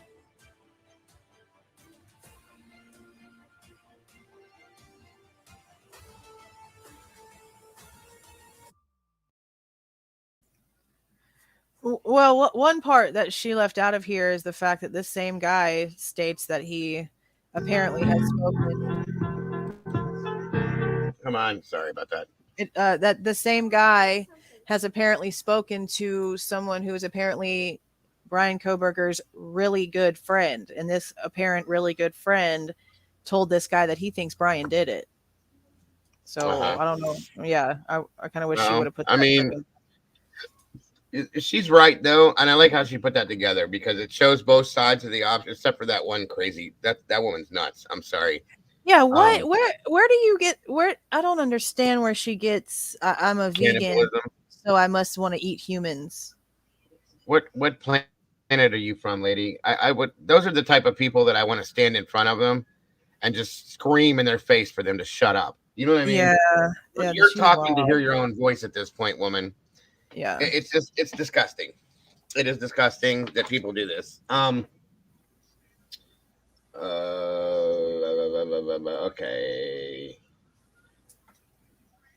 Okay, here we go. I did receive it. Thank you. Don't dive. I love your tag too, Cajun, because that's what you is. I love that voice. I do. Reminds me of Justin. I used to watch that show. Oh my God. Where they go after the crocodile hunters, I think it's called, or something like that. I got the logo for that. The duck, not the duck hunter people. No, not the Duck Dynasty. The crocodile. Another one. They're over in the swamp, right? Yeah. Swamp people. That's what it was. Swamp people. Their voice. I just love that accent. I always have. That's a big gator there. Go get him. Love it. Yeah, all of my ex-husband's family and most of my mom's family talks like that. I have an aunt that lived down there forever, and she's deceased now. I miss her, and I love the voice. Okay, all right. This is Purple Passion 2. This is dated 10 days ago, so I don't know how long ago this was put up, but it says, hi, there's a lady named Sophia Caitlin who is a criminal. Yes, this is the same person that I was talking about. Criminal intelligence analyst, and she has been posting comments lately on a few YouTube channels. I've been to JLR and Harsh Reality. She has done extensive research on Brent Kopacka and has knowledge of the network of criminals he is associated with. She said Brent Kopacka is on the FBI's watch list. He is for terroristic something. I can't think of the way it's listed, but yes. criminals. Here she is on this new JLR video in comments. Look under Fegu post and under a full moon post. She is under there. Sophia Caitlin. There is an eyeball by her name. Brian Koberger, newest video. Okay. Hold on. Wait, did I go to? Then on Harsh Realities video, Idaho 4. I'm missing pieces of it. Something down next. There's a reason they passed that savage firing squad law right on time for Brian's trial. Brent isn't just protected by the ongoing investigation in the shooting. He is enlisted in the federal watch list for extreme terrorist activity. There it is. Thank you. Present tense, dead shooters don't make it up to that list. It's a watch list, and terrorism doesn't apply to local Americans who engage in firing guns. Terrorism, under the definition of the federal watch list, has a very specific and high-level definition, and that is why Ellie is throwing Koberger to the wolves. You don't get that type of drug trafficking network and activities in that area without the compromise of corrupt law enforcement. This case is going to blow up. I just wish no one else would be sacrificed. F. Brent, because Bethany as a witness is at risk. Dylan, due to the fact her statement was coerced, as she was presented with a picture of Brian Koberger so that he could be inserted in the affidavit by his own features, by her initiative of the officers coercing her. And of course, Brian Koberger is in that jail is more. Brian Koberger in that jail is more. Okay, it broke off there. Here is one big comment by Sophia Caitlin. 8 hours ago, correction. Brent would take Brian there to consume cocaine. Yeah, I have seen these. Brent started acting like a peeping Tom that night in an attempt to drag Brian into the house. But Brian told him to stop it, got fed up, and drove off. Brent kept his knife. He used it to part the lines in the car. See, I don't know about that. And Brent dropped the sheath next to the victim's body to frame Brian on purpose. What you might not know is that Brent smelled a rat in Brian, and taking down those students was the beginning of the end of anything else, of anything being exposed. Drug trafficking can be a means to finance an end, and when that end is seriously illegal or unethical, no loose ends can be left. Brent himself was a loose end, so he went down next. There is a reason they passed that savage firing squad law. Okay, so that fell into the other one there. According to what I gathered, Brent was not only the killer, he was accompanied in the killings by a man of approximately the same age with prior military black ops experience. And that is how the crime scene was so gruesome. And the students, Ethan included, didn't stand a real chance of overpowering the attackers. That man I'm referring to exhibits every single classic trait of a serial offender. Fantasies about his previous experience in entering houses and eliminating targets from it is his special ops missions, and has an admiration for Jack the Ripper. Brent is dead, but this individual is very possibly alive and on the loose. Was Darren D in the military? Does he admire Jack the Ripper? Scary. Initiative of the comment conquering, of course, Koberger in that jail is more vulnerable than anyone else. Something bigger than drug trafficking that is seriously illegal and unethical. Sex trafficking and organ harvesting. Unethical? Who knows? Okay, so hold on. Yep. How do we know that Brent Kopacka was on the FBI watch list? I don't know that. I've seen it multiple places. I've seen it put out there, but I don't have any kind of clear proof that it's true. Okay, because if there's no proof of that, then this is pointless. Because that's a big thing. You should be able to go, even with someone deceased. They don't just disappear off the watch list. It says deceased over their face or on their file. Can we find that? I mean, is that something that's what I was just trying to look for. That's why I was quiet for a while, because while you were reading that, I was trying to find it. Okay. And the only thing I can find when it comes to anything is this original Reddit post where it's being discussed. I don't see him anywhere on the FBI's website. Okay. And I mean, yeah, people can be like, I guess they can take things off of it if they're trying to hide it. But I mean, if they're going to be coming out here claiming it, you think they'd at least have a screenshot or a link or something. Yeah. I mean, you got with something like that, you have to have some kind of a backing to it. I get it. 100%. Excuse me. Hey, Sophia Caitlin wrote a big comment today on the YouTube, but this part is important. According to what I gathered, Brent was not. I already read that, didn't I? Yeah, I did. All right, so that's it. I think that's it. Let me double check.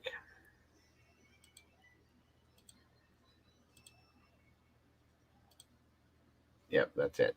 All right. Well, thank you so much. Don't dive. I do appreciate that very much. I had seen that. Now that I remembered it, it was Reddit. Somebody else sent that to me too. Yeah, I'm on their watch list website. You type in Kopaka, there's nothing. You type in his full name, there's nothing. You type in Brent, it talks about Brent Lee, a couple other different people, but I don't. Oh, I guess. Well, I'm gonna keep trying to find a way to find that and see if that's even true. If we can find out that it's true, then yeah, that makes a whole lot of sense, and it does mean a lot at the same time. If we can't find that and verify that he's on that list, then it doesn't mean a damn thing. You're absolutely right. Yeah. It's just hearsay again. You know what I mean? So, I mean, something's going to have to eventually make this make sense. Makes sense. Thank you. I mean, we've got things all over the place. We got things hanging from the sky, guys, dangling. So many different things to grab a hold of here and pull down and look at. Okay, not right now, but not right now with that one. You know what I mean? Mm-hmm. If we could get a verified interview with somebody maybe that was close to Brent, okay, or speak to. I mean, that's pretty much going to be the best thing we could do. You know, I mean, even if a roommate would just come forward and be like, "Hey, I was the guy that came out of the apartment in the call. It's me." Or with everything going on right now, here's a good one, and I've thought about like why hasn't this happened? Mm-hmm. Brent had a wife and kids. Okay, if he's not involved, if he's nothing, are you serious? I understand. From what I understand, he had a wife and kids. Yeah. And lived with other people that were not his wife and kid. Well, I don't know if they were together still, but I know from what I understand, he was married and he had a couple kids. Maybe I didn't think to look that far because I just figured if he lived in a freaking apartment with other dudes, he was a single person. That's okay. That's interesting. Thank you for that. And if that's what I'm saying, you know, and you're right, Alien. Watch what you pull down and from who. Agreed, 100%. That's why all these things are still hanging there because we don't want to just take anything from just anybody. You know what I mean? We can look at it all. It doesn't mean it's real, folks. It doesn't mean it has to be the way it was. So anyway, with everything that's being talked about with Brent, even if his wife and him were estranged, we'll say, why hasn't she come out and said, this is what happened. This is who my husband was. This is maybe why we weren't together. Yeah. As children or whatever the deal is, like, why hasn't that happened? Is she not allowed? Does she not want to? Does she not want to be, you know what I mean? Like if somebody could get a verified interview with somebody like that to talk about him, it might open our eyes as to who he was. If any of this stuff is possible, if it's true, everything's gone. Nobody knows who anybody is. I mean, it just doesn't make any sense. Ugh.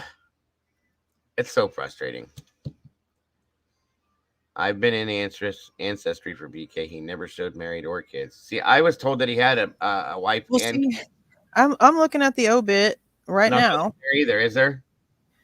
It says born, survived by mother, stepfather, father, stepmother, oldest sibling to name. No, because they would have said his wife first. Nephews and one niece. Yeah, there's not anything. His wife and kids would have went first, and then his parents. So yeah, maybe he wasn't then. Yeah, I don't see anything in here. I guess like I said, people tell you everything. I told you guys I have over 1,200 emails sent to me in 24 hours. So I mean,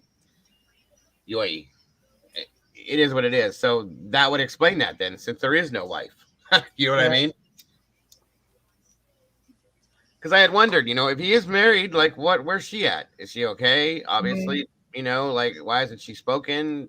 It is what it is. So, Yeah, and it so would be be it. easy to, just make the family believe that this was a PTSD incident, especially if he'd already had, symptoms afterwards and whatever. So, I mean, they might not even know. I mean, maybe they know now that so many people are talking about it, but I don't know, anything about his family and how they are on the internet. But I don't know. It just doesn't make sense. Carolyn said he was married when he went to Afghanistan. Okay, Oh, that was a long time ago. Yeah. maybe that's where it was heard from then. Yeah.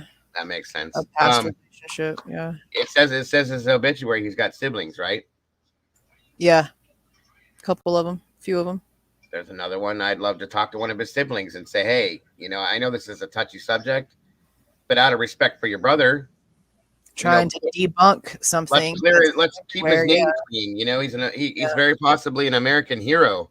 He earned a Purple Heart. His name, if it's not true, his name should not be drugged through shit, people. Period. Yeah, and that's a big reason why I haven't really people have asked me, to talk about it, but I haven't. I mean, I put the audio out there without putting any words in there because I'm not trying to give an opinion on this just yet. And I don't.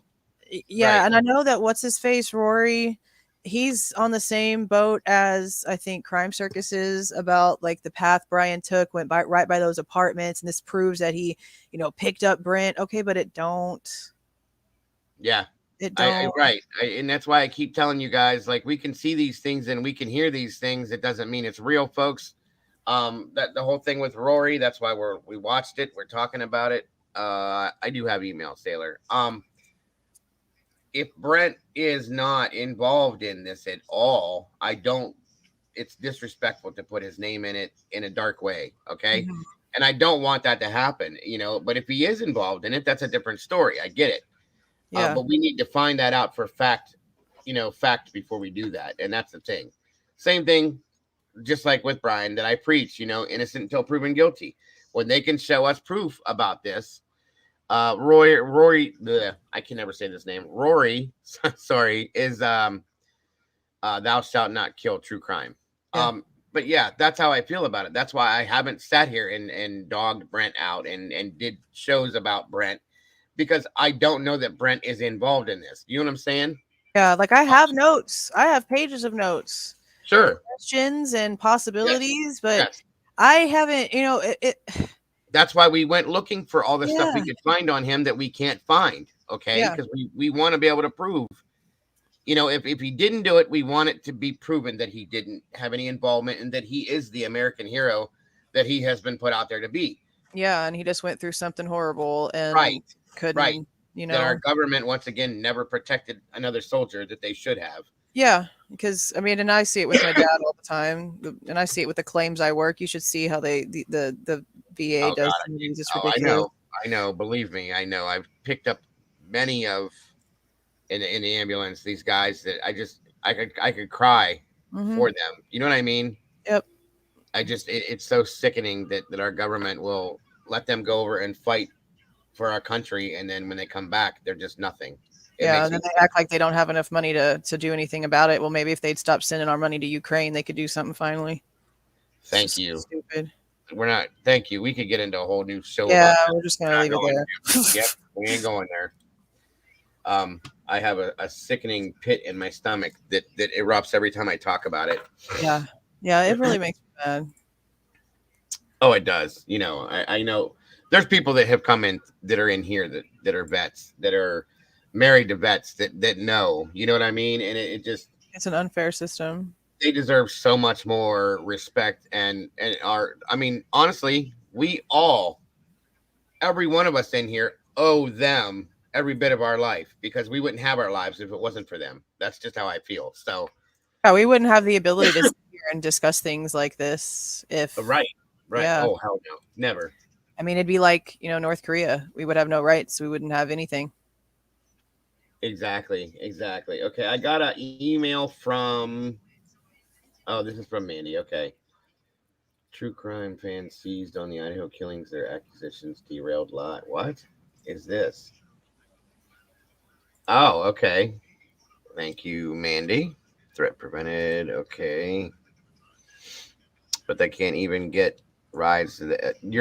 Yeah, like I said, you're absolutely right, Mandy. Don't even get me started. I have an uncle that was a Vietnam vet and was treated like garbage. He had Agent Orange.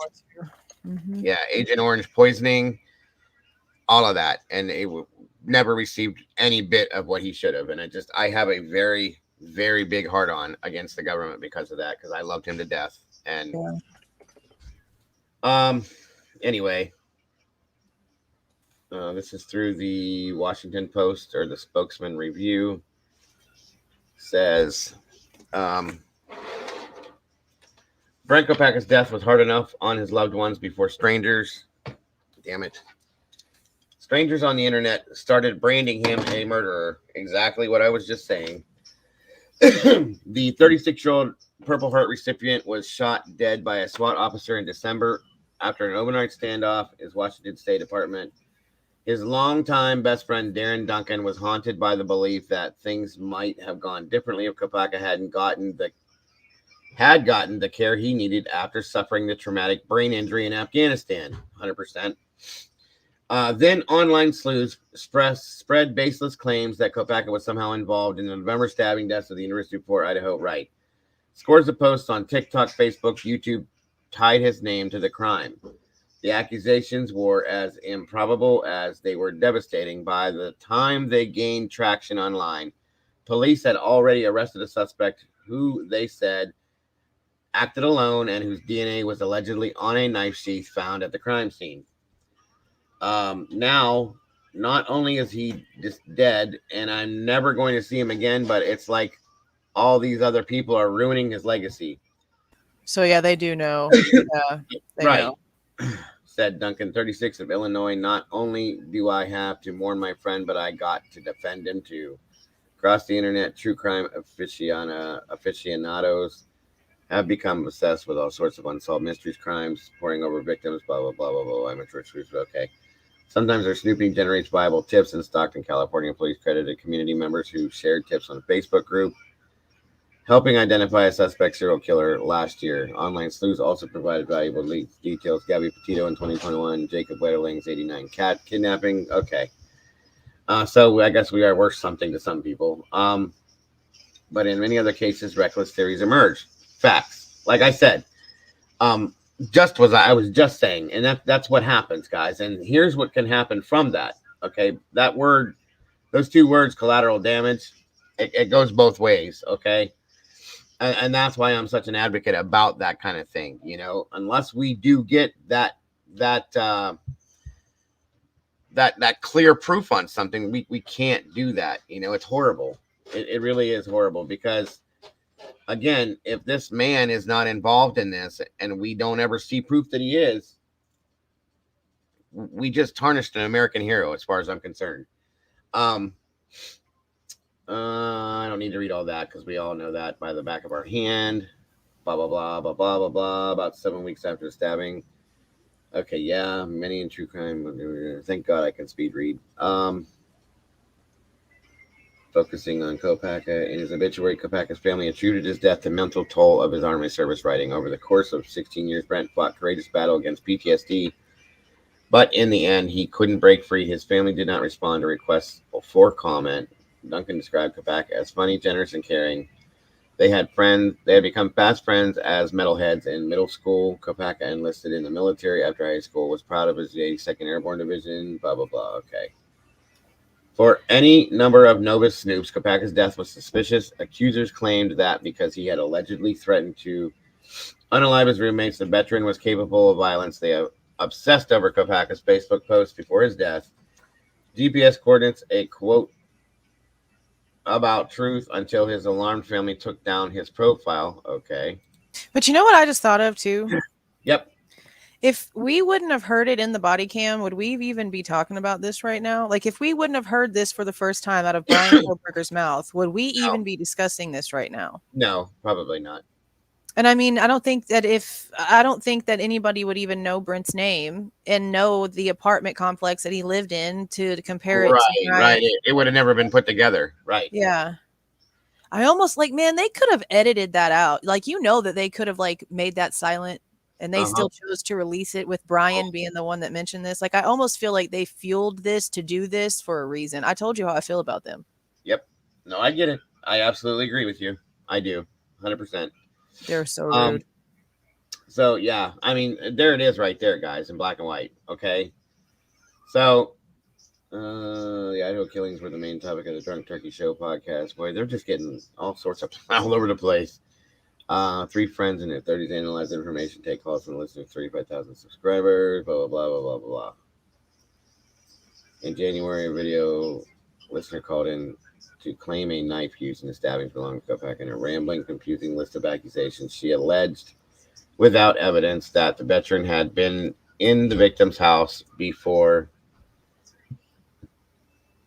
After several minutes of wide-ranging speculation, host Daniel J. remarked, "Everything that you're saying makes a lot of sense." In a separate video, J acknowledged some of the listener's claims might be false, but added that doesn't mean that there's not truth to what she's saying. He later told the Post that he and his co-hosts had used social media and photos to verify some of what she said, including that she was the parent. Oh, we're talking about Kim here. Okay.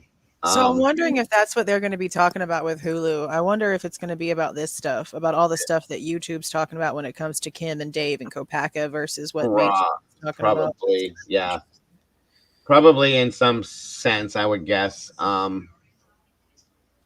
I looked it up to see, what Hulu, if there's anything like in the makings of them doing something with true crime or something. I can't find anything yet, so I don't know. Yeah. I'm curious, what it's going to be. So, I mean, thank you very much, Mandy, for that. Jules, excuse me for one quick second, if you would, and then I'm going to bring this down here. I'll be right back, folks. My wife just walked in the door. All right.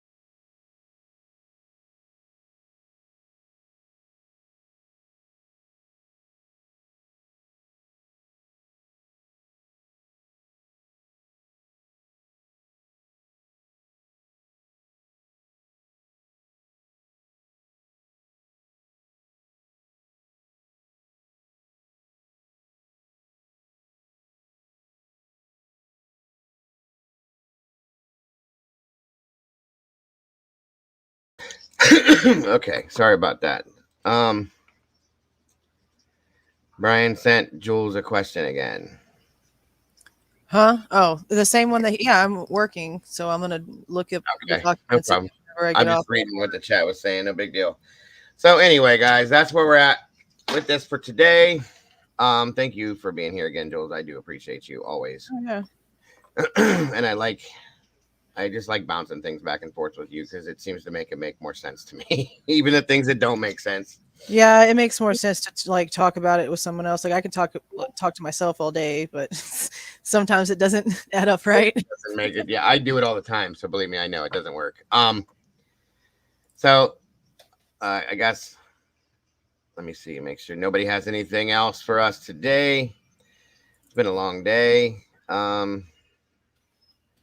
Paula says, I think all of these ridiculous comments like cannibalism are way out of line, 100%. Yeah.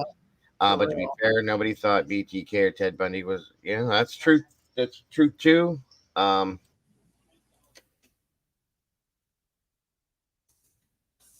That's true too, very much so. But at the same time, like that is like almost making you wonder if there's body parts missing that we don't know about. Like, why would she even say that? Because I know that there, I don't know that there are. I'm saying I know that people think there are because I've gotten a few emails and other types of communication stating that it is believed that somebody's heart is missing. And there was a couple other. I have to go back and look, and I don't pay it very much attention again until I'm going to see proof of it. Okay. If I get a document put in front of me from a coroner or a medical examiner or something like that that says heart was missing, then we'll talk about it. We'll pay attention to it then, but we haven't yet. Okay. And have we validated that everybody was cremated? Not yet. No, not yet. Because I keep hearing that, but I haven't heard that directly. And again, this is why I say I got all this stuff sitting on this big table I keep talking about in front of me. It's all laying there waiting. Yeah. And once I find that proof that makes sense to me, that comes from somebody that means something, I'll start taking things off that table little by little. Yeah. Okay. So, yeah, I've heard, that their hashtag says that Kaylee was cremated for sure.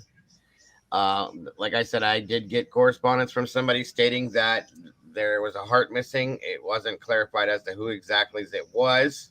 Mm-hmm. It was also talked about that there were intestines that were strewn around one of the rooms, this and that. I mean, jeez, we can hear these things all day long, guys, until we can find and deliver. Yes, Sailor said that too. Which is where the whole organ trafficking thing comes into play. Or that it was a definite message by stating something like that, things like that. Okay. They haven't released any kind of autopsy information, toxicology, nothing, guys. So we don't know those things right now. And that's why I don't like talking about that. There was a lot of 4chan stuff too, right, Molly? Yeah. Which I saw it way back in 4chan, and then people started sending it to me. So I don't know if it's related to 4chan or if it's something separate. Either way, the cannibalism thing was beyond ridiculous. I mean, that's just, like I said, I want to just reach out and smack her in her face, but whatever. Yeah, that was just wow. way out of line, 100%. So when we start to see proof, folks, when we start to get some kind of proof, we'll put those things out there. We'll talk about them. We'll ask why that happened. Maybe that would help us understand the scenario more. Who knows? But at that so point, they're saying Ethan wouldn't have been cremated, that he would have gotten a Jewish burial.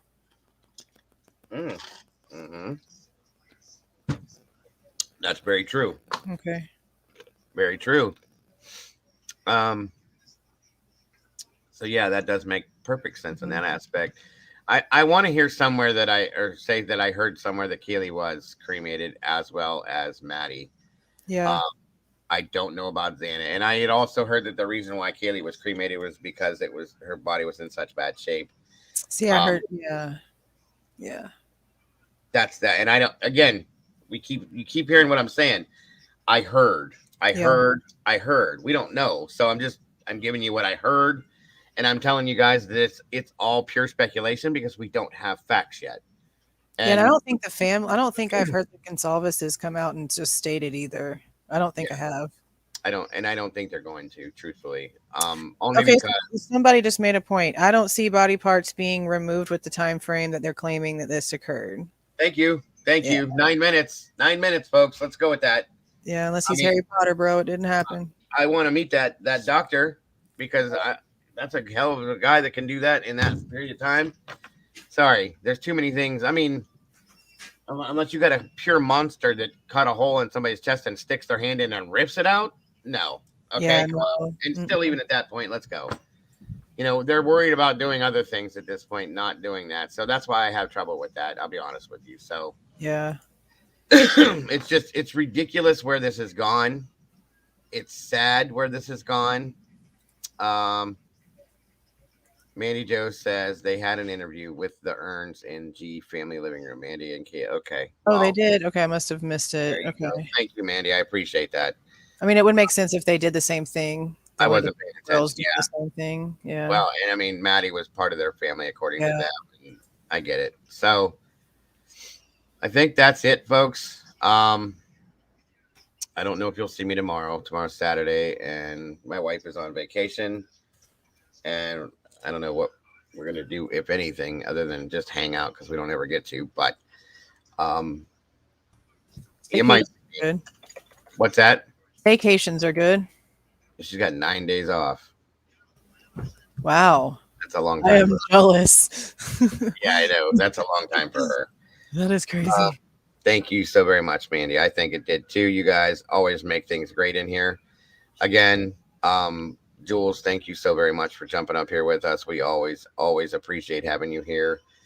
Annie, same as you, Annie. I appreciate you so very much. Check your email. Someone sent me something I sent to you. Let me know. Okay, hold on one moment. But everybody that's in here, you guys are absolutely amazing. I do once again appreciate all of the new members. Welcome to all of you. Oh yeah, you got a lot of meatballs today, bro. Like I said, I had to switch out the pots because there's no room for them. So you got enough Tupperware?